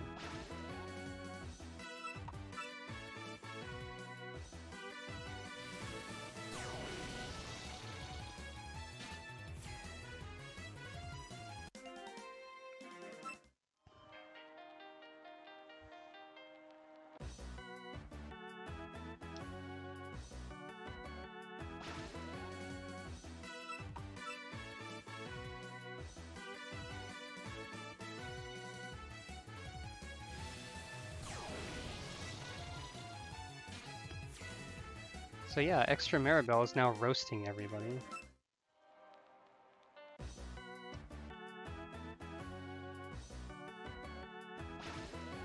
But yeah, I'm done in the dream world, at least for now. I don't think anything gets added to this portion later, but there is at least one other place where you can go to sleep and wake up in a dream in the post-game. So back into the glowy light. And now we are back in the Hut of Insanity. At least we can heal.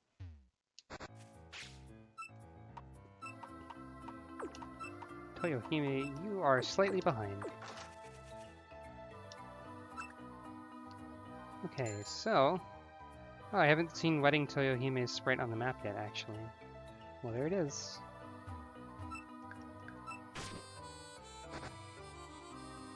So now it's time to leave, I suppose. Actually... we can go visit Moko, because she's home now. Never mind, she's not home now. We could also catch a Moko if one shows up. Hey look! It's Moko. Might as well. She looks pretty smug. She's one of the few Touhou characters to wear pants. I guess Ringo also is, but they're rare.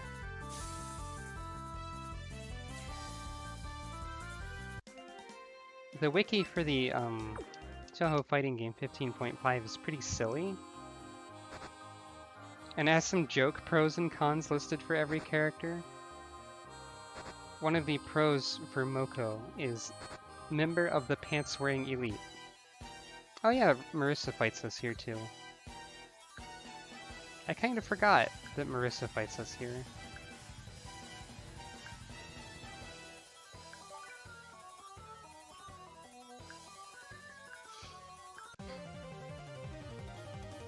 Rival 2.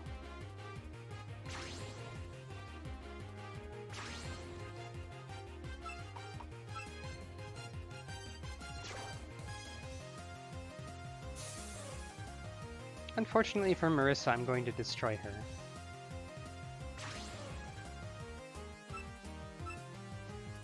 You know, probably. Okay, Patchouli takes... Patchouli's a bit tankier than I remembered.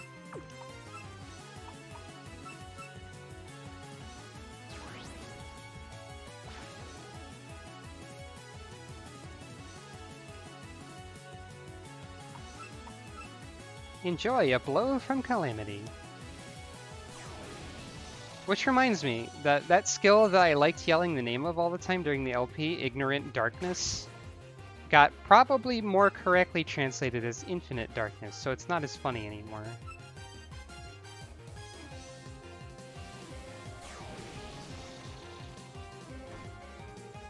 Wow. Marissa resisted that and still almost died. Wow. Look how much damage I took. I took 5 damage, because that skill got double resisted by my items and such. Alright.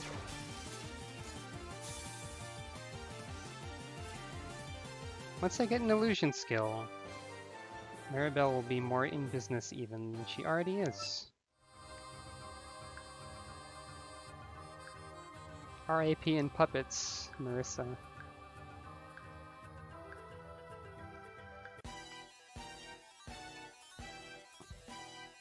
This is the one time the theme doesn't cut off because she immediately turns around and comes back.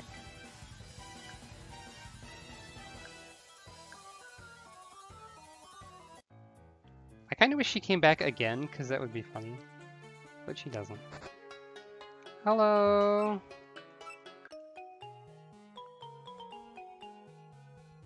Welcome.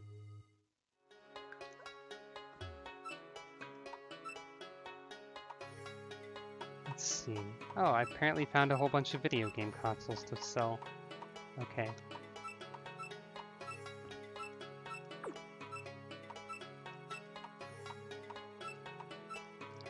Let's see.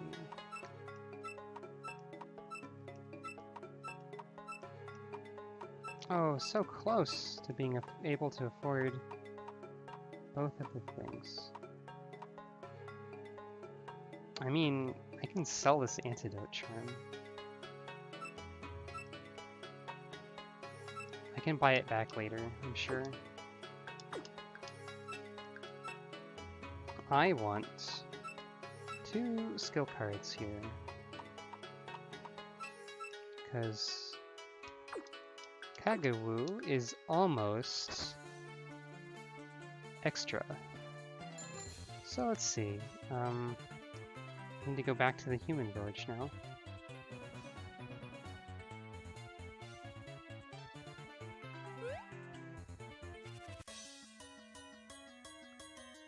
Oh hey, a random puppet I didn't catch because I accidentally drove into the grass. That works for me. Might as well try and use up these last seal threads.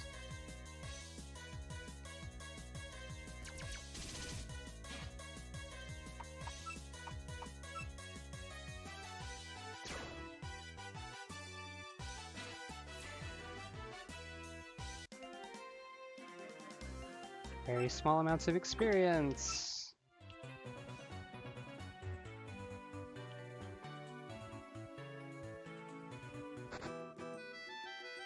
Alright, so that's the costume store. That's a random house that doesn't matter. This is a different store. By the way, there's this weird statue that no one ever really cares about or comments on. It's just kind of there.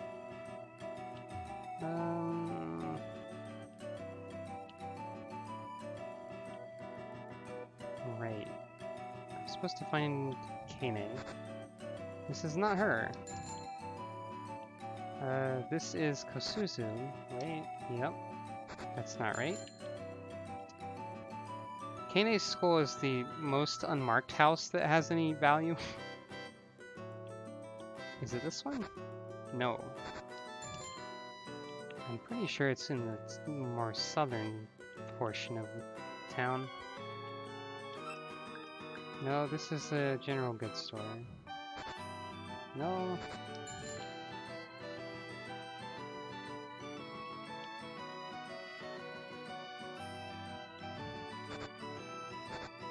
I've probably gone past it by now several times.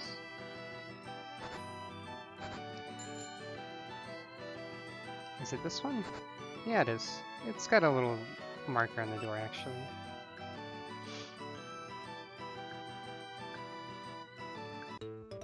Skill card 85. Yep, Nazrin is in this game.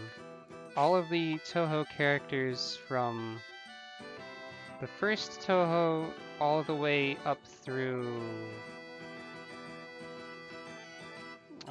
15 are in this game. Nazrin is from 12.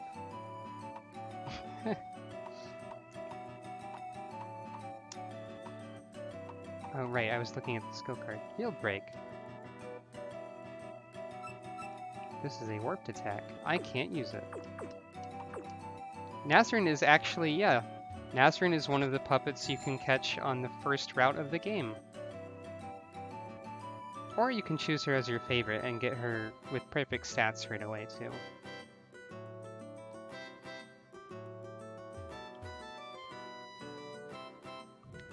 I guess technically if you wanted to be super optimal, you wouldn't choose Nazrin as your favorite because you can get her immediately. But if you choose your favorite Touhou, they go in your profile card, and that's the most important thing.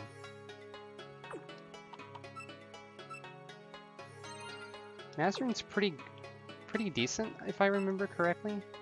She's very fast. Here's the Nazrin I caught on Route 1. That's what she looks like. She is a good Touhou.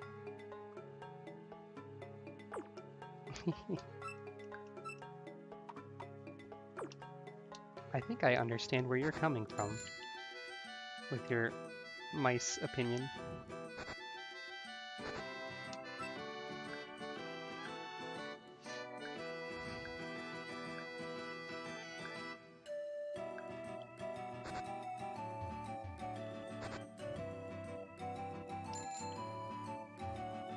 I still don't have a proper persona, but if I did, it would be some kind of wolf. A woof, if you will, or an awoo, even. And that's why Kagero is my favorite Touhou, because I like awoo. Let's see. Yep. Big ol' fluffy wolf lady. That's me. I wish. Isa's drawn me an awoo before. I just didn't, like, commit to it, I guess.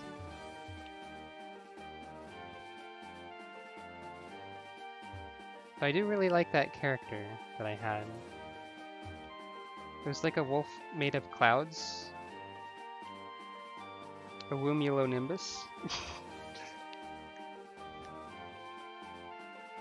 Let me see if I can find where the Scarlet Devil Mansion path is again. I'm definitely gone the wrong way. Oh, it's this way, isn't it? Not quite. I went 2 up. I am very lost. Okay, let's try this again. Oh, that's not what I thought it was.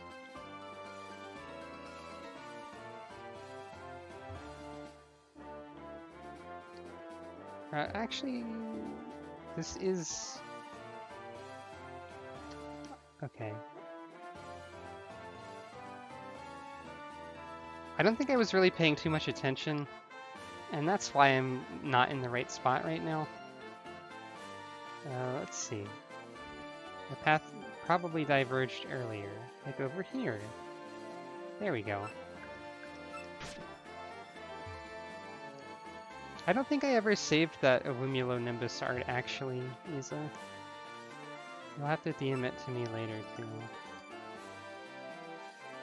Or maybe I did and I just forgot the file name, I don't know. Hello, Sumireko.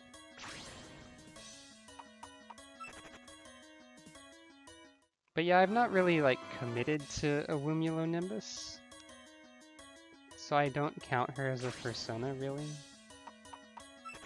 But yeah, soft awoo, that's the important part.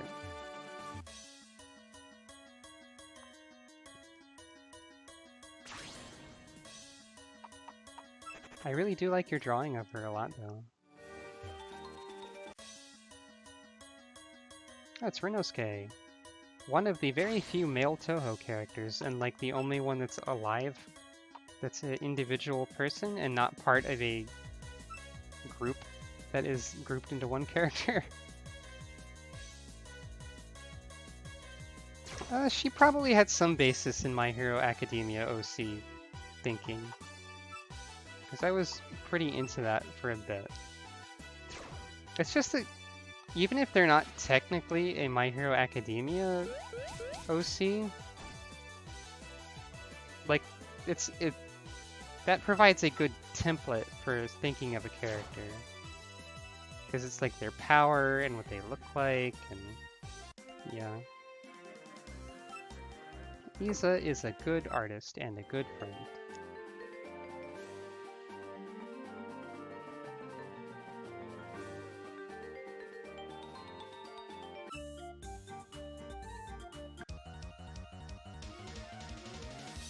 This old man mentions fishing up puppets, but you actually cannot fish in this game, so I don't know what he's talking about. Wakasagi has one of the cuter puppets, though. She's so happy.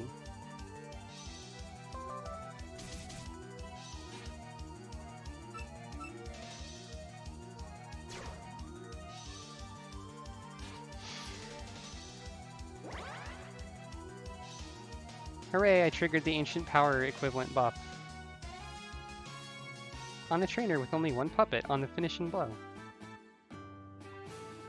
Not quite level 30 yet.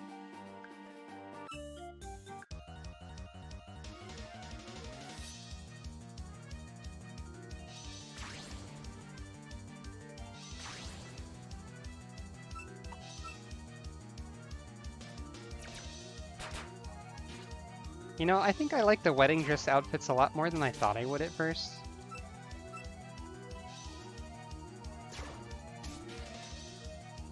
They're nice dresses.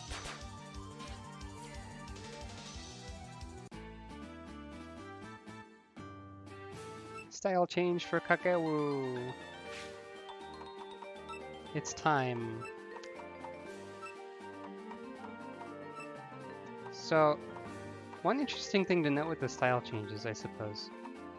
Note which attack stats, speed, and power Kagero are good at. I guess speed is more focused on spread. But extra forms often have very different stat spreads and also very different typing. Like normal's Dark and Wind, speed's Dark and Wind, power's Dark and Earth, and then extra's Wind and Poison. So you can also see how much more defense and how much less speed extra has. And there's that unique ability where you only take one turn to recover from using Continue, which is the rest equivalent.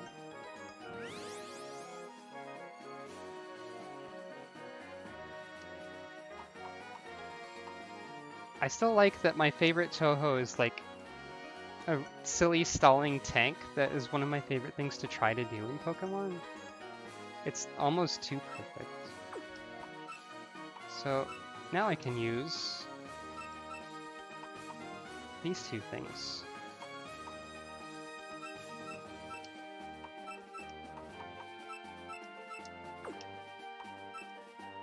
And alright, we've got a Poison and a Wind of the appropriate attack element.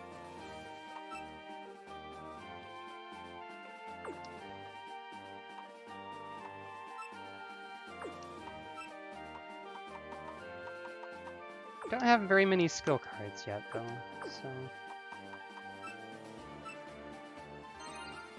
Style changes are coming up for the rest of them, so that's helpful.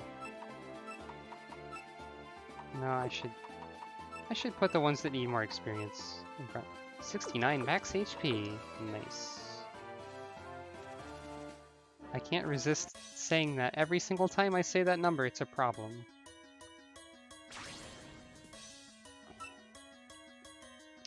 Alright. Pretty sure Renosuke is just Void type. Sure is.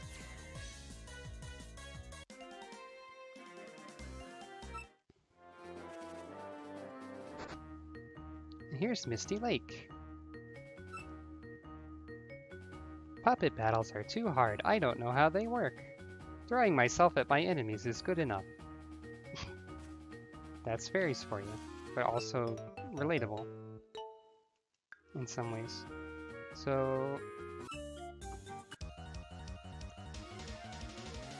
Misty Lake is the place that connects to Scarlet Devil Mansion and the Ginbu Ravine.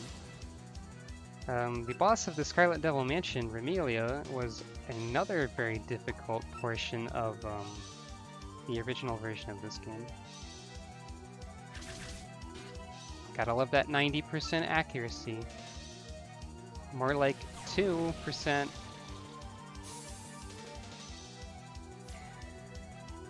Remelia is not as hard as she used to be. The difficulty curve is a lot nicer in this game. But it might be a little bit too easy at the start. It's hard to say. Depends on what you're looking for.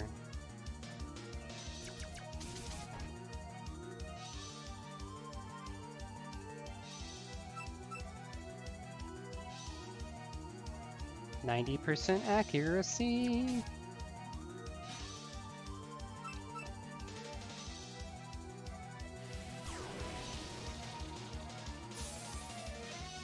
You know, I think I always thought it was a little bit weird how when something misses, it just doesn't happen at all.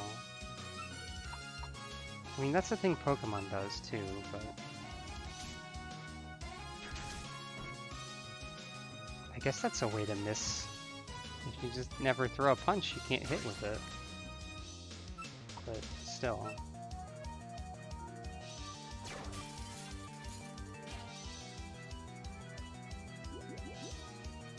Oh, I forgot Pokemon Stadium showed that.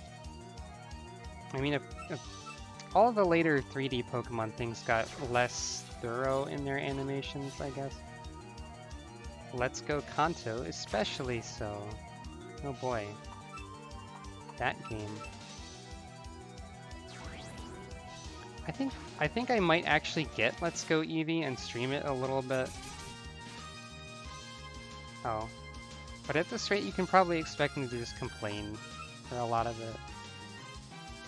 I mean, I'm sure it'll be fun enough, but still.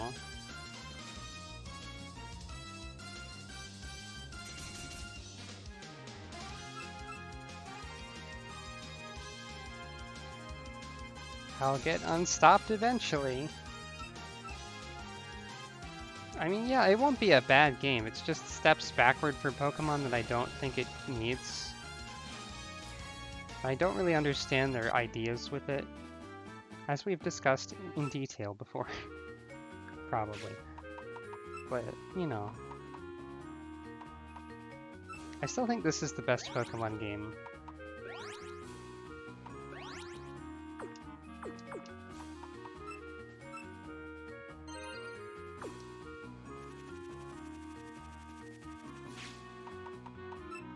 Let's see. I'm gonna put Shinky in.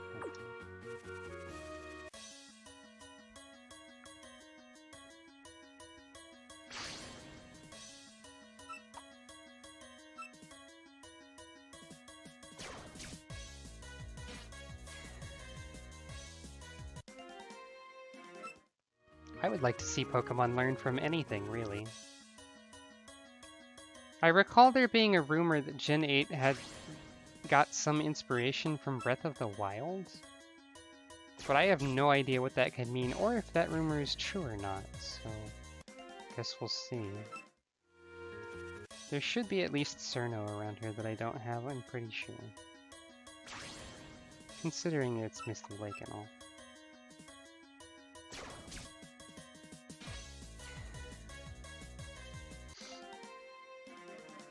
Style change for Rin! Yay! Rin will also be extra. Pokeballs will have durability. God. So, extra Rin. I don't know if I'll be able to do a whole lot with her right now. But, okay, first of all, what attack type does she do? Spread. Gotcha. So...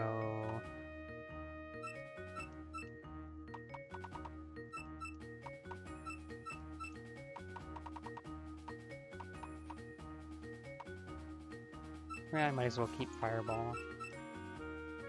So, Extra Rin has Infiltration, which means that her moves can't be blocked. She's also Fire and Poison. In this game, Poison types will always hit with the equivalent of Toxic. I'm not 100% sure if Fire types get any benefit from Heavy Burn, or for the Heavy Burn skill. which I really should just look at right now. Heavily burns the foe. Well, okay, it doesn't always hit, but basically extra Rin is going to be the damage over time master. Unless anything resists both fire and, unless my target is immune to both fire and poison, I will be able to place a status effect on it that heavily damages it, which is going to be very useful, I think. So that's fun.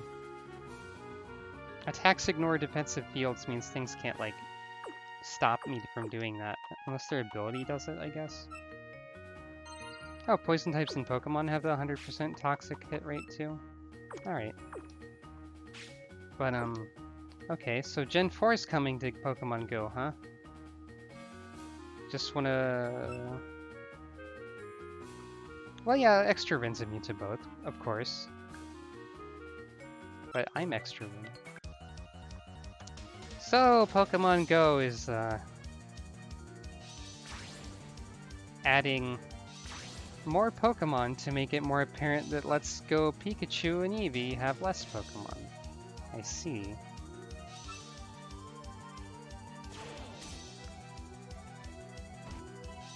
Oh, right.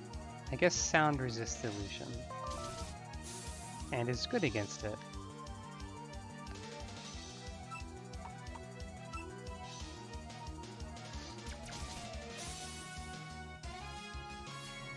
Fire types might be burnable through some sort of shenanigan.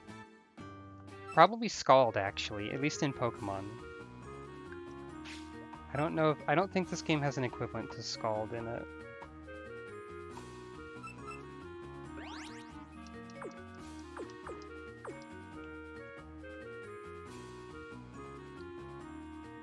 So let's see.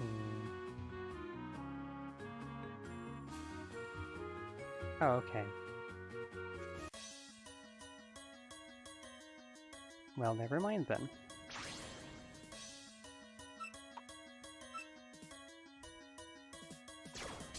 Oh, you mean in this game? Well, there are moves that burn and confuse, probably. I think Isa meant change, but missed the G a little bit. Like, change the type? Because there's moves that change type to something else.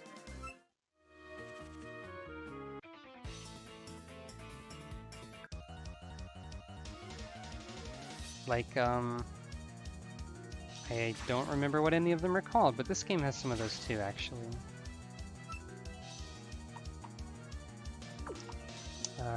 Tori. I think you are part steel, so I'm going to go this way.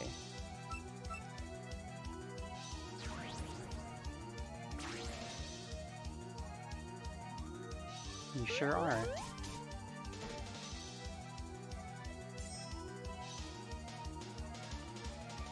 Give me my hairpin back, you jerk.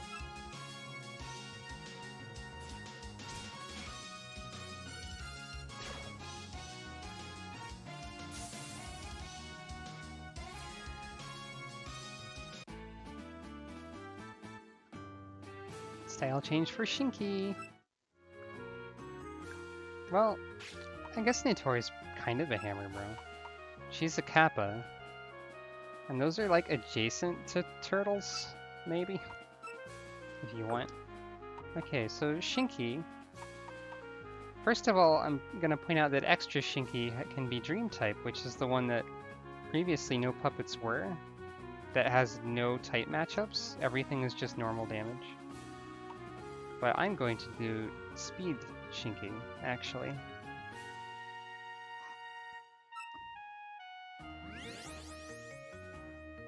Illusion and Light. And Cloak of Darkness. Actually, I don't know if that's a good idea or not. It might be. Yeah, I think it is, because I think she's super resistant to light, so this increase in damage from light skills doesn't matter. And she was super weak to dark, but now she absorbs it.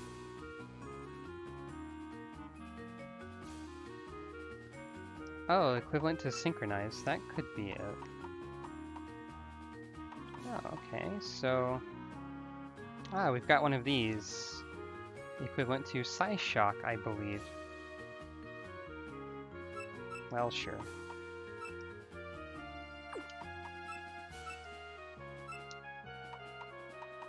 No light skills to actually learn yet. But hey.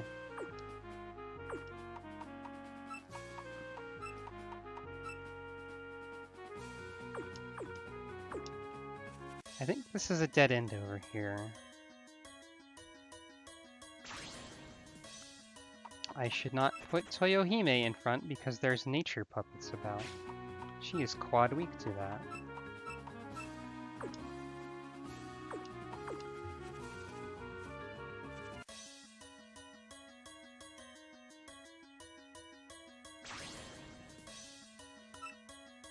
It's very easy to also like mix up the stuff in this game and the stuff in Pokemon, because there are a lot of things that are similar, but a lot of things that are different.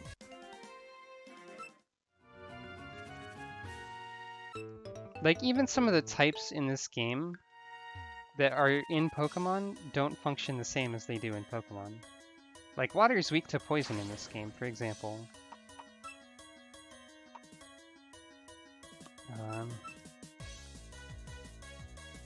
Cerno is water type. This game doesn't have ice type. Ice just falls underwater.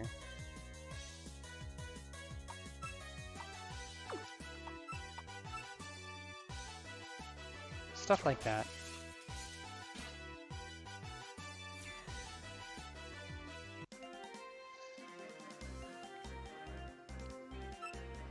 Oh, poison's weak to wind too?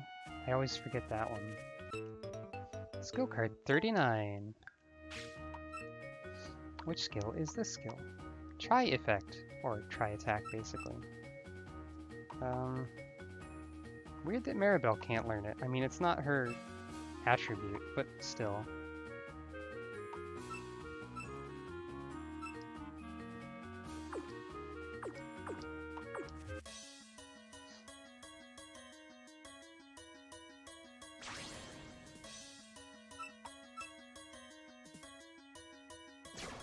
Yeah, I think Rin...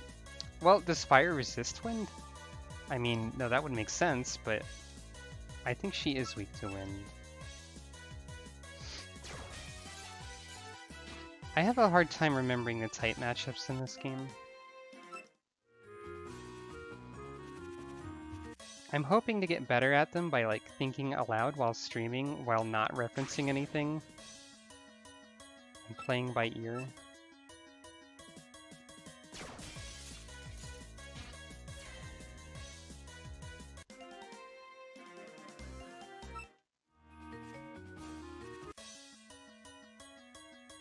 Hey, Wakasagi Hime!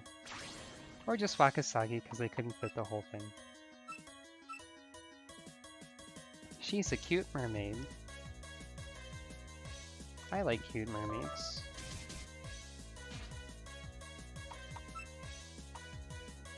For some reason, Dark being weak to steel is not one that I had trouble remembering. I don't know why, but I always remembered it.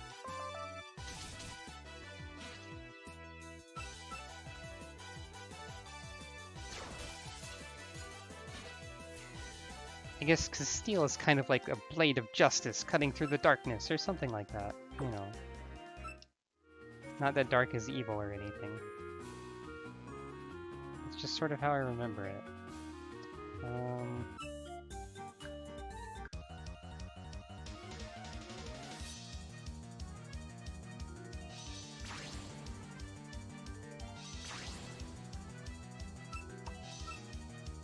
Oh. I'm out of SP. Whoops.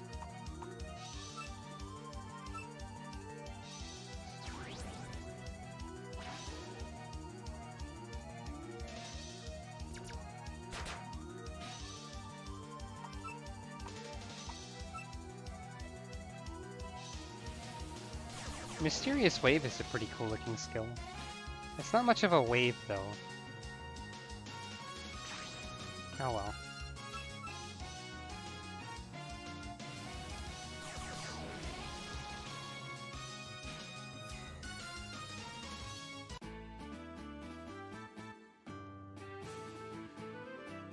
Only Toyohime and Sario left.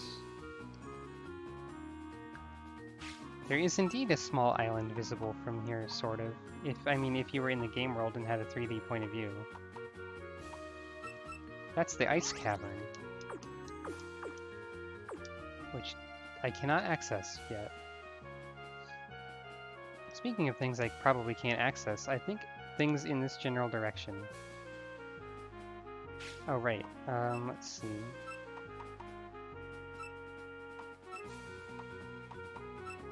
Since I was out of SP, I can just unlearn and relearn this to get it back. Yeah, you can't go this way because there's an invisible thing that pushes you away. But here's real Wakasagi Hime. She's just excited to have someone to play with.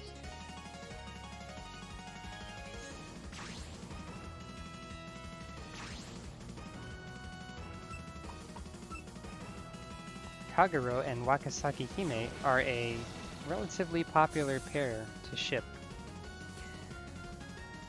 And I approve.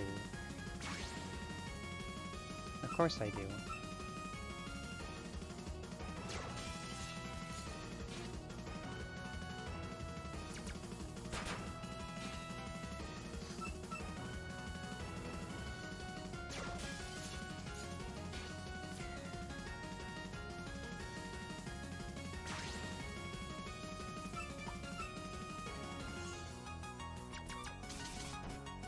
Wakasagi Hime, Sekibanki, and Kagero are often sort of like grouped together because they're the first three bosses of Double Dealing character.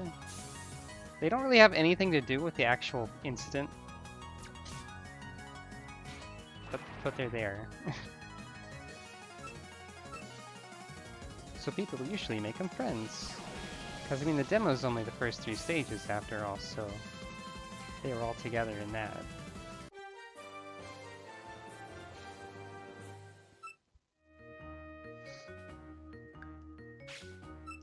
Hooray, cute mermaid. Guess I should switch to someone else. Sapphire hairpin. Probably water attacks, yeah? Yep. Now we've looped around to over here. I don't think this is really a loop yet, because it's not like I've been here before. Oh.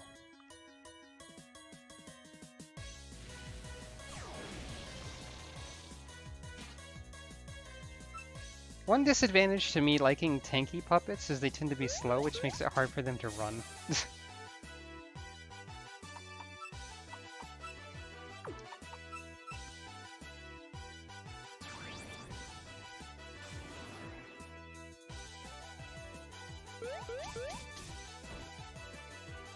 Maybe I'll put Kagewu in front.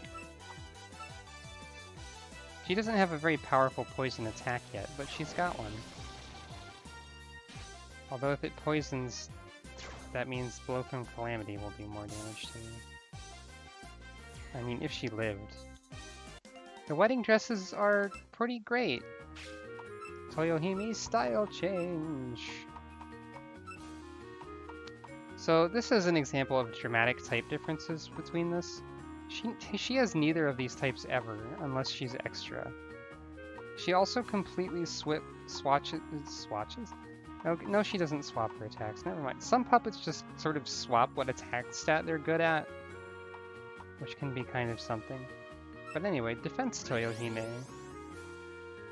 is this one. Let's see if there's more skills to learn. That's too inaccurate. Oh. That's better than this. And here's a heal.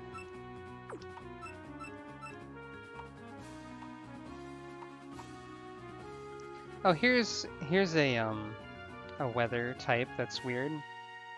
During calm, random secondary effects of skills are blocked.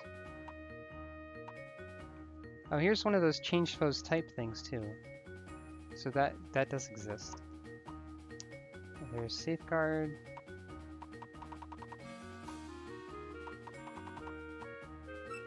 mean, that's probably better than that. I don't know. Alright, only Sariel has to level up. So let's put you in front. I made the mistake of not saving often enough. But apparently when I'm doing something like for recording, I remember to save. Which is interesting.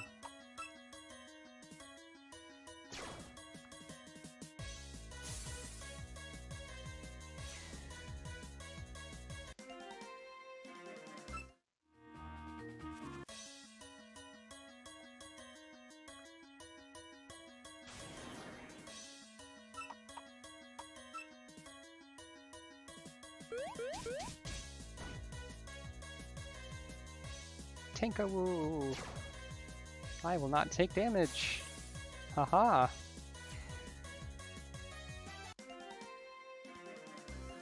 I'm pretty sure I quad resist nature with her. Fluffy yokai. Hey, wanna fight? Fight with me, let's fight! Alright, fine.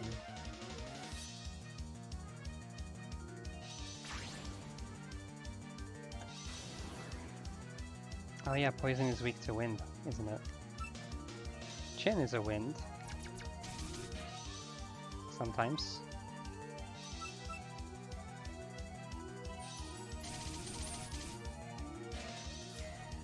Doesn't matter. I will destroy. You gonna raid again? Yep. Everybody fake out.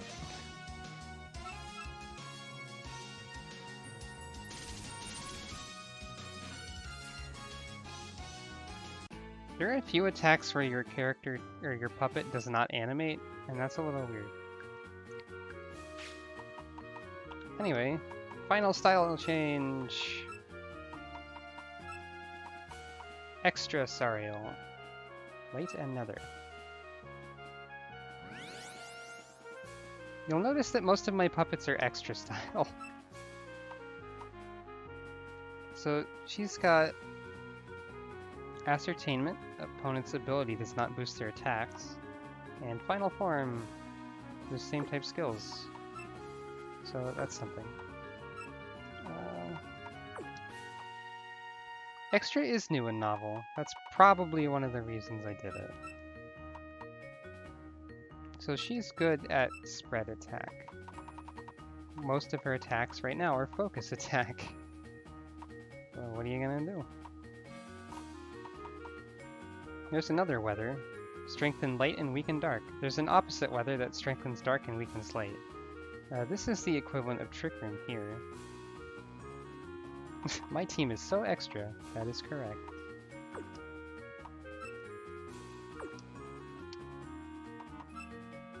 I can learn this. That'll give me another option that is the correct stat type.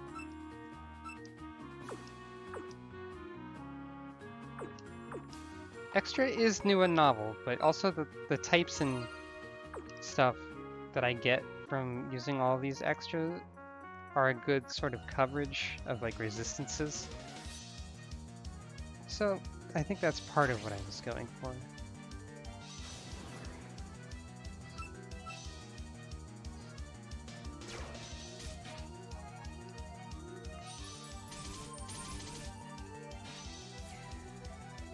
I always think Wriggle will be weak to wind because I always think she's part fighting, but I don't even know if she is.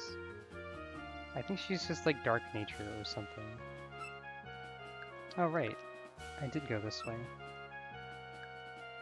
So yeah, I have actually looped around now. Hello! Welcome to stream.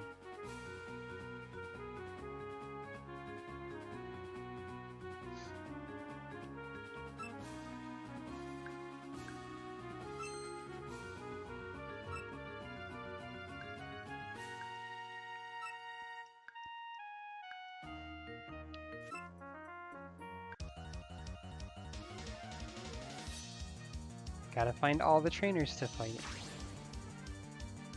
Gotta fight that Cerno.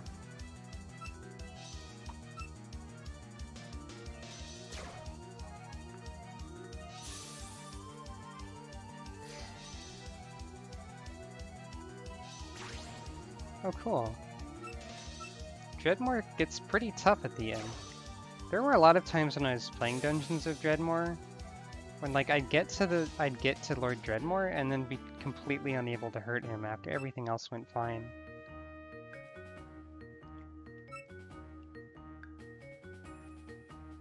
I can relate to this fairy. Yawn. I don't know who you are, but good morning. Oh, it's nap time. Time to go to bed. Good night. That's me. Oh, right. I cannot go there. Oh, really? Cool. You know someone who did the art, or some of the art for the expansions. That's really neat.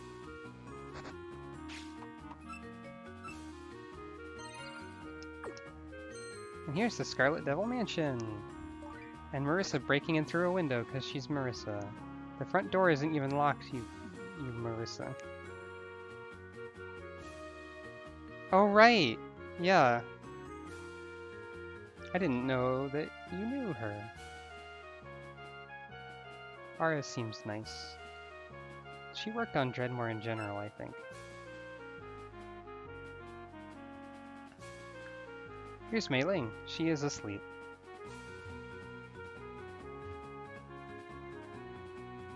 If you talk to her enough, she will wake up and fight you. There's also a skill card over here. Oh, cool. Spread water. Good, a better water attack for Toyohime.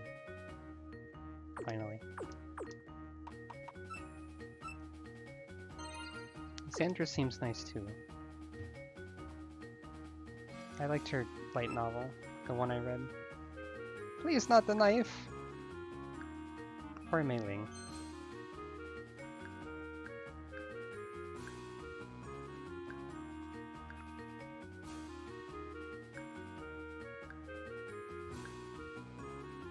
Saying she dozed off because of the great weather when it's like fog everywhere.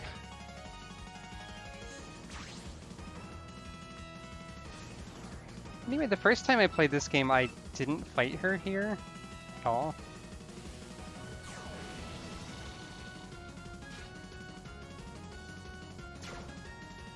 Wait, is GDQ soon or something? Have I not at all been keeping up?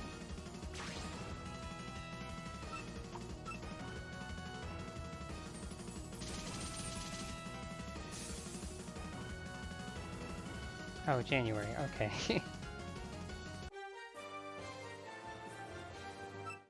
Alright.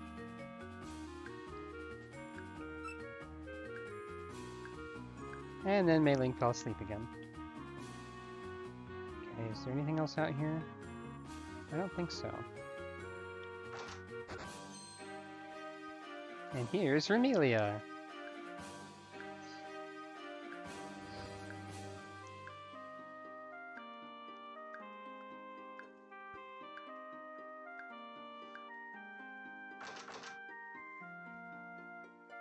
Hey, Dreadmore's pretty hard even on easy mode. I consider that an achievement.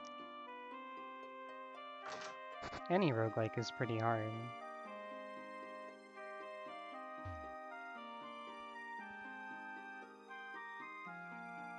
There is literally an achievement for doing it, even with permadeath off.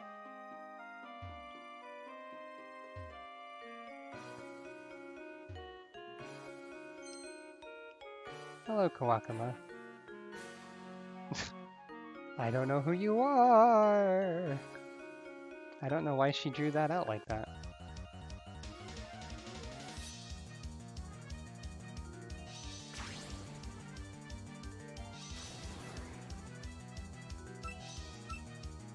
I want to say I think I've beaten Dreadmore on normal. Or maybe I just did it on easy. I don't actually know.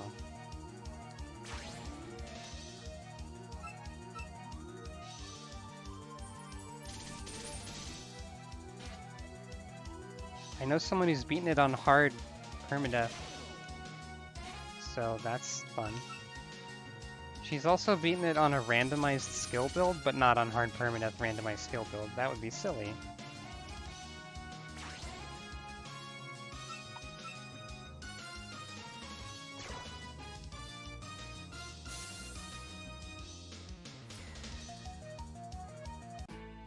Thaumites are scary. That's all I remember about Thaumites.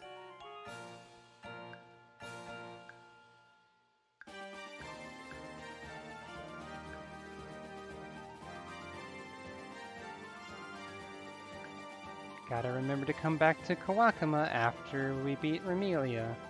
Marissa's there too. Now we fight Patchouli.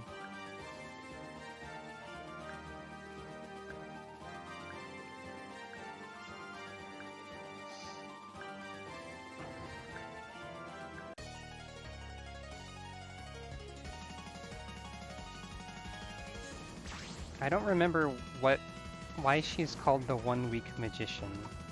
I'm sure it has some sort of meaning.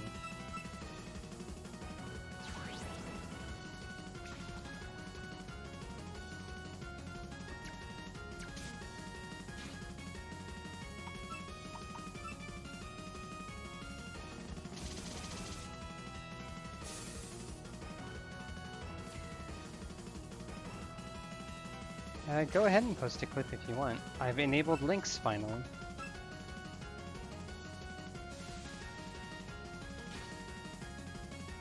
I won't be able to look at it right now, but still.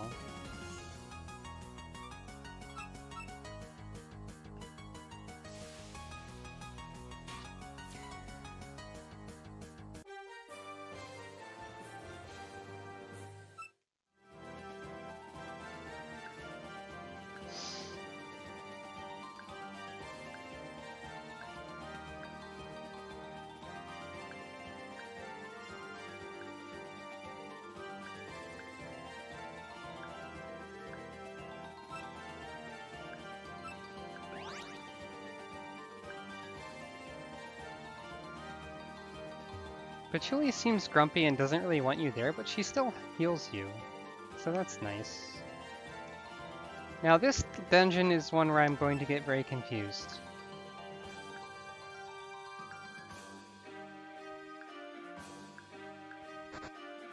Marissa, you were already caught. So, I don't really know how to navigate this dungeon. I usually end up looping around on myself repeatedly. I recall this one took a long time in the LP as well. So, expect that, I guess.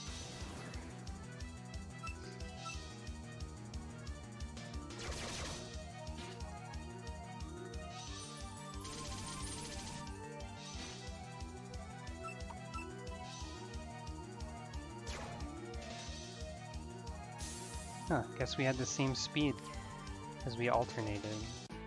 That doesn't happen too often in this game.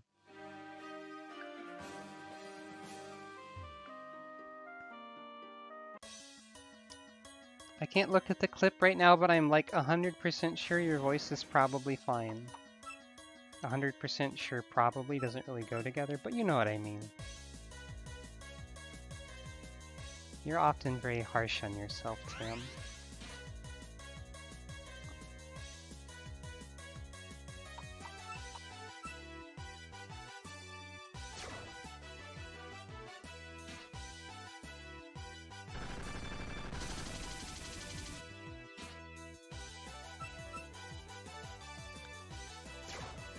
Yep. Speaking of voices, I think my throat is starting to hurt because I've been talking for like 5 hours. But I was so excited to stream, and I still want to stream more. I think I'm pretty satisfied with where my voice is at. Though I often have trouble figuring out how much I'm actually changing it at any given time. I think right now I'm doing my usual these days. I used to aim higher, but it's less about like the height of your voice and the pitch, and more about being like further back.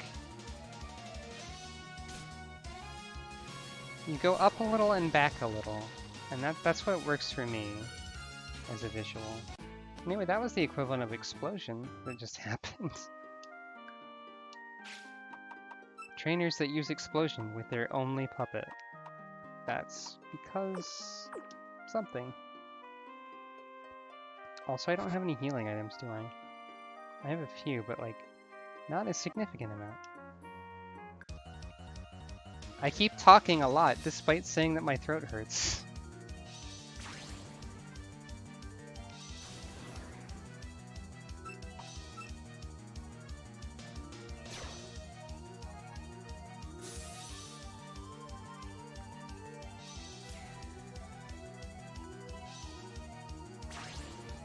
A lot of things weak to poison around here.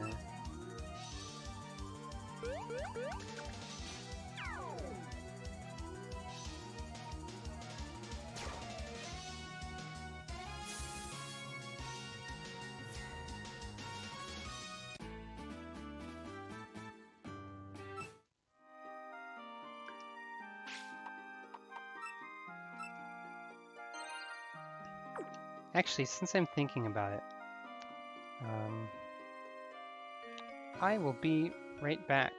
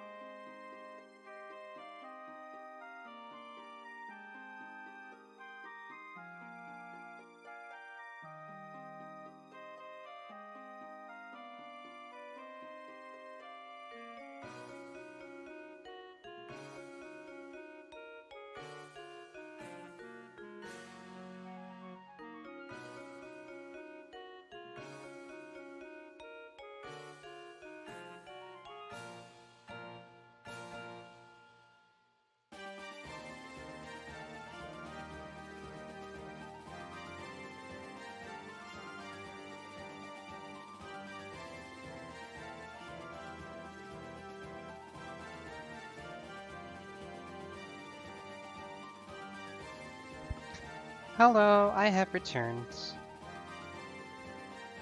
This discussion about like voices and voice manipulation talent and stuff reminds me that like thinking about it, my Undertale Let's Play was both my first experience calling myself Robin and my first experience sort of consistently doing a quasi-girl voice when I had to voice Alphys.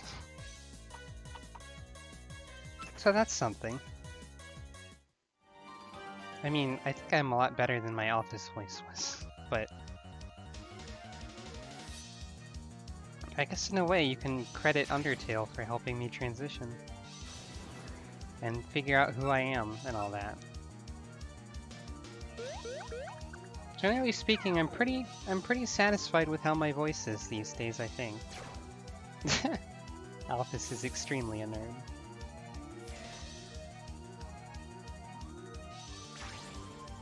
Also, the Papyrus voice I did is still hilarious to me.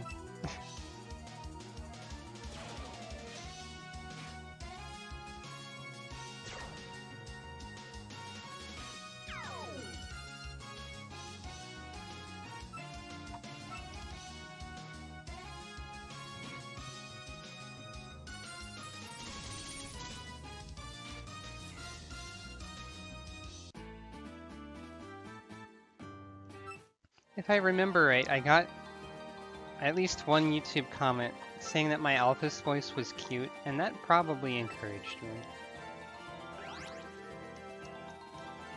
Yep, that's true too.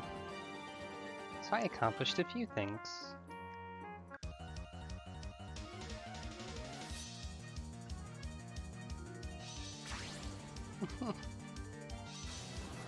I guess in a way it's a good thing I immediately forgot what one of the signs said.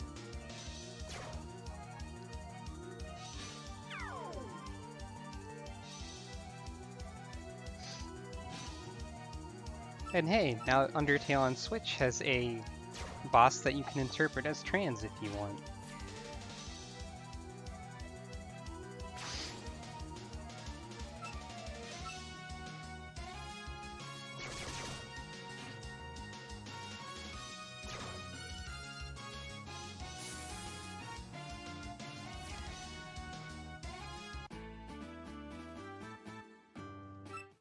Mettaton's pretty trans in a way, yeah. None of it is explicitly so, of course, but... meh. I didn't play as a girl in Pokemon until X and Y, I think.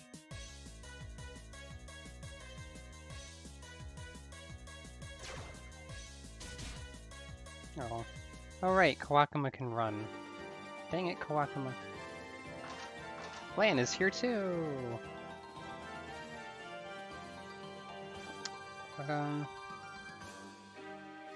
Yeah, the first time I played through Pokemon X, I played as the male character. And I got so fed up with their fashion choices being significantly worse than the female fashion choices that I started the game over and played through it again all the way just to have better clothes. And, don't take it the wrong way, Tim, but I probably forgot most of the details of your story because I don't have a good memory. I would be happy to hear it again, though.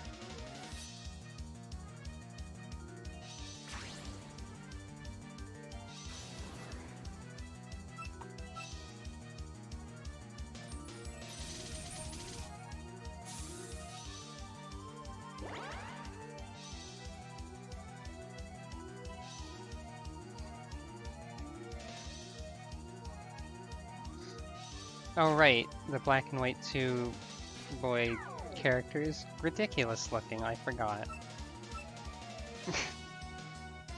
I never played Black 2 or White 2.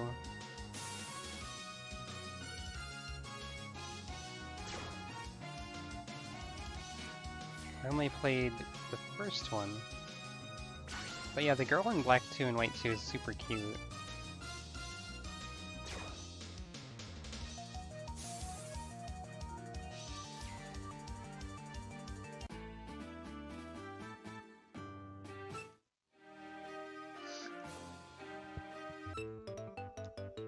Hooray! Contract thread in the garbage. The dead end hallway of a single garbage can.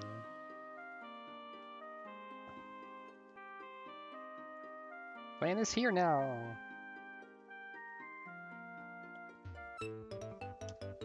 I'm gonna look at this picture. You won't be able to see it on the screen.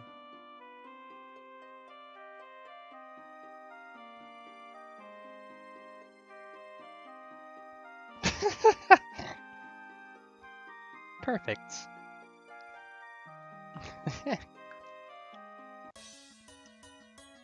That's a good picture.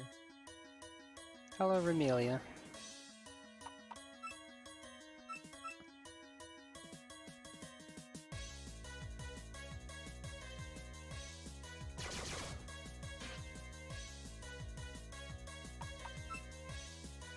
Come to think of it, is it weird that Remelia's the vampire, but her maid Sakuya is the one with the JoJo references?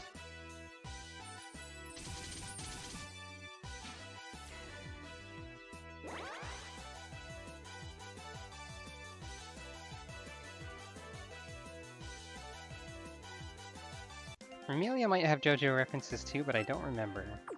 Sakuya definitely is Dio, though. Also, come to think of it, I never finished watching part 3 of JoJo, because I stopped watching after I got disgusted by a baby.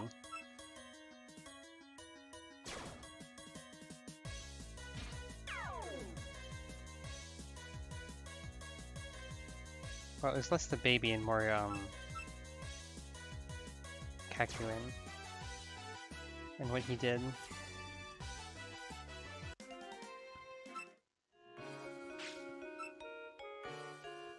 I feel like part 3 is probably overrated. Part 2 was very enjoyable. Part 5 is starting right now. Part 4, probably good, but I haven't watched any of it because I stopped watching part 3.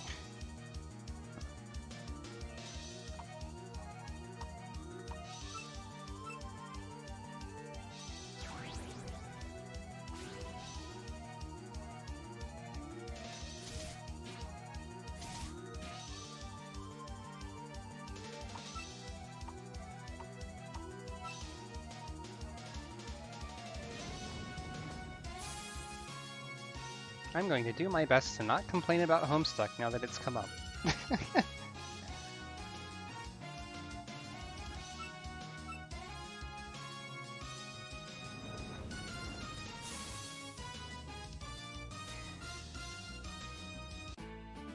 I hope I get a better fire spread attack for Rin soon.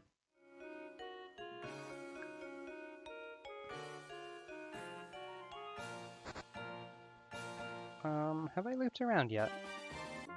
No, not yet.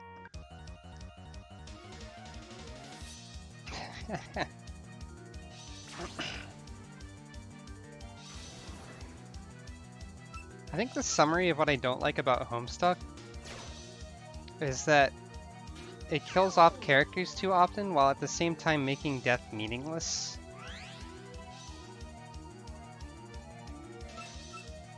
But then it still tries to make the death dramatic despite the fact that everyone has like 7 backups of themselves. They do both have Megalovania in them though. That's true.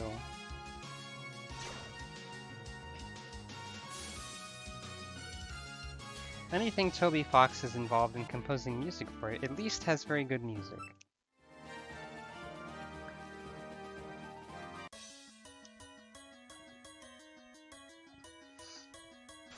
That is also true. The Earthbound Halloween hack is where Megalovania started in.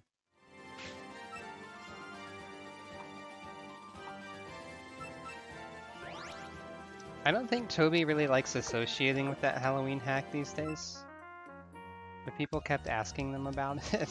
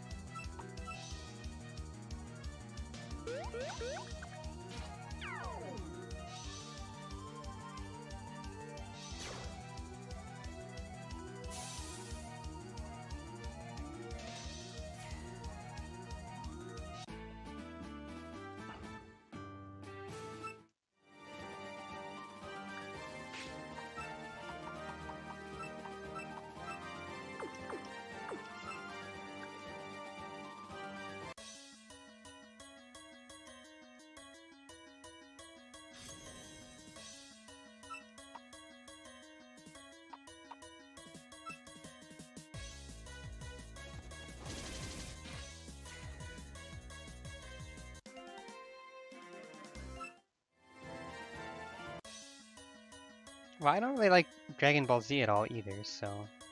I don't know the details as much about Dragon Ball Z. I just know I don't like it. The thing with Homestuck is that I read it for a long time until I got frustrated with it and quit. Actually, what made me quit reading Homestuck was the part where, like, Guy Fieri and Juggalos took over the United States and then destroyed the world? I think? You know.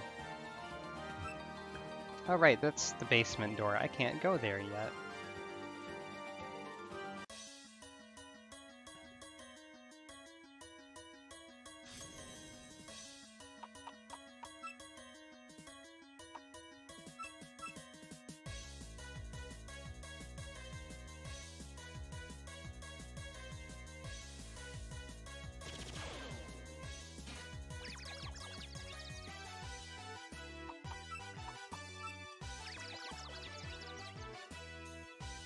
Great, now you're gonna use... oh, never mind.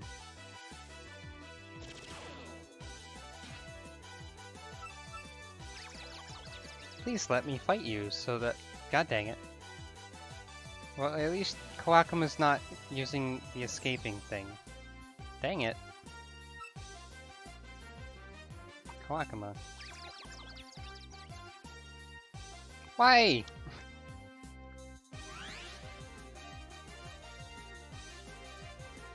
God. Ah. Now you're just going to use Changeling and leave, right? No. You're going to confuse me again instead, right? No. Okay. I'm still confused, I guess. Now perish! Or don't. I forgot that you resist that.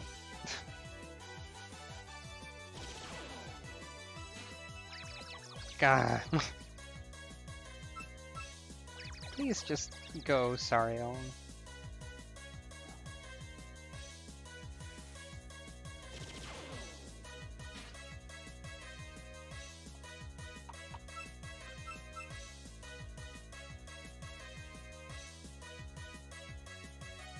Ah!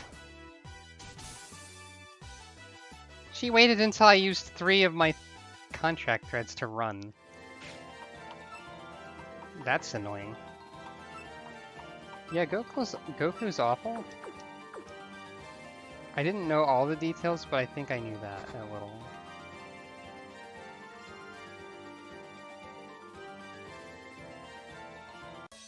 He probably has some lame excuse for it too, doesn't he? Like, oh, I don't understand society's rules. Oh, great. I'm gonna use all my thread. And also die. I mean, I know he has no excuse, but doesn't he... I imagine he tries to have an excuse. But maybe not.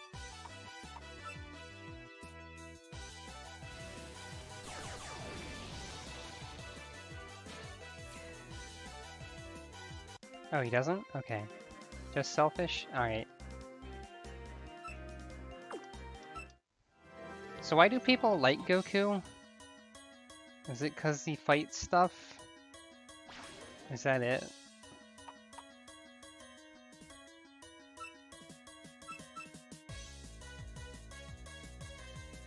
I'm very tired of all the Goku in Smash Bros. Jokes that I've seen, by the way.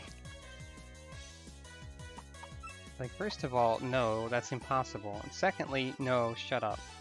Is my response to anyone who wants Goku in Smash Bros. And if Goku actually got into Smash Bros, I would be pretty upset, actually. Hooray, I got Kawakuma finally.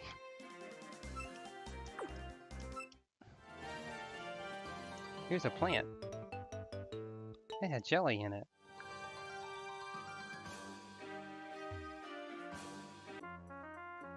Oh, okay, so Goku gets kind of better, I guess.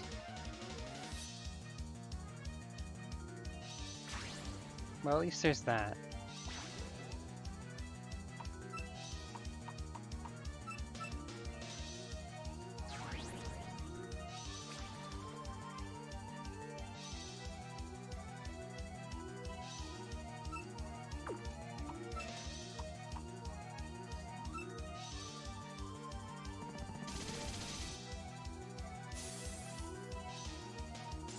Oh right, you have the sturdy ability. And explosion.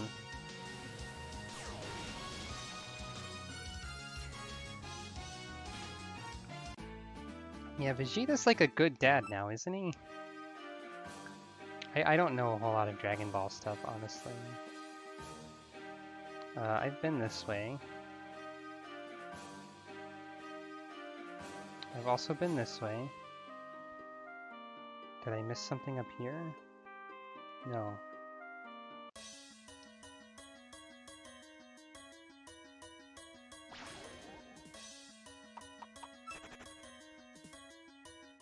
I think the only wild encounter I'm missing at this point is Flander.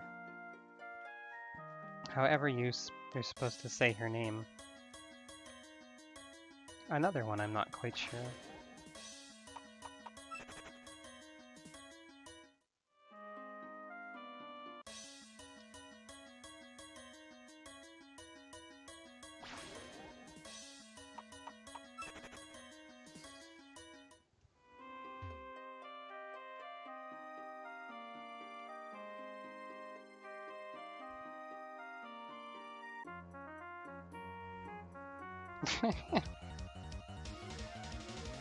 Flanders is what Raukau always called her, I think.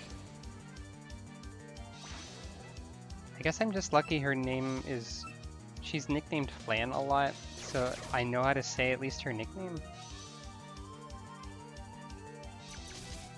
I hope.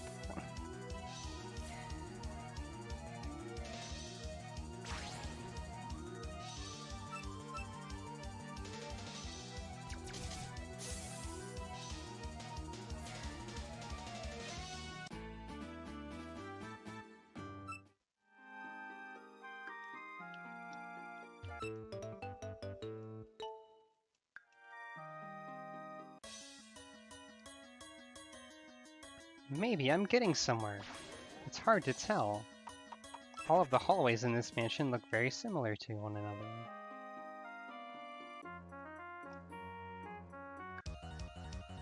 Well, there's an item over here.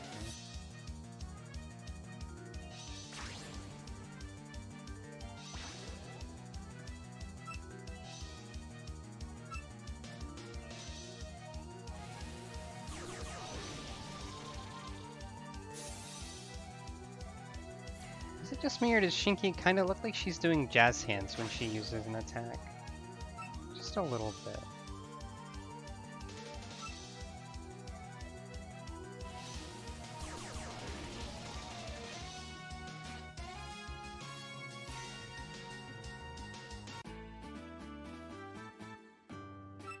Ooh, new skill for Maribel.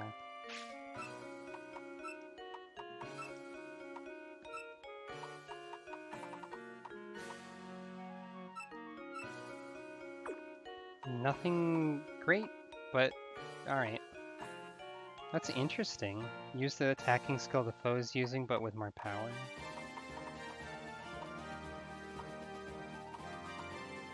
Eh.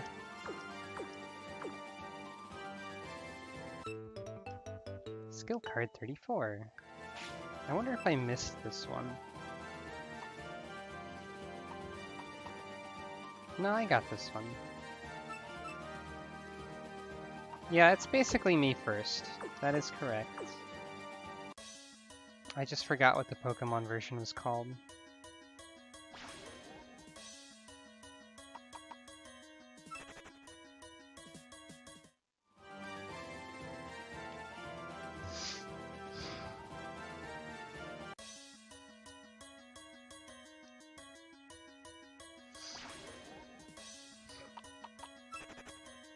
These narrow hallways must be pretty cramped with all the puppets in them.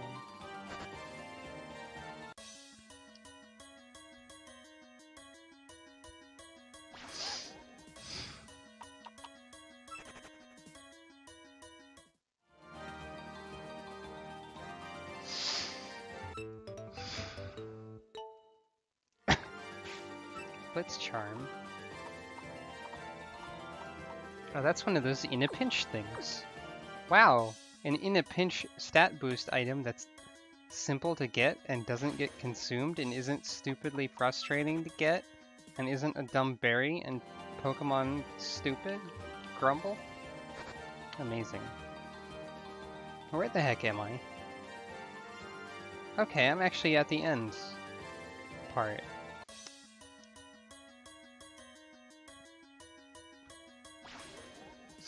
Okay, now there's like a puzzle thing here, I guess, maybe? With the different numbers of trees and stuff. And I have no idea what the significance of it is. I don't know what... If you go in the wrong one, you come out there. Wait, there's a berry that lets you go first in a pinch?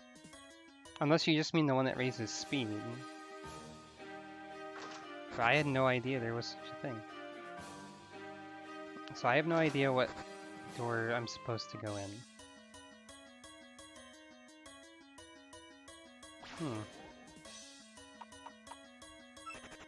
It might be binary? I mean, that's possible, I guess. If there's an analog clock puzzle, why not a binary puzzle? So let's see. Well, I don't know if it could be, because it's either 2, 1, or 0. So I don't think that would be it.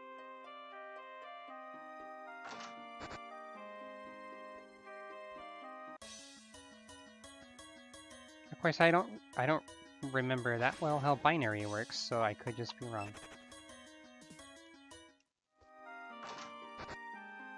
I just brute force it.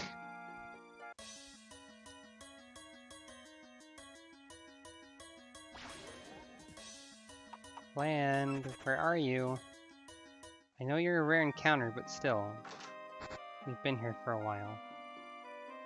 Wait, was it right? I've already forgotten what I've been brute forcing.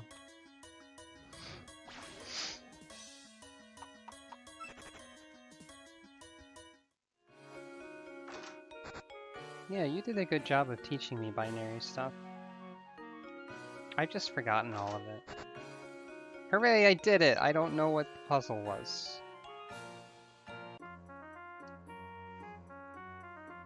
Throwing knives is very similar to slicing vegetables or filleting meat. Did you know that?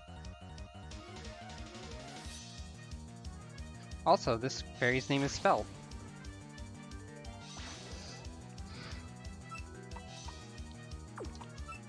Right.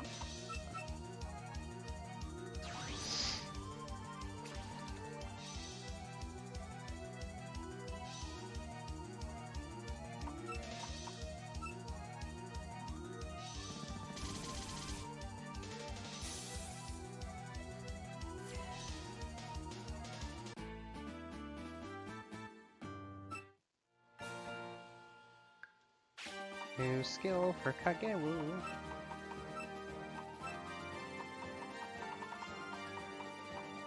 Ah.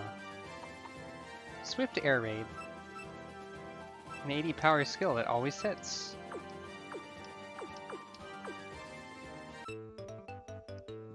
Oathred is the Ultra Ball of the game.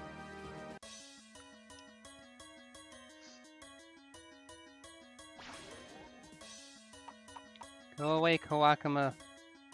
You're like one of the most frustrating things to catch in the game, oddly enough.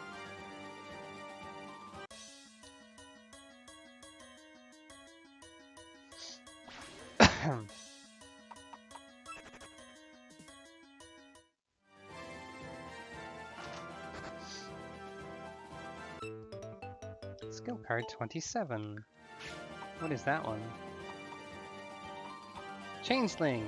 Ah, that's one of the ones that lets you switch out. Rin can learn it. Kagewu can learn it. Could be useful. And healing.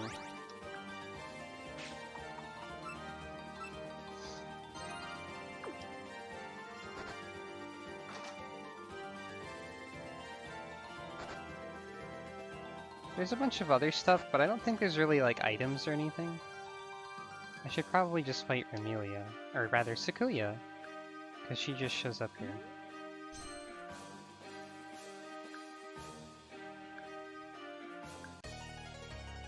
Romelia has forgotten to tell Sakuya that I actually have an appointment, technically.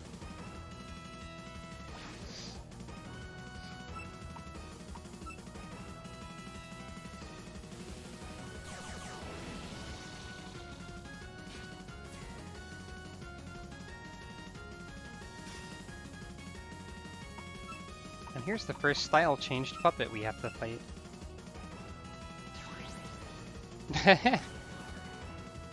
Oh, that was not the puppet I intended to switch to, actually. Whoops. I wasn't paying full attention. I don't know much about the bizarre Portuguese dub of Dragon Ball. But I think I've heard you mention it before.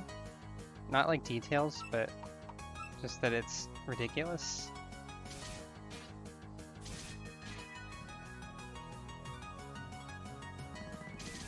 I do like ridiculous things.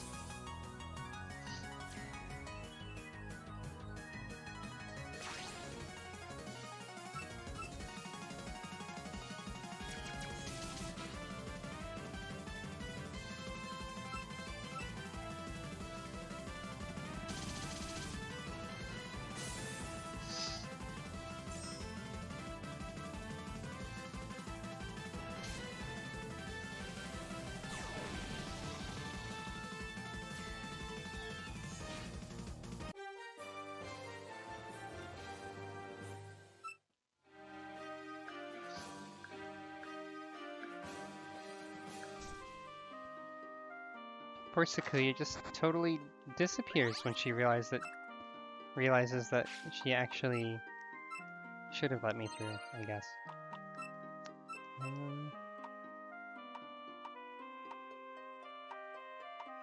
You can notice, by the way, that the two puppets who are able to wear wedding dresses have a little heart on their status screen. I don't know what you do to obtain that heart. I mean, Kageu started with it because she's my favorite. I don't know how Toyohime got it. But maybe eventually everyone will have a wedding dress.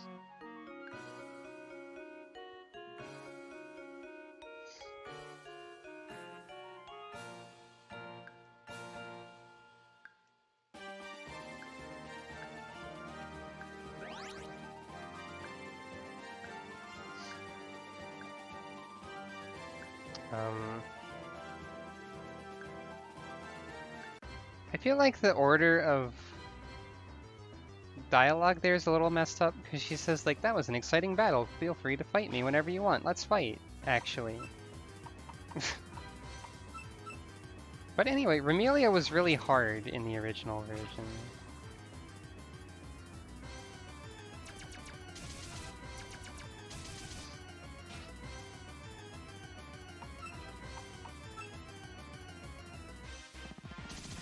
But now she's not as hard. Oh, you're not weak to Earth in power form. So you're Steel and then something that resists Earth. I forget what that is. How about this? Well, okay. I think weak is for the other attacking type, but I don't know.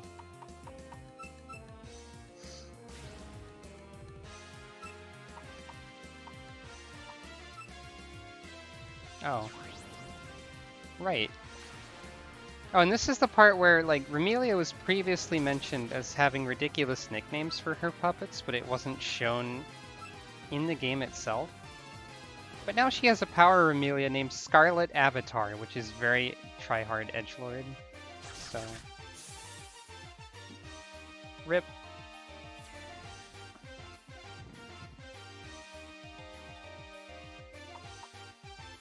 Let's see.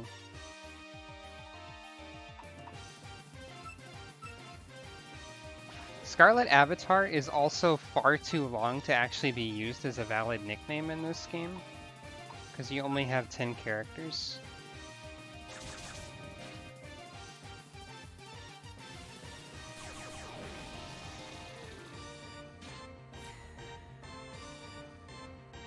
Scarlet Avatar is like 14, I think. Well.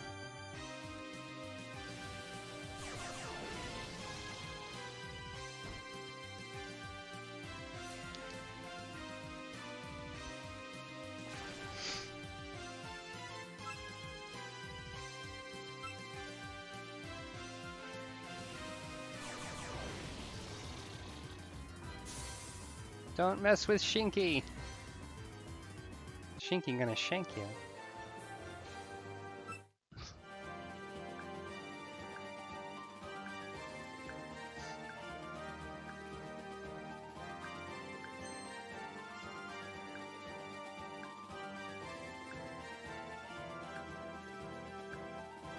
Now we have to go to Ginbu Ravine. And Remelia can give people nicknames.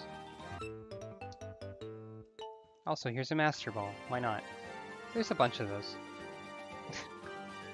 I like how she's got like an elaborate bed with a coffin just on top of it. That's pretty funny. I haven't looked at puppets in a while. I wonder how sucky all of these are.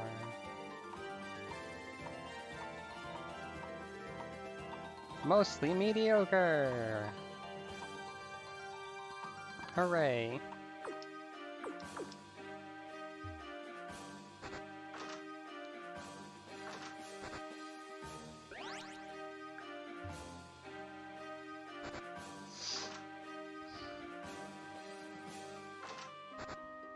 Now let's check around and see what else there is around here. Amber hairpin. It sounds like lightning, maybe? Fighting? Oh right, fighting. I forgot fighting. So there's a bunch of side rooms and stuff. There's not a whole lot in them, I don't think.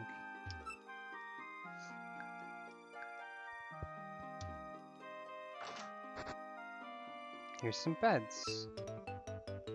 Relief charm. You cannot sleep in these beds. Relief charm recovers from fear. Still don't know why there's individual status ones after you get the every status one. Yeah, here we go. The mistress's puppet naming senses are a bit confusing. I couldn't explain them to you even if I tried. That dialogue was there before, but she didn't have any nicknames before.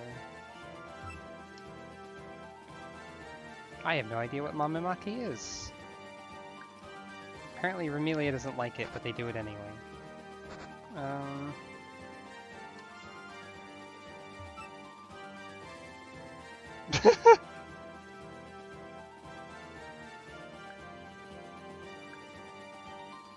They thought Vegeta was a one-off character? Oh dear.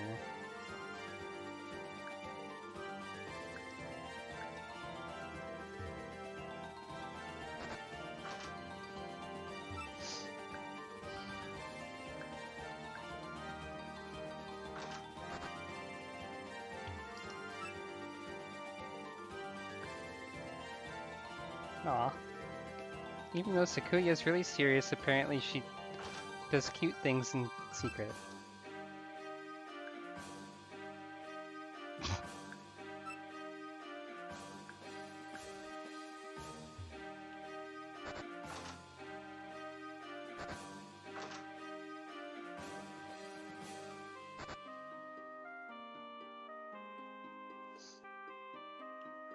Let's see. Have I missed anything?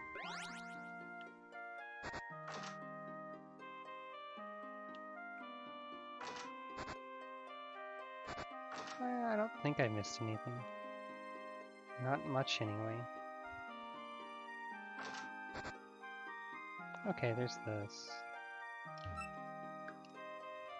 Today's work is... No, I'll just do all of this tomorrow. Also relatable.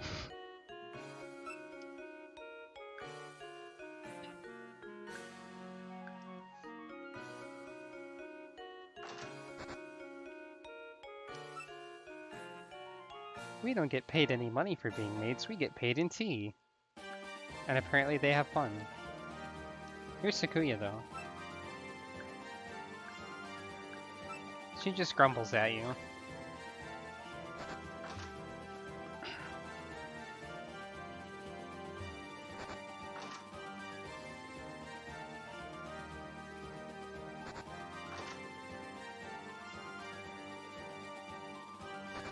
Now I gotta go back to the library and talk to Kawakama, because she's got one of the books and you can miss it very easily.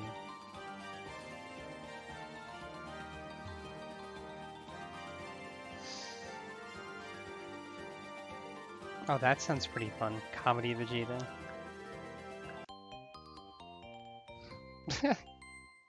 Incident Case 3!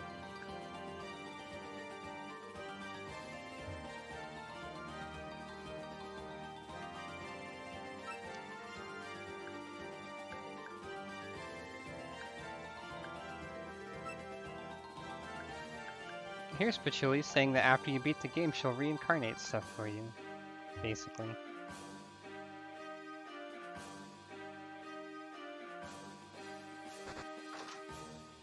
Oh, wait, no, I don't want to go back into the dungeon.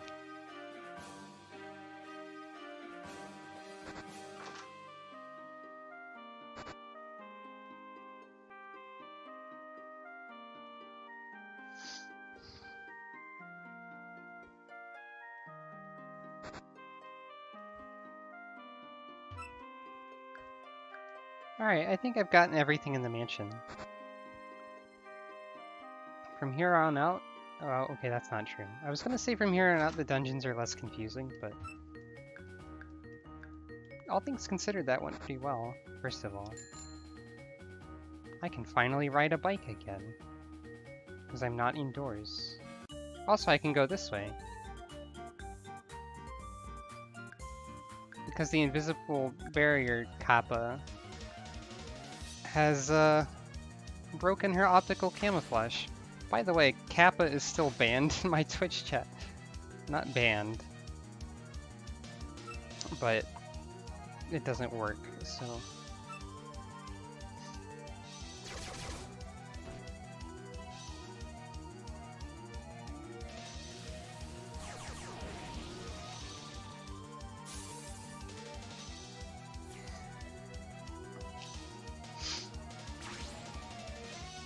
stuff like that's always the hardest to translate.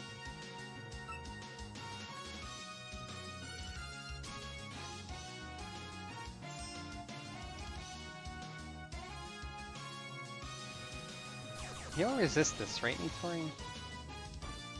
Yeah, you will. Not that it does you much good.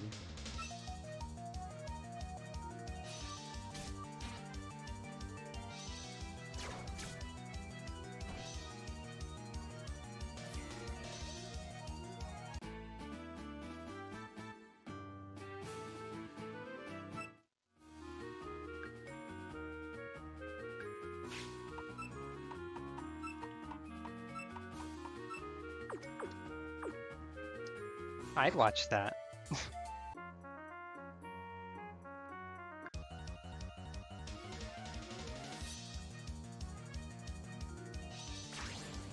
Now Ginbu Ravine. Hey, look, a Nazrin.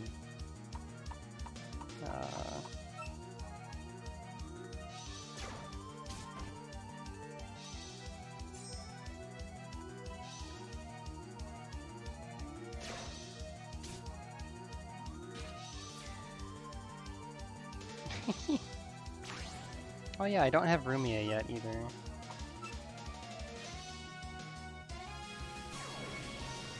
I think I probably could have caught her already, but I missed her. Oh well.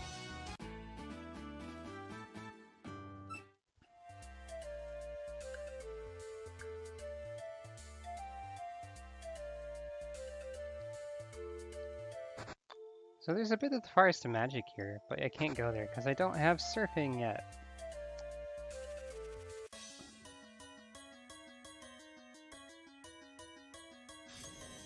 Oh yeah, I've already caught Nitori because she was in a barrel. I forgot. Anyone else around here?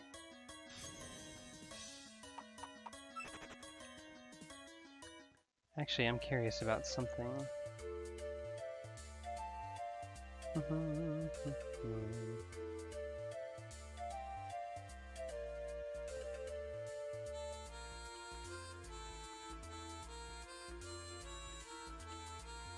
Looking something up on the internet.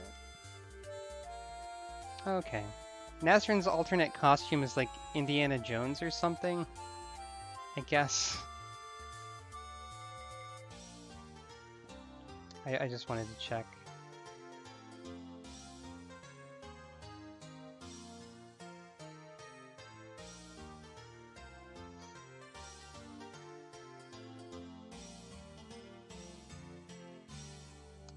And then, since I have the power of stream software, and Nazrin is relevant, let's see if I can...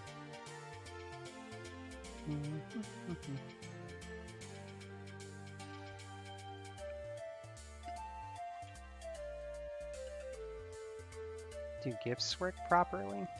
Does transparency work properly? It sure does. This is Nazrin's alternate costume. Ta-da! It's Nazrin. And then... let's see.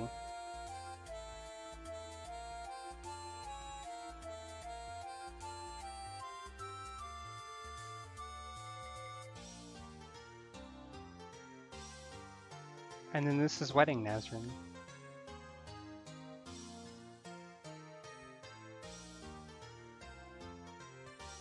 I'm just having fun with streaming program, I guess. I thought this would be relevant to show people. You know, since notifications aren't really happening at the moment. I'll just shove some Nazrins up here, why not? This will be the Nazrin corner. Look at him dance. Okay, anyway, back to the video game.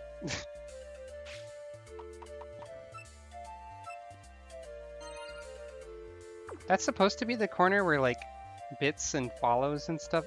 hi, Aya. Bits and follows and stuff happen, but they're not happening very often, so, you know. Yeah, I have been streaming for 6 hours. My throat kinda hurts, but I think I'm doing okay.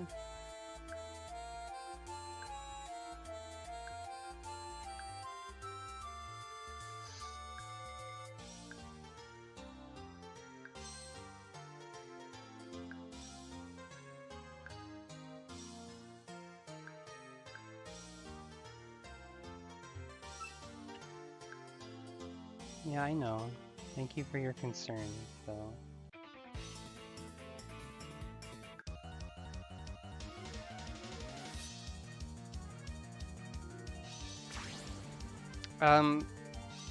The wedding dresses were added in the expansion. There isn't really an explanation for why they're there. They just kind of are.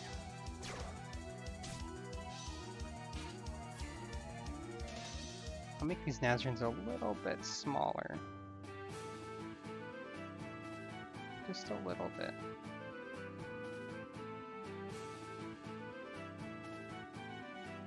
There we go. Now I'm going to be bothered if they're slightly off-center looking. So I'll move you over here a little bit. There we go. Mice are small.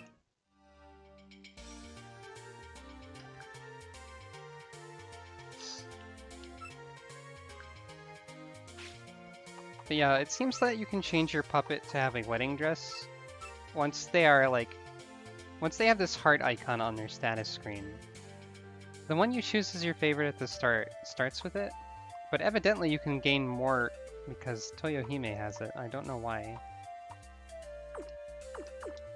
I guess there's an affection rating or something.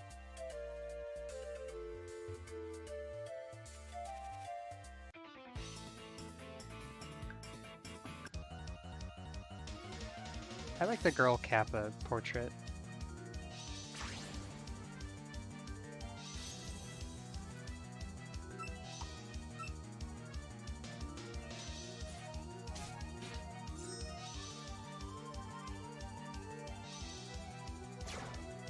I don't know if the heart ever was there before the expansion, but yeah.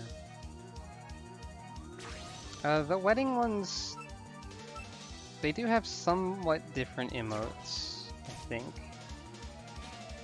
Maybe? They do a blushing one sometimes. And they also do a heart and like a sparkle. But I think other ones that like you a lot do the same thing.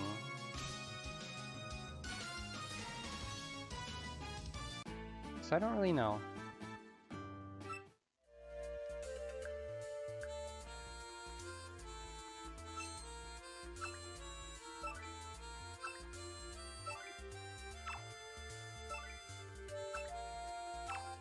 Like this is a puppet who doesn't like me a whole lot, but likes me. And the only other thing I can really compare that to is the two that are wedding dressed.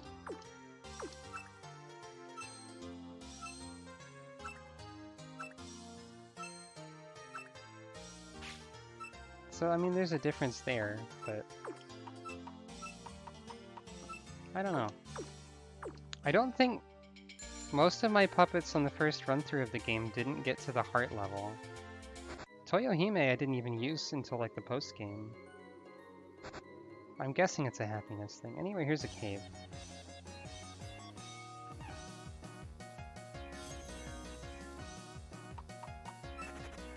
One of Zun's commentaries on one of the music pieces in Subterranean Animism just includes a phrase that's like, this has nothing to do with anything, but caves are great. And that's a good phrase.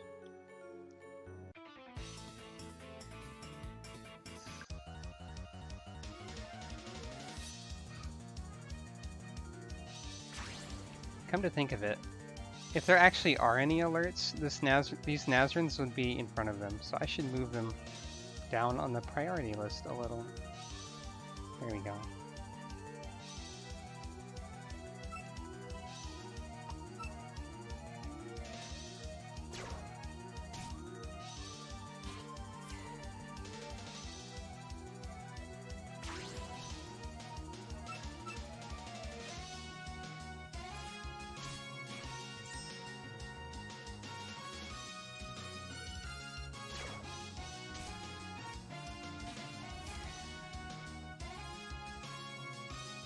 The Nazarens are here because I wanted to see what Nazarens' alternate costumes look like. And because someone in the chat likes Nazarin. So it's like, hey, you know what? I'll put some Nazarin. Why not?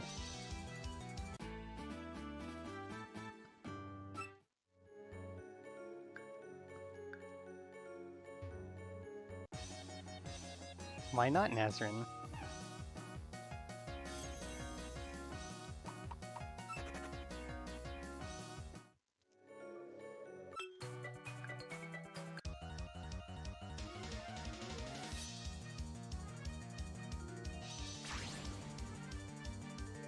Besides, that corner looked a bit empty anyways. Had to put something up there.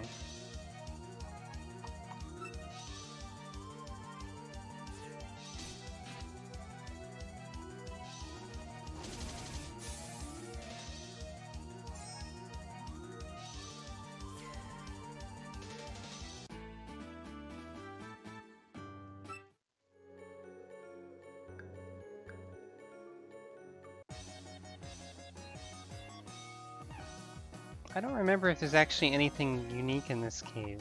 I feel like there probably is. I don't have any repels anyway. Well, I have two crappy ones, I think.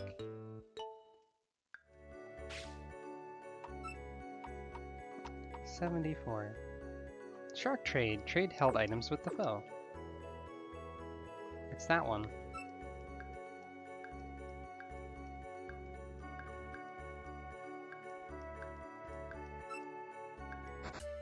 Now we're suddenly in the Kappa hideout.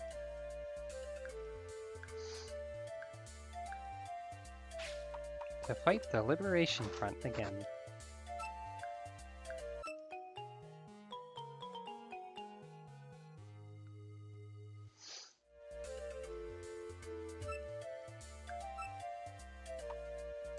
Oh, at least I can buy some stuff here.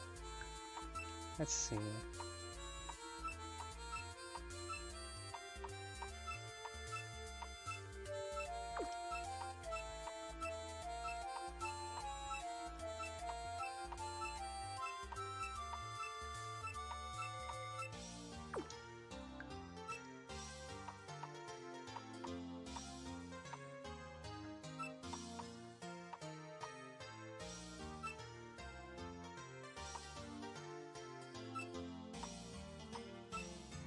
Status ailment recovery. More thread. Can't buy revives yet, but hey. Unless I could and I just missed it. We're gonna get the boat soon. And then the gap map soon too. That's exciting. Let's see.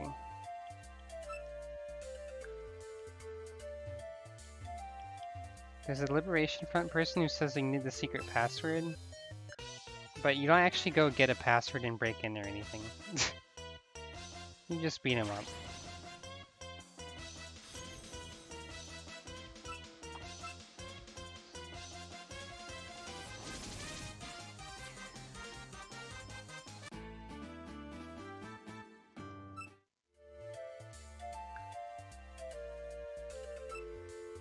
And then there's this fairy. Hey, I'm Blackeneer! I'm Blackeneer!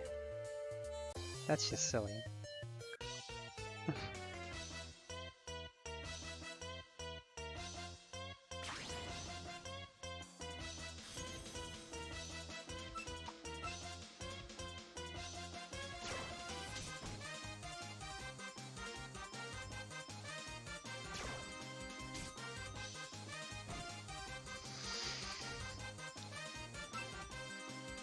Well, evidently you resist void. Oh, cause wait, no. Well, yeah, cause you're part dark. That's right.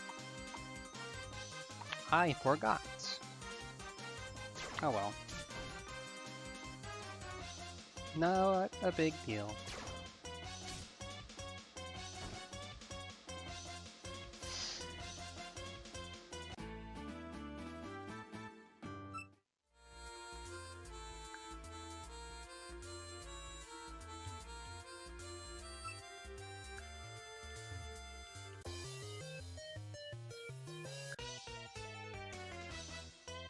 The Puppet Liberation Front is basically Team Plasma if they were even more ignorant about what they're doing.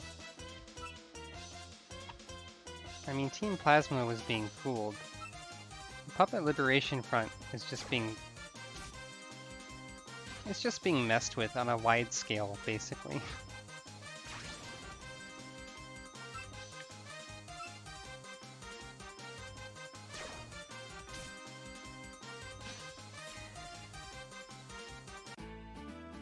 I mean, they even have a... Well, that's spoilers, actually. New skill for... Who was it? Shinky? Was it Shinky? I think she got Paralyzing Wave and that's new. Is there anything else that I've been missing?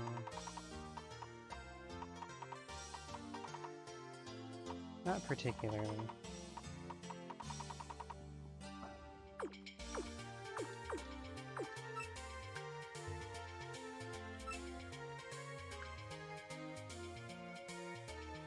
Evidently, taking a place over just means, like, standing in front of the doors. Oh dear. Liberate all your kawaii puppets, Kudo, please. Excuse me?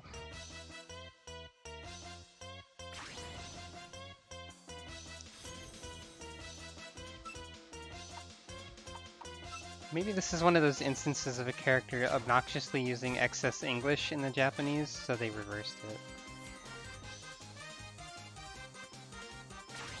That happens.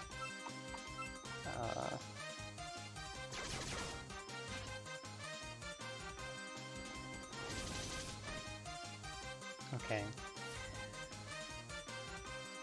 Hello.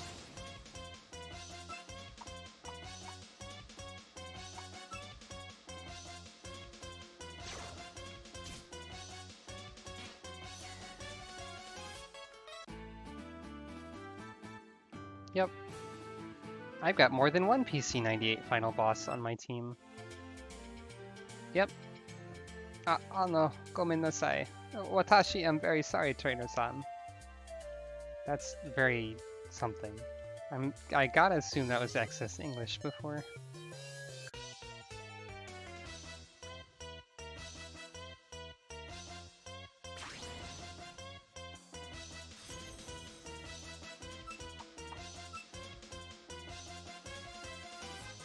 90% accuracy! Oh wait, is this what was Ignorant Darkness before? It's Dark Innocence now? Alright. I thought it was Infinite Darkness, but that's something else. 90% accuracy!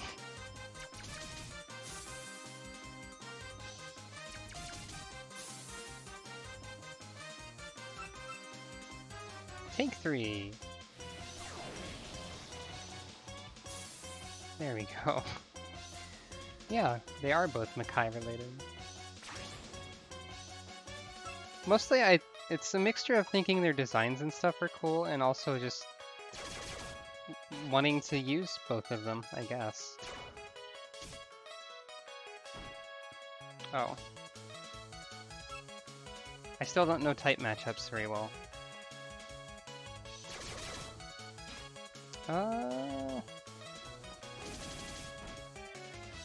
Is Extra Sario 4 times weak to dark? No, she has dark clothing, I think. No, wait, no, that's Shinky, isn't it?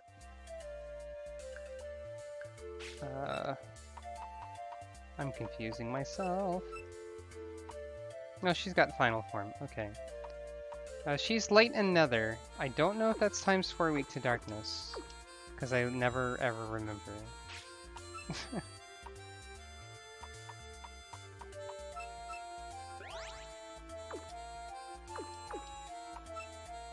Let's see. Alright. No one's particularly behind right now. Ta-da! It's the Fairies of Light.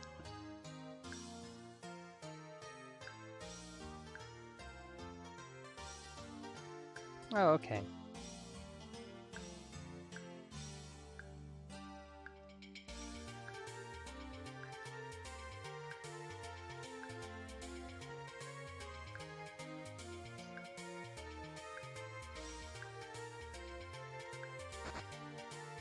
Originally, you would fight them here, but actually now there's more to it, so... Now Nitori thinks we stole stuff and fights us.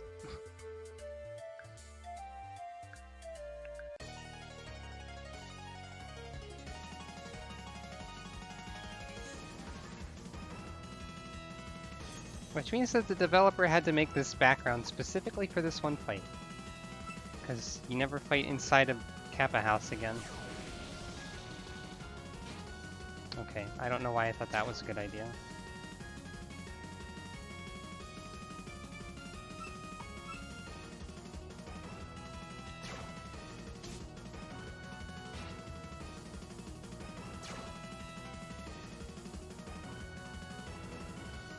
Well, now anyone who enters on my side will be badly poisoned. But I have 2 poison types that it won't work on, so hooray.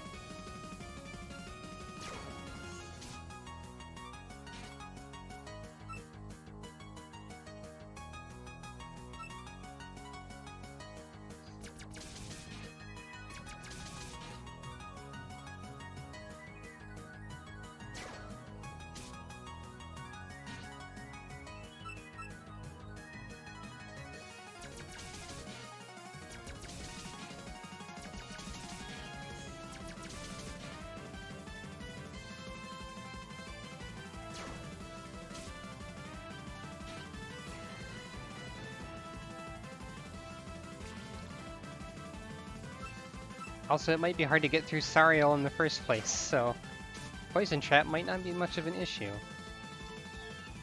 Uh-oh.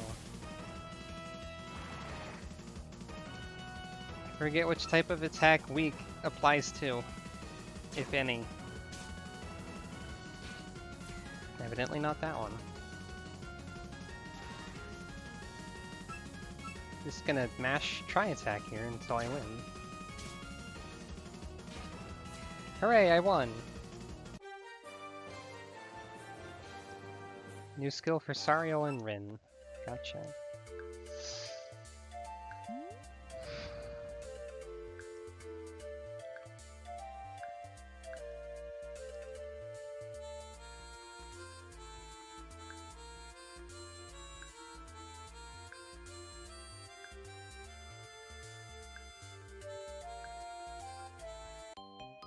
Inflatable boat!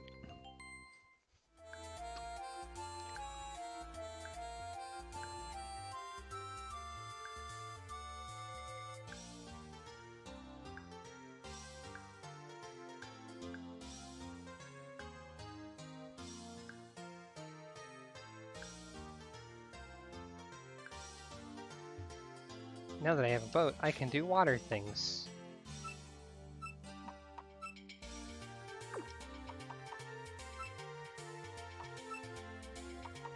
So what did you get? You got roost, or perch, as it were. You know, sure. And you got a better fire attack.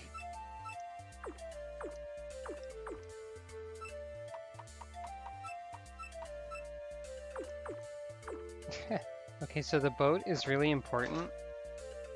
Because I mean, like, okay, first of all, is there anything over here? No. I mean, yeah, you can go over water and stuff with it, but also when you're riding on the boat, the puppet in front sits in front of you on your lap, and it's the cutest thing in the universe. Look at that. It's so good.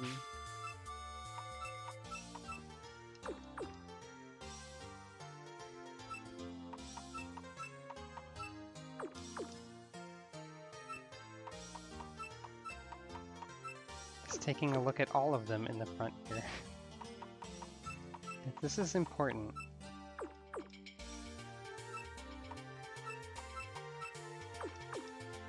Hooray.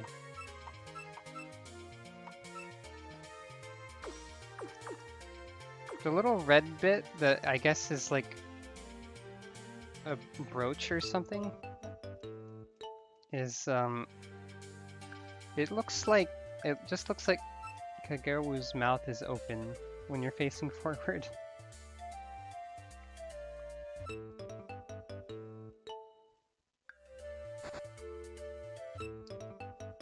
Oh, the small bit is a good item. Who should have that?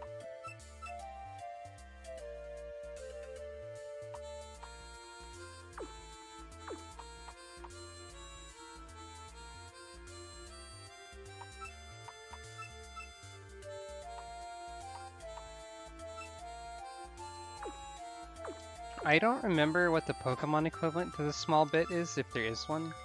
But it basically does damage to the opponent if they hit you with something that has low enough power.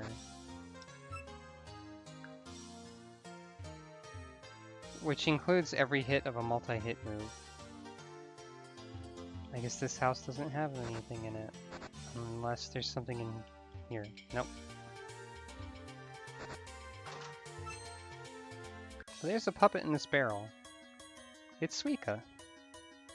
Oh, the rocky helmet, that's what it is. Yeah.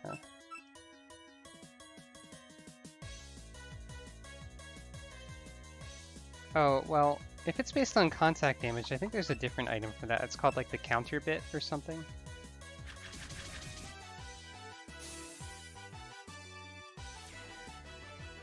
Because there's a thing that I don't think was in the first version of this game, where skills are classified as like BU or EN.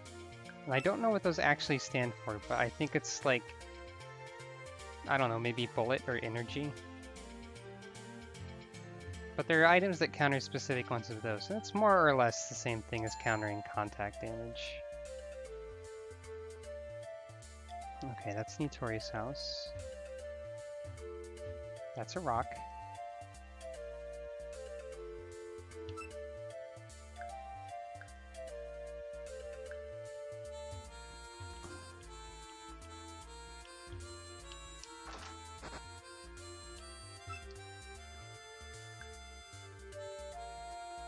Faith or trust giving strength, that's unscientific. Oh, Kappas.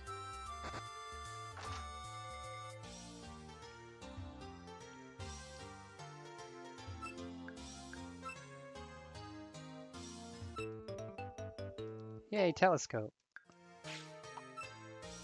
I think that's the zoom lens. Yeah, increase accuracy if you move after the foe.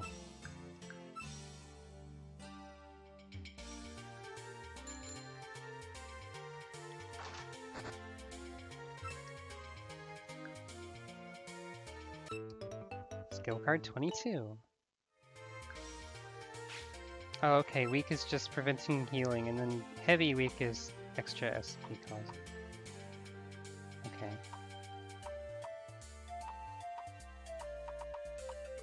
Air Stamp. Force the foe to switch out after doing damage. By the way, another thing this game does that Pokemon doesn't is just spell out the priority of every move as a separate stat that lists. This Utsuho puppet says question mark, which is basically appropriate for Utsuho, because she never knows what's going on.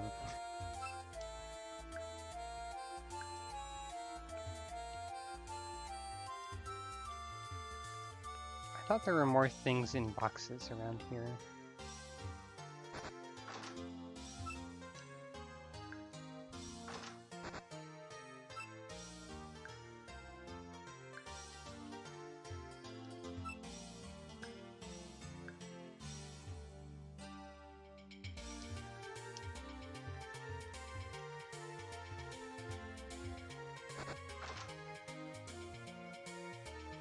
Alright, I guess there's not much else here.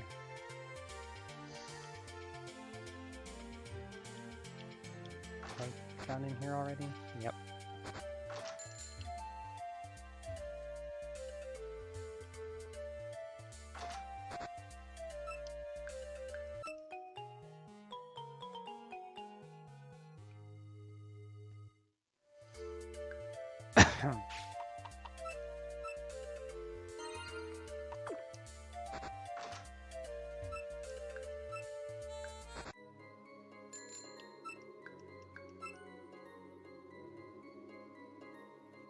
Also in this game, there are no encounters while you're in the water.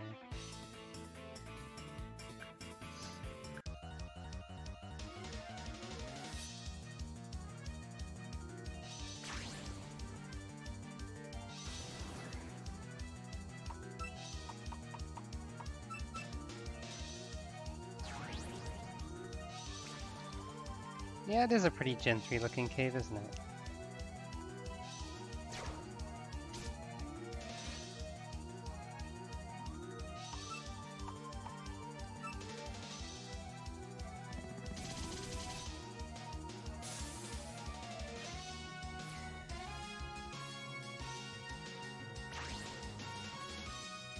Yep, that was a rapid spin equivalent. Oh, right, Iku can have levitate.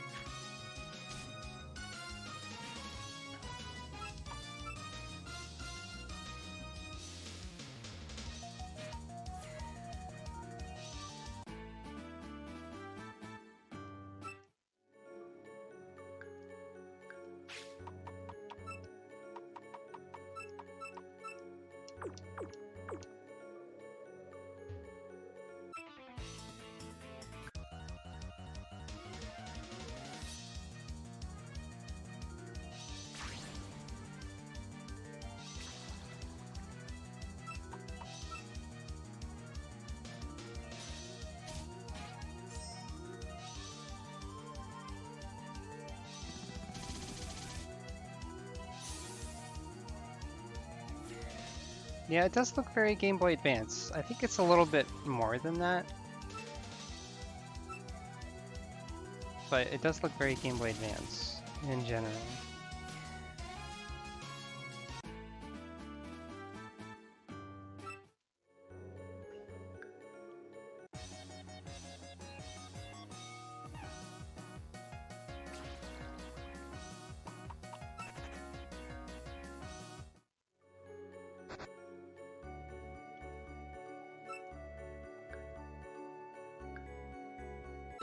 It can be mildly difficult to figure out how to get this and install it and patch it and then put the expansion and so on.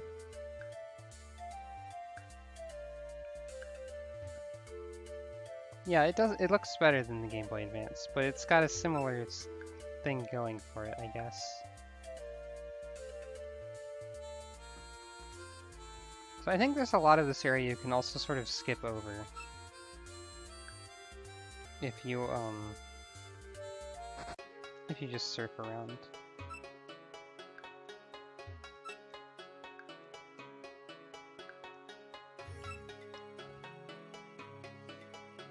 I had to get help to play this game, so I don't know if I could really help anyone figure out how to play it myself. Here's some skill cards. Now, what do we got? Interesting.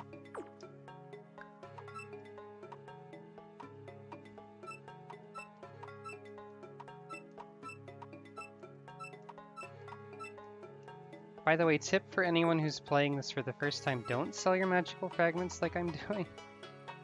Those are used for something later on that I just don't really need to do because I've already got a good team.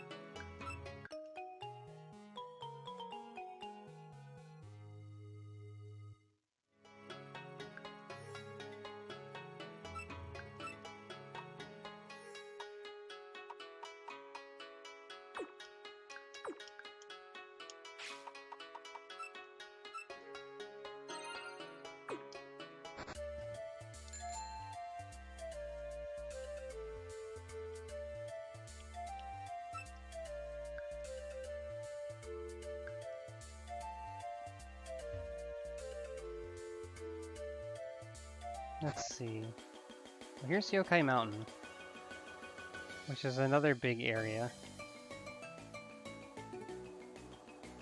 You know, I guess I should do the side area that's down here. I was wondering if I should do it now or wait until I have the gap map, but you know, whatever.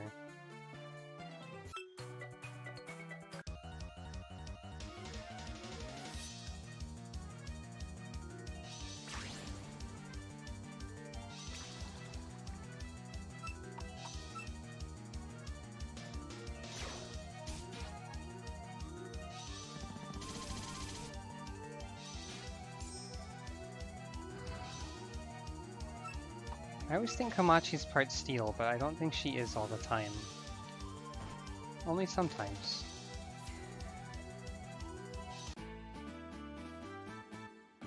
Well, if your weird feeling is not a great feeling, I hope you feel better.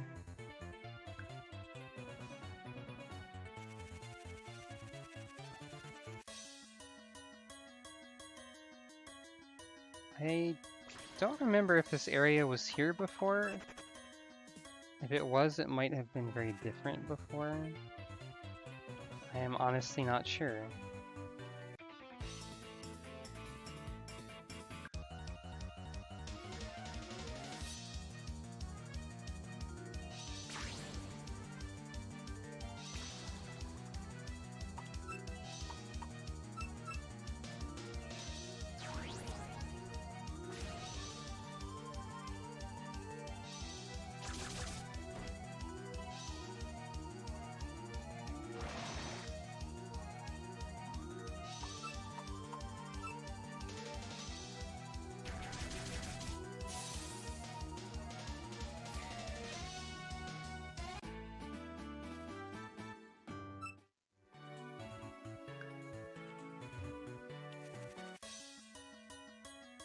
Food is always tastiest when you're hungry, according to this game.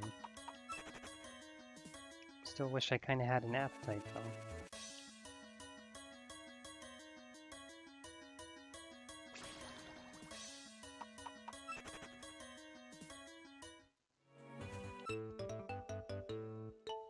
Hooray!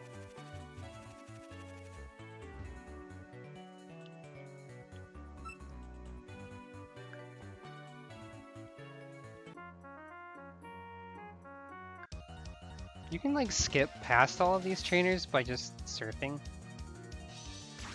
but I don't wanna. Huh.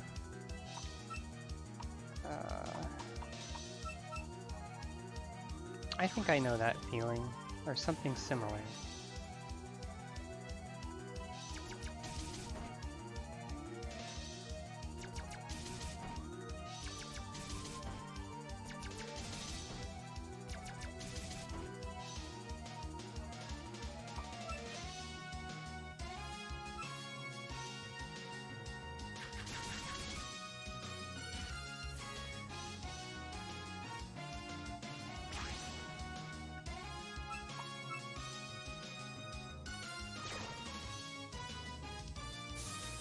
Oh, I definitely know that feeling. That was me all of yesterday. The feeling that I really needed to do something, but I didn't want to do anything. It wasn't great. So here's a bunch of random stalls, I guess. Bird yokai are complaining about how serving grilled chicken is bad.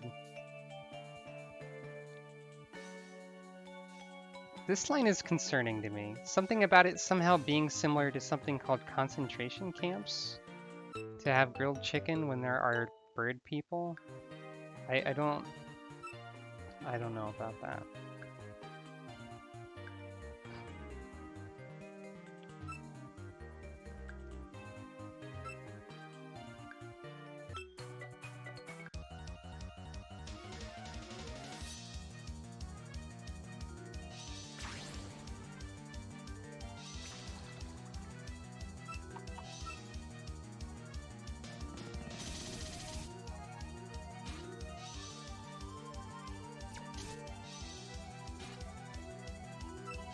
I think I can feel myself, like, running out of talkativeness and energy a little bit. I mean, I have been streaming for 6.5 hours. So I think once I'm done with this area here, I'm probably gonna stop.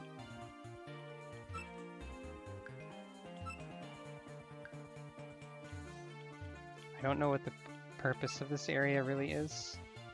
Please stop using Danmaku in the shooting range.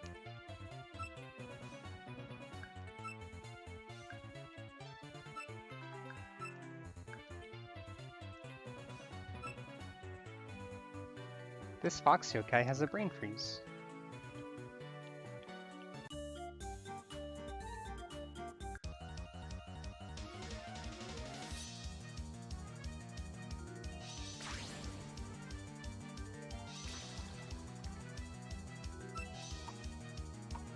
If you think about the character limits in names, Eiki is probably one of the funniest ones. Because this character's full name and title is Shiki Eiki Yamazanadu, or something like that. And all of that is compressed into 4 characters. She's got one of those titles that you're not supposed to, like, leave out of her name. But I guess you kind of have to.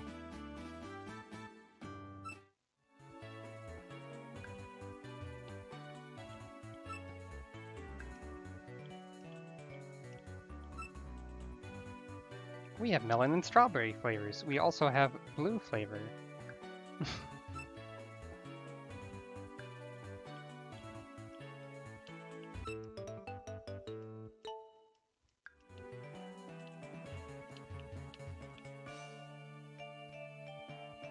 forget what else is in this area anyway. Oh, right. That's what's in this area. The river where the living and the dead cross over. Yay! You know. I really like the background in battles here, though.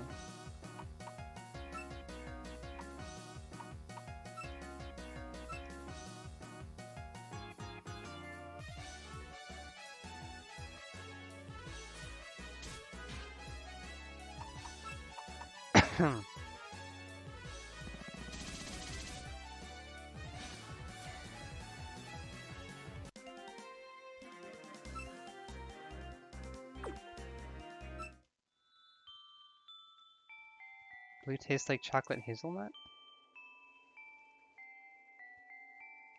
I know someone who can taste colors. I feel like that's probably different for everyone who has that. That condition has a lot of no, I don't remember exactly what it's called. Synesthesia? There are a lot of variations on that one. So I don't think it would taste the same from person to person who had it. Not all of them even have to do with taste. Synesthesia, yeah.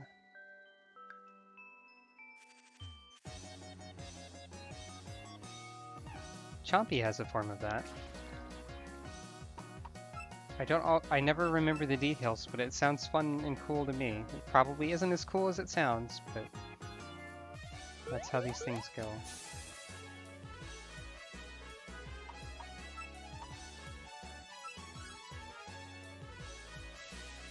I think Chompy tastes color. I think that's it. Something like that.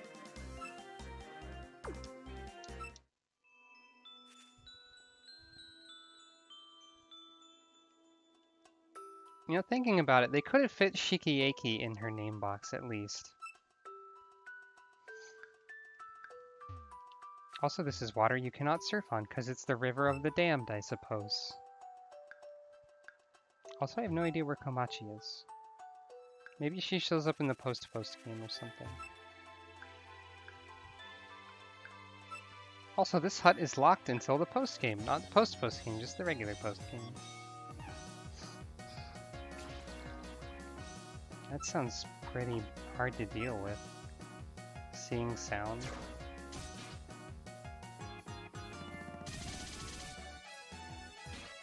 It sounds a lot more obstructive than tasting color.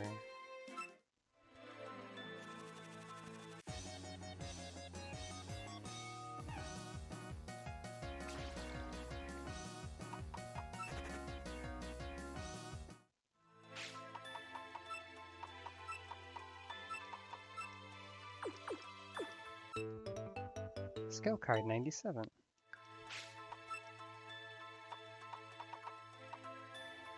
Poltergeists.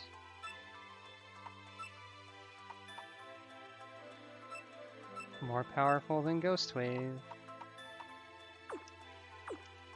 Yep, Kagewu.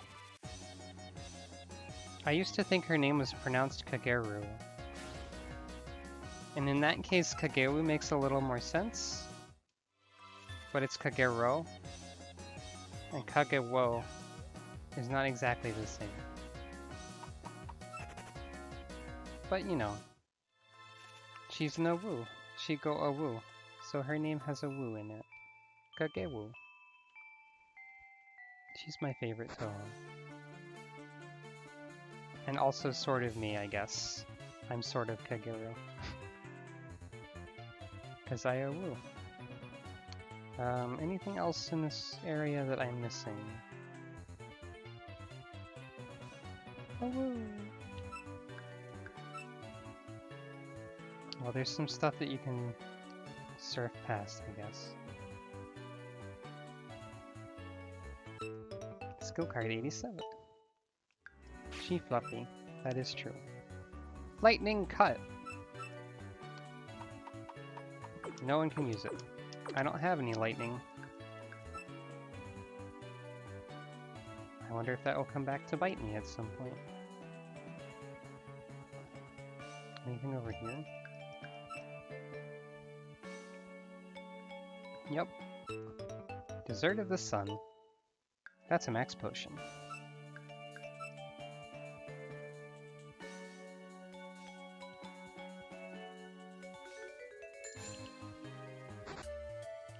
Huh, there's a transition there, but you can still sort of see this road from that one. Interesting. In any case, that's probably where I should call it for now.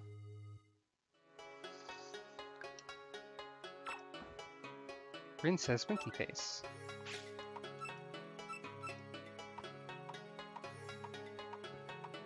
We got pretty dang far already.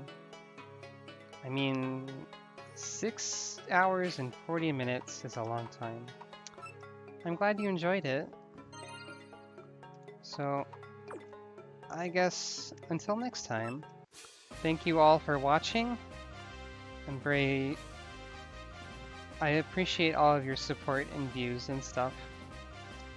And hope everyone has a great day. I will see you next time. That's a good pride emote there. I like it. Bye!